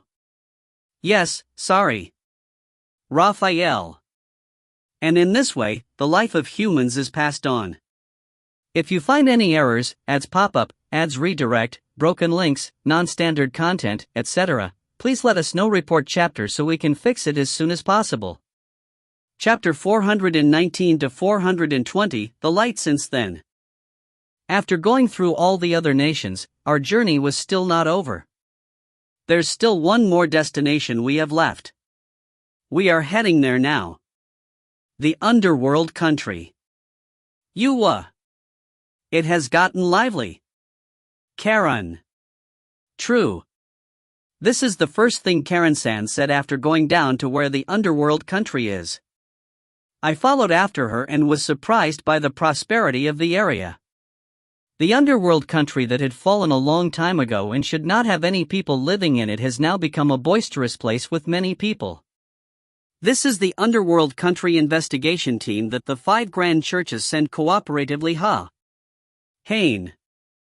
In the 4 years after the Demon Lord battle, the existence of the underworld country had been made clear, and the 5 churches decided on making a combined front and investigating it. As of now, we can see several ethereal lights set up here and there in the underworld country. The sand that was piled in this old ruined city has been carefully swept with brushes, and the carvings that have come out to light from this are being sketched or photographed by the people around. Everyone is currently investigating the uncovered underworld country and trying to recover that lost history. No, not only the existence of the underworld country was uncovered, the existence of the dark god Entropy they worshipped has also come to light. The other heroes also came to this underworld country, brought back the dark power, and thanks to that, they managed to defeat Lucifer. This is so well known that there's no one in the world that doesn't know about it. The dark god Entropy has gathered a lot of attention as the sixth god that brought the power to save the world. I wouldn't have minded my existence staying a secret though, Haine. I was talking to myself there, but Karen-san who was by my side heard me clearly. No way. Haine-san, no, Entropy-sama is the god that thought all the time about us since the moment the world was born. It should be fine for humans to be grateful for that. Karen. Is that so? Haine. This is a conversation we can have only because Karen-san knows of my identity. I was sealed for 1,600 years since the world was born, so I don't have much experience of people worshipping me, and once it actually does happen, it is embarrassing. It is okay. As the study of the underworld country progresses, we will learn about how the dark god was worshipped here. And then, in time, everyone will worship Entropy just like the other gods. When that happens, I am sure it will be wonderful. Karen. I'm feeling itchy just hearing it, Haine. At the very least, in the current state, the underworld country is simply being investigated as a historical location, so a lot of people of the Light Nation who are the most specialized in that area were sent to study the place. To tell the truth, Karen-san and we will be working here as part of the investigation team from today on, right? Haine. That's right. Karen. So that's how it is. Karen-san was a hero, so she could have had a better post than this if she wanted. But she didn't wish for that, and instead, was given the job to join in the investigation of the underworld country. I want to be of use to society in this place. Karen. If the study of the underworld country progresses, the era that was gone from the history of humanity will come to light, and we will learn about where we came from, and what we have done. With just the simple fact of knowing or not knowing, perception can change. Karen. Karen-san, you have already saved the world, and yet, you are still trying to be of use to humans? Haine. Of course. I am one of the gods now after all. Karen. Karen-san says with pride. She is fused with the divine power of Atesh and turned into a human god. At that time, I thought that this eternity as a god would become a curse to her, but Karen-san is not the kind of weakling who would falter over such small things. No matter if she is a human or god, she doesn't hesitate to act for the sake of others. That's the kind of person, the kind of god, the kind of soul she is. Now then, let's leave the sentimentalism till there. Haine. Right. Let's greet the collective leader of the investigation team that we will be under the care of from today on. Karen. An investigation team comprised of members of all 5 grand churches were dispatched to this underworld country, so there's a leader to command and put in order this team that would definitely create friction with such a diverse group of people. And that person is Haine-sama. Karen-sama. It has been a while. Dora-chan. Karen. At the headquarters of the investigation team, we arrived at the tent of the leader, and the one who welcomed us was the shadow user, Dora.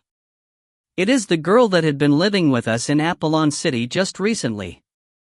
After 4 years, she has grown into a strong and beautiful figure, but for us, Dora will always be Dora. Sorry, Dora-chan.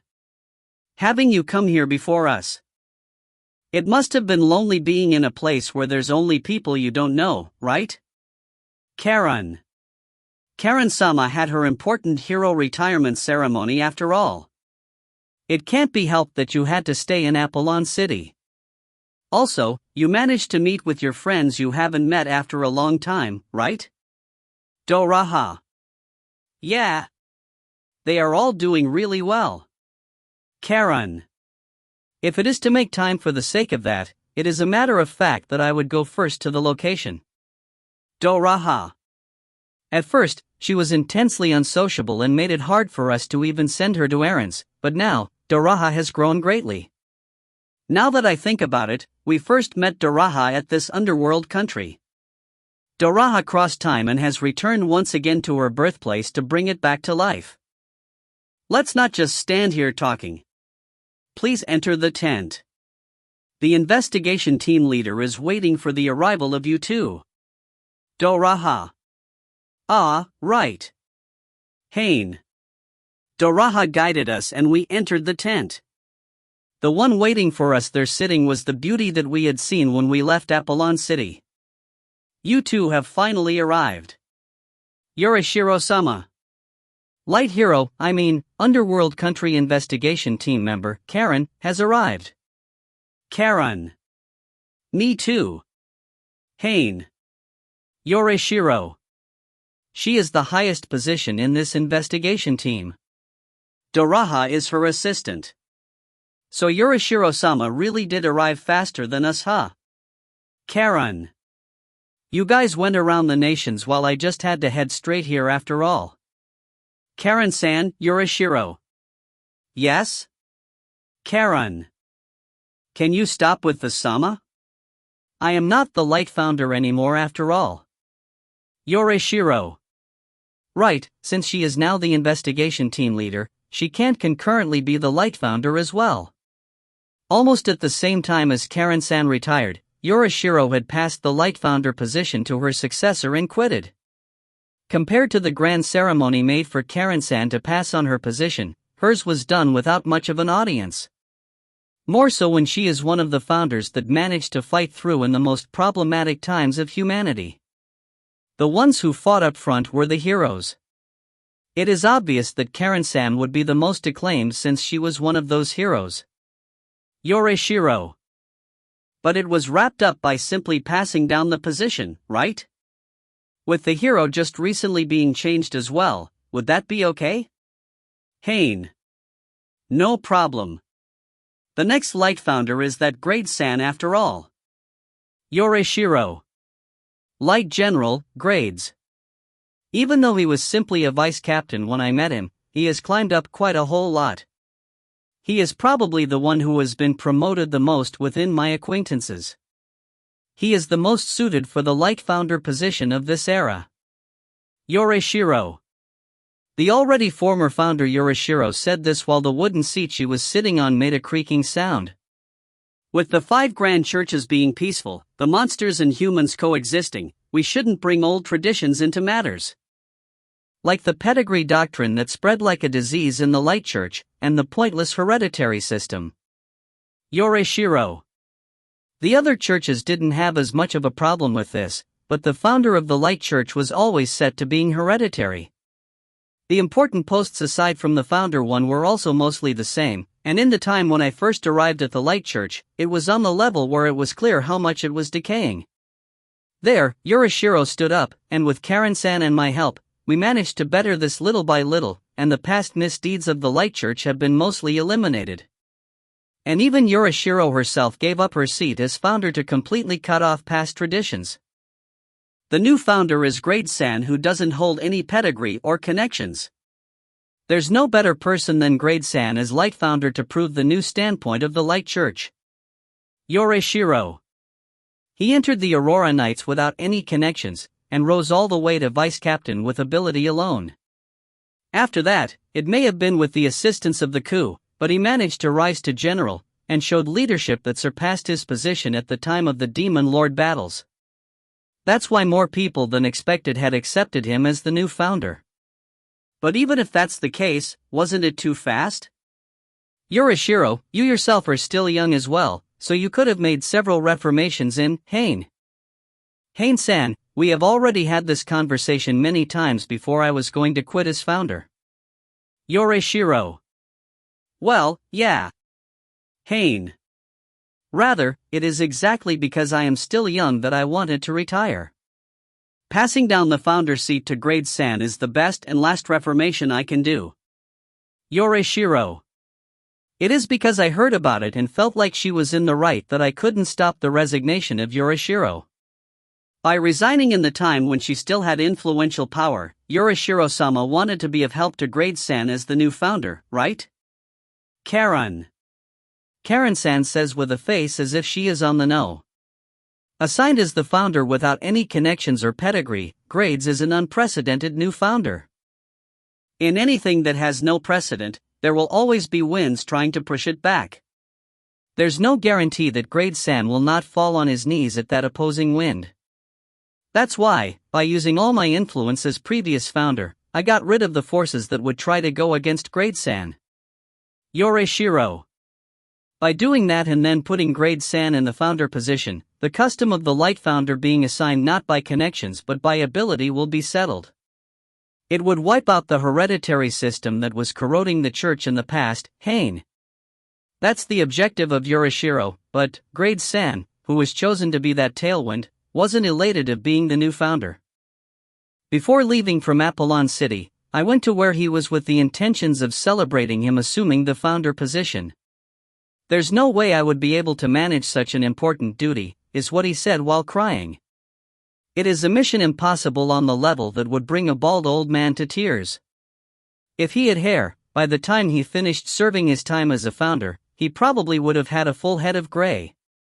Also, if I am to use my youth effectively, I would like to use it in another way. Yoreshiro. Yoreshiro stood up from her seat, and swiftly draws close to me. Burning in passion together with my loved one. That's something that can only be done when still young. Throwing away my position as founder, a new life in the underworld country together with Haine-san. I have to enjoy it to the fullest. Yoreshiro. I knew your real reason to quit was that. That's not good, Yoreshiro-sama. It would trouble me if you don't let in the mix.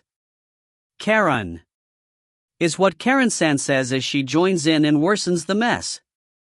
Of course, Karen-san. You and I are the same existence now, so let's be loved by Haine-san together, and live our lives here in this underworld country. Yoreshiro. So the underworld country will become the love nest of us three. That's way too lovely. Karen. No. The underworld country also has many researchers gathered here burning with inquisitiveness, so let's properly do our job here as well. Ufufu, in time, this underworld country will have people coming here. I would like to make it a great city with science and tourism in mind. Disawani. Yoreshiro. Mantle-sama has stopped the desertification, so the nameless desert is slowly but surely growing more green. This land could turn into a residential area overflowing with people. Karen. It really makes one look forward to the future. Disawani Ufufu. Yoreshiro. And so, the light goddesses were making the future look brighter and brighter by themselves. Because Karen-san has become one with Atash and turned into the new light goddess, as a result, Yoreshiro and Karen-san have ended up turning into the same existence. Thanks to this, their relationship has gotten even better lately. The triangle relationship we had didn't create any sparks, instead, they are teaming up and spearheading me. Well, you could argue that was how it was from the very beginning though. Haine-san is the incarnation of the world's strongest, the dark god, so making two girls happy should be a piece of cake, right? Yoreshiro. Also, we are one existence, so it is a matter of course that we should be loved together, right? Karen. That synced offensive of theirs made me want to pass out. And in that way, I was also included in the investigation team of the underworld country, and the place I would be residing till the end of time seemed to be on the verge of being decided here. The life of Koramiya Haine from now on. Being in between two loving women, I will be putting my energy in this historic ruins. Well, doesn't sound bad. Haine. Right? Disawani? Yoreshiro. Isn't that right? Karen. The important two also seem to be having fun, so, at any rate, this has become our new home. For 20, at the center of this world's border. Since we have the chance, how about calling Haine-san's parents here as well? Yoreshiro. But my mother and father are, Haine. My mother has had a weak body since birth, so it would be tough to leave the mountains that she has already gotten used to living in. I have been going back there 3 times a year, so I was thinking about continuing that habit though. Then, the next time you are to return, bring Karen-san and I too. Yoreshiro. We want to greet our soon-to-be mother and father-in-law. Karen. Please don't. My parents have been living quite the regular life, so please don't go overturning their common sense with a shocking development at this point. I want to slowly take my time to tell them about the outrageous conduct of their son. Right now, let's take care of one other problem. Doraha. Haine. Yes? Doraha. Have they arrived already? Haine. Yeah. Since they would pull attention if they were to come here, I had them wait at a place far from here. If it is okay with you, I can guide you there. Doraha. Okay, let's go. Haine. I don't care about the bunch, but making guests wait would be a lack of manners. Before beginning my job as a member of the investigation team, I have to fulfill my duty as the Dark God. There's no need for Doraha to guide him. Yorishiro. Saying this, Yorishiro stands up. I will carry that out. Whichever the case, I will have to participate as the light goddess as well. Yorishiro. Me too. I will go as well. Karen. Karen-san too is already a light goddess as well, and has her own duty as a god to fulfill. And so, Dora, I will once again be leaving things in your hands while I am absent. Yorishiro. Understood, Yorishiro-sama. Doraha. Doraha accepts without saying a single complaint. Yorishiro hugs her. I will not be making you wait as long as last time. I will return as soon as possible. And then, let's make the underworld country great again, together. Yorishiro. And in this way, we went out to the surface, and flew with our flying machines in the nameless desert that has the burning sunlight shining strongly. The desertification has already been stopped, and the green is slowly returning to it, but natural change will always be a slow one. This place will turn into an area with plentiful green with time, but it will most likely not be in the time where I can see it with the eyes of Koramiya Haine. That's why this desert still works as a place to hide things from others. Haine. It is a harsh environment to begin with after all. Without our searching abilities as gods, we would get lost and dry to death before being able to find that child in this nameless desert. Yorishiro. And so, with the searching ability of Yorishiro, we managed to find that someone. Dark Demon Lord, Satan. The relic that was created by the Demon Lord battle. It has been a while. Have you been doing well? Haine. Satan is different from the other demon lords in the fact that it didn't have generations compiled within him, thus, doesn't have a will and heart. It is simply a monster that is especially big. The light demon lord that Atesh created to destroy humanity had been changed into a dark demon lord with me stealing its control rights. Atesh has already disappeared inside Karen-san, so Satan has no reason to rampage anymore, and since it was too pitiful to kill him, we are leaving him like this. No, Satan now has an important task, important enough that we wouldn't be able to kill him now. He is releasing it at an incredible pace today as well, huh? Yorishiro. The dark wings that spread from the back of Satan were mixing with his light wings, and the pure power that was created in the middle of those wings moved to the sky and dispersed. That's ethereal. To think ethereal was created from the friction of the darkness and light. Haine. The light power of when he was Lucifer stayed even when he changed, and Satan is currently an incredibly abnormal existence that can use both light and darkness. In the past, I created ethereal to eliminate the influence of the gods. Yorishiro. The creation of shadow that formed by changing light into an artificial darkness, as a byproduct of this process, ethereal was born. This became a great energy source for human civilization, and served as a foundation for big developments, creating an industrial revolution. With the fall of the underworld country, which was the source of ethereal, gone, if this were to be left as it is, ethereal would disappear from this world in time. Yorishiro. If that were to happen, the human civilization would most likely regress heavily. That important duty is now being undertaken by Satan. Even without a will and heart like that of Michael and the others, Satan is currently a splendid demon lord. Haine. When I pat that scarily big body of his, Satan shook as if ticklish. I arbitrarily thought that this was his way of expressing his happiness. And so? Satan is supposed to be the meeting point, but I don't see those guys anywhere. Are they not here yet? Haine. Dora Hassan said they were already here though, Karen. We moved our attention to the surroundings and then something came out. 4 different types of divine power. Took your sweet time to come, you idiots. A cow comes out from the ground as it shook off the sand on him.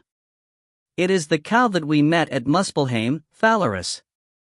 And also the incarnation of the fire god, Nova. Why are you coming from underground? Haine. Did he finally change jobs from cow to mole? Like hell I would wait like an idiot in this crazy hot place. I dug underground and was avoiding the light of the sun.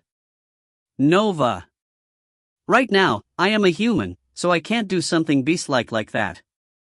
When I moved my gaze to where another voice came from, I saw Shiva. The incarnation of the wind god Quasar. I was taking a rest at the oasis that's close to here while I waited. I can just have her tell me when you guys will be coming after all. Shiva. Shiva was holding a pot. From within that pot, a single plant was growing from it. At the top of it, a flower bloomed, and from within that flower. I am sorry. Mantle. The temporary body fairy that Mantle uses to appear in the surface world showed up. What are you apologizing for? Haine. This Mother Earth is truly unchanging. With this, all 6 gods of creation are gathered. And the last one, appearing from mist that came out of nowhere, a monster that has a similar silhouette from that of humans.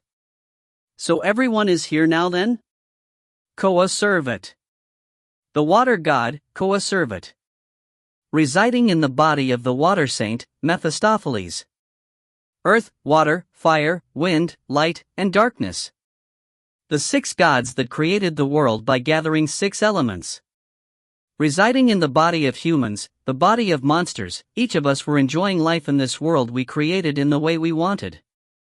And now, we are all gathered in one place. Just that. To think you guys would be the ones calling us. Color me surprised. Haine. No, we are comrades that helped each other out in creating the world. Isn't it fine to gather together like this? Keh. Coacervate. Coacervate, who is probably the one who organized this, said. He is clever in his own way after all. But well, today, we actually have something important to propose to you people. That's why we asked you to come all the way here. Please lend us an ear here. It would be great if you were to consider this in a serious manner, Keh. Coacervate. Coacervate-san? What's that Keh you have been doing for a while now with your throat? Has your personality grown a bit wilder? Haine. Not really. Thanks to everyone, my heart is clean like a mirror, Keh. Coacervate. As I thought, he is beginning to pollute. The water god, due to his element, easily gets polluted by the impurities of the world, and if left alone, he will end up turning into a contaminated bastard. We distilled him by burning him with fire like crazy, and yet he is beginning to get contaminated again? Haine. Oi, he was distilled only 4 years ago, you know? According to the testimonies of the other gods, it took at least 100 years for him to return to being contaminated after his distillation. The amount of impurities in the past and now are different after all. Yorishiro. Yorishiro says with a tone as if saying what a pain. This looks like we have to purify him again soon. It would be a pain if you were to turn back to a polluted bastard and cause problems to humanity again. Haine. The reason why we called you guys here is also related to this. Shiva. Having the polluting Coacervate step back, Shiva takes his place. From within the 4 base elements, this guy really is the one that's the easiest to talk to. What's with all the formality? If you wanted to talk about something, wouldn't it have been fine to talk about it when we visited Rudra's metropolis? Haine. Can't do that. This is a consensus from all of us 4 base elements. We want the permission of you two as the 2 poles of the gods of creation. Shiva. Shiva leaves a pause. The other 3 base element gods line up, and after a glance at them, Shiva speaks with a grave tone. We plan on leaving this world. Shiva. If you find any errors, ads pop up, ads redirect, broken links, non-standard content, etc., please let us know. Report chapter so we can fix it as soon as possible. Chapter 421 to 422 Wonderful World. You are going to leave this world? Haine. The sudden declaration of the 4 base elements had surprised me so much, I had to say it again. Why so suddenly? Why are you saying that? Haine. That's right. Karen. The newbie as a god Karen also raised her tone with a trembling voice. Every one of you guys have a variety of grudges towards each other. I am also aware of this. But after overcoming the trials and tribulations until now, humans and gods should have been able to reconcile, right? Karen. At the far past, at the beginning of the world, gods could only see humans as slaves that should obey them. Aside from me. But after a long passing of time, humans have grown, developed, and that greatness has begun to be acknowledged by even the gods. The gods that had looked down on the humans all the time are now accepting the humans. From now on, humans and gods can finally advance together in a normal relationship. And yet, gods are disappearing and leaving humans? Karen. It is the contrary, new light goddess. Quasar. Shiva, no, the wind god Quasar spoke. Humans have grown in a strong and splendid manner. That's why humans don't need gods anymore. Quasar. In reality, we should have done this sooner. The role of us gods is to create a world, and the moment we did that, our role was over. Keh. Coacervate. Slovenly living our time in a world where we have nothing to do, we gods are simply troublemakers for the true protagonists of this world, the humans. Nova. I think so as well, Mantle. The 4 base elements were all giving their own opinions. The humans already have enough strength to stand on their own 2 feet. The Demon Lord battle was the best example of it. Quasar. Humans bursted right through it and managed to overcome that battle splendidly. There was no need for us gods to protect you, or save you, Keh. Coacervate. As if Karen-san couldn't take it anymore, she intervened. But that was because you gods provided us with the strength of a god hero. Karen. It doesn't change the fact that you guys were the ones who personally fought. Nova. That's right. That was clearly the victory of humans. For us gods who created humans and believed in them, there's no better pride. That's why we are going to stop any extra interference, and decided on leaving the world. Before I incarnated to this body of Shiva, I have been living as a human many times, and each time I did, I was able to experience something new that I didn't experience before. Quasar. Quasar smiles. But it is time to put an end to it. I will be separating from always being in the care of a linked body and also the people of the Wind Nation. They have to continue forward on their own strength. Looking at the child I had with Juo, I think about this more and more. Quasar. After leaving this world, Yorishiro joins. As one of the highest within the gods, she is in a standing that allows her to decide. What do you plan on doing? Yorishiro. Right, that's what it is. Nova. Nova says with rough breathing from his cow body. How about creating a new world? Nova. A new world? The role of us gods is to create worlds to begin with. You could say the people here have developed in this world is a great success. With that success in mind, how about challenging for the next one? Is what we are thinking, Keh. Coacervate. I also think that. Mantle. Mantle is adding agreement here and there as it goes. But in the end, we four base elements can't create worlds with just us. The foundation of the world, time and space, can only be created by the light and darkness gods. Quasar. And so, how about leaving this world together with us and creating a new world? Nova. We have a lot of past grudges between us, but how about letting it be water under the bridge, Keh. Coacervate. I think so too. Mantle.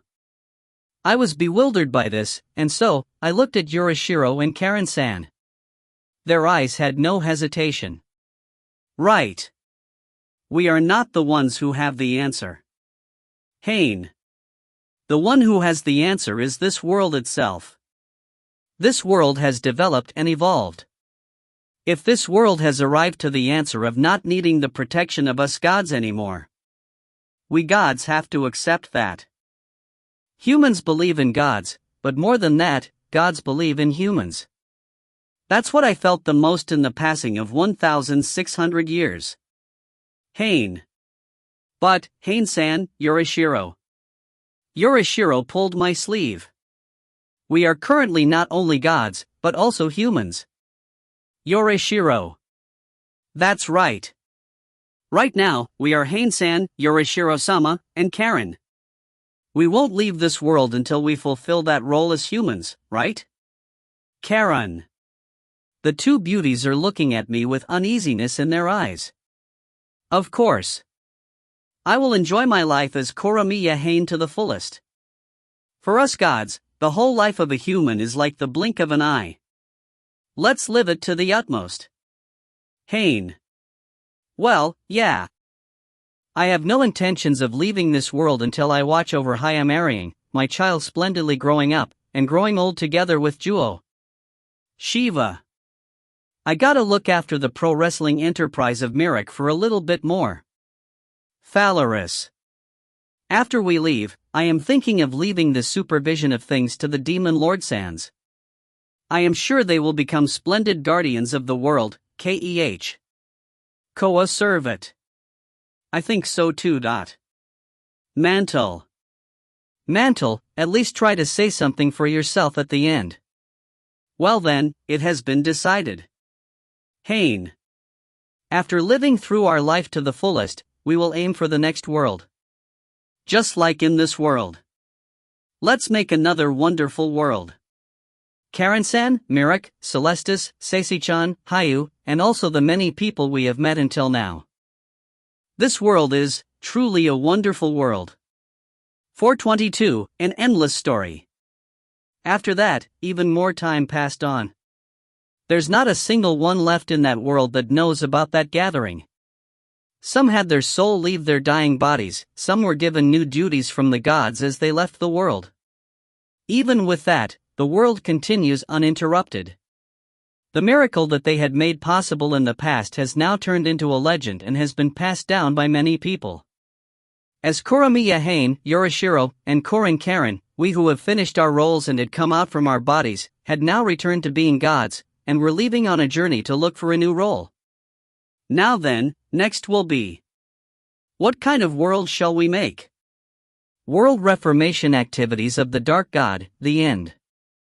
If you find any errors, ads pop up, ads redirect, broken links, non-standard content, etc., please let us know. Report chapter so we can fix it as soon as possible. Chapter 423, End, Afterward. Author Afterward. World Reformation Activities of the Dark God. With this, we have reached to the end.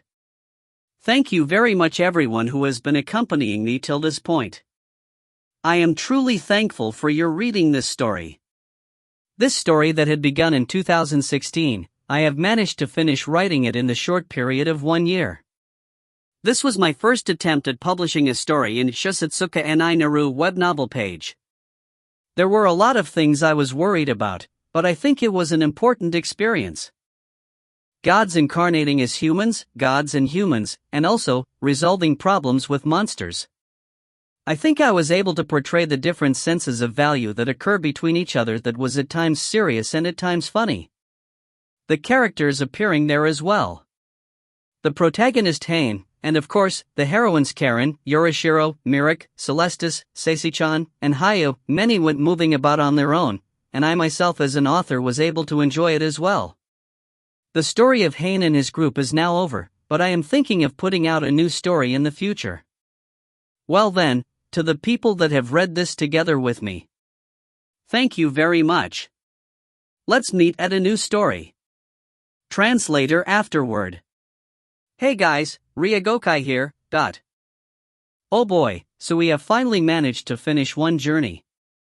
I am not really sure how to express my feelings right now, but I do have one thing I can say: it was truly fun. First, I would like to talk about my opinions on this story. I will be blunt here, this was by no means a masterpiece. There was a definite lack of body language descriptions in this story, the political implications that could occur between the many nations. The common populace had low to almost no participation, focusing heavily on the main cast, and I could go on for a good while, but you get the idea. So I say it again, a masterpiece? No. But, an enjoyable story? Heck yeah. It may not have the most deep political structure, but it sure in hell nailed the main cast and things that surrounded them. The nations had some really defined traits between each other which you could easily tell. The gods, humans, and even the demon lords were filled with personality. How the author handled the demon lords was probably my favorite part of the story itself. Now, I said my favorite part of the story was the demon lords. The story in itself was pretty normal to me before they appeared. The characters were quirky and fun, but I felt like the author was going to continue the formula of beat up big monsters for each nation, and then, with the mother monsters, he would repeat that formula. But I was pleasantly surprised that he took that and turned it around before they battled them out. They were basically a meal for the demon lords. Then, he went a step above and spinned it around. He sanctified the demon lords in ways, I am pleased to say, I actually enjoyed how they all changed. Sorry heroes, I like all demon lords more, except for Celestis. Okay, I said my favorite part of the story itself is when the demon lords appeared. But that's in the narrative view. In terms of the story as a whole, what truly shone the best was definitely the characters. Their personalities were truly defined to a T. There were times where the author didn't properly specify who it is that was speaking, but I could tell clearly who it was. That's how defined it was. I could probably line out a situation, and easily imagine how every character would react differently from that one situation. As I said, the character I like the most is Celestis. She is the one who takes the cake, and she would probably eat it in front of me with a wide grin. She reminds me of Aqua from Konosuba, but with a bigger brain. Her witty funny comments poking fun at tropes is what I love the most, and also the quirkiness of the water nation she showed was simply the best. A close second would definitely be Michael. His battle was most likely the battle that heated me up the most in this story. It was a true show of humans working together to defeat one big threat. And it ended with one of the things I like the most, a raw fist fight. And the end was the cherry on the top, when he said, "Let there be hot-bloodedness," as he left. I have to admit, that one hit me greatly in both awesomeness and how much he had grown from that battle. At that moment, we all knew how the author would handle the demon lords, and I had a good smile when I learned that. My only gripe with Michael is that I was totally shipping him with Mirik. Come on, author. This was supposed to be humans and demons coexisting. Make babies. I don't care what anyone says, I believe that in that blank space of time, they both married and lived happily ever after with their pet cow. Cough. Anyways, let me address the true driving force that pushed me to continue this story when it was clearly not popular for many who were most likely coming from a heavy political and moral conflicting story like Suki. The readers that actually stayed with me through the whole journey. Just reading how you guys reacted to the story as it went on and knowing that you were all staying for reasons similar to mine truly made me happy. Let's be honest, we all knew the faults of the story, but I am sure you all managed to overlook those flaws and say, hell, this is a story, and I enjoy it for what it is. No nitpicking there. I have to say, I am truly thankful for that. It let me enjoy the story fully knowing there were others who enjoyed the journey together with me. As you guys can already tell, it was a joy to translate this story and share it. This story may have ended already, and with Suki only having a few extras remaining, it is obvious what comes next. This is an end and also a beginning, but I digress. This is a world reformation afterward after all. I would like to say one last thanks to everyone who stuck to this journey together with me and shared their joys and displeasures in it. Thank you very much. Let's meet at the next world. If you find any errors, ads pop up, ads redirect, broken links, non-standard content, etc., please let us know. Report chapter so we can fix it as soon as possible.